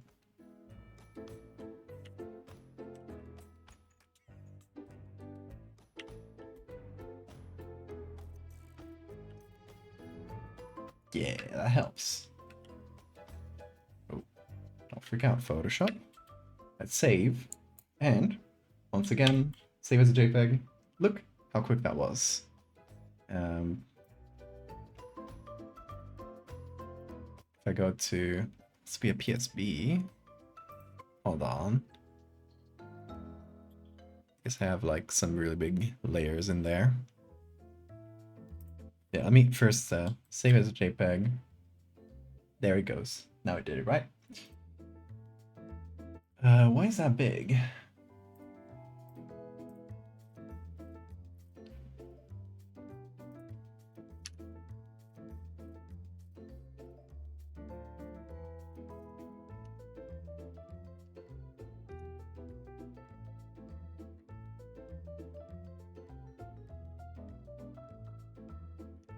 Okay. Yeah, now it should be good to save. Let's see.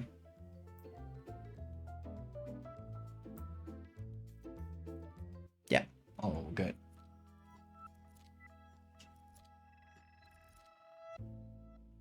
Meat and potatoes are built-in structure. Yeah, the potatoes are on the other room. We just get the meat here.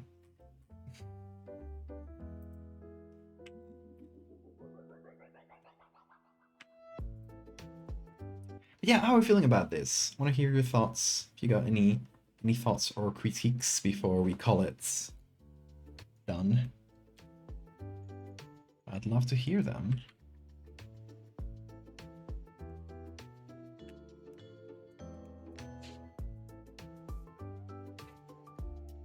Let's say remove some bean hair from everywhere. Gotta do this all the time. Sweeping off the bean hair. And from myself. You think that you cannot taste it. Well, just open up your ceiling, you'll see. You'll be able to taste it yourself. Every house has at least some meat in it. Maybe not entirely filled like this. It's only if you've been taking good care of it. Yeah, anyway. I am happy with this. I'm gonna keep it like that. And yeah, I finally have something new to post in the next day or two, probably. But yeah, tomorrow we are making something that's not for immediate posting. We're making Megalomorpha. And by the way, if you want to see all the topics for the future streams, I always post a schedule for the week. Whenever I'm gonna stream, I post a schedule for the week on the Discord. So if you're not there already, just hop over to the Discord, go to the channel called Valve's Operating Room, and once you join, you can get a role that will notify you when I stream. That will also notify you when the schedule is up. So the schedule for this week is tomorrow we are doing Megalomorpha, and if you missed this edit from a bit more than a month ago, we did this one, which takes place in a Japanese Shinto shrine. So we're going to be continuing this story. We're going to be making the adult of this. It's going to be a Hercules beetle, probably. And yeah, I think that's going to be fun. I don't know exactly the like specific shape it's going to take, but we're going to figure it out tomorrow as we go. Yeah, that's going to be tomorrow. The day after, we got a free day, which is either going to be finishing, let's say tomorrow we don't get to finish the Megalomorpha edit, so on the free day we get to finish it. If everything else is finished, we are going to be redoing the snowman. Where is it? This picture here, which I started back in December, and I just didn't like the direction it was going. I just wanted to make a creepy snowman, but I just didn't have like a very specific direction for it. I just kind of went into a weird place. I think we gotta like bring it back to basics a little bit, make a creepy snowman that has a dead person inside, probably, and is somewhat alive. That's what we're gonna try to impress, but you know, in a simpler way. But yeah, that's gonna be on Wednesday nights. And on Thursday night, last stream of the week, we were going to be working on Trench Crusaders, who commissioned me to do some art in their setting. It's going to be some like newspaper-looking images of like different events that take place in the world of Trench Crusaders, which, if you don't know, is a world-building project slash game. I don't know, the tabletop game. It's one of those you can play with like little figurines, like Warhammer type thing. And it's all about like, it's based on World War One, but with demons and crusaders, and it's that's like a really cool aesthetic. So you're gonna see that a little bit on Thursday nights. That's the schedule for the week.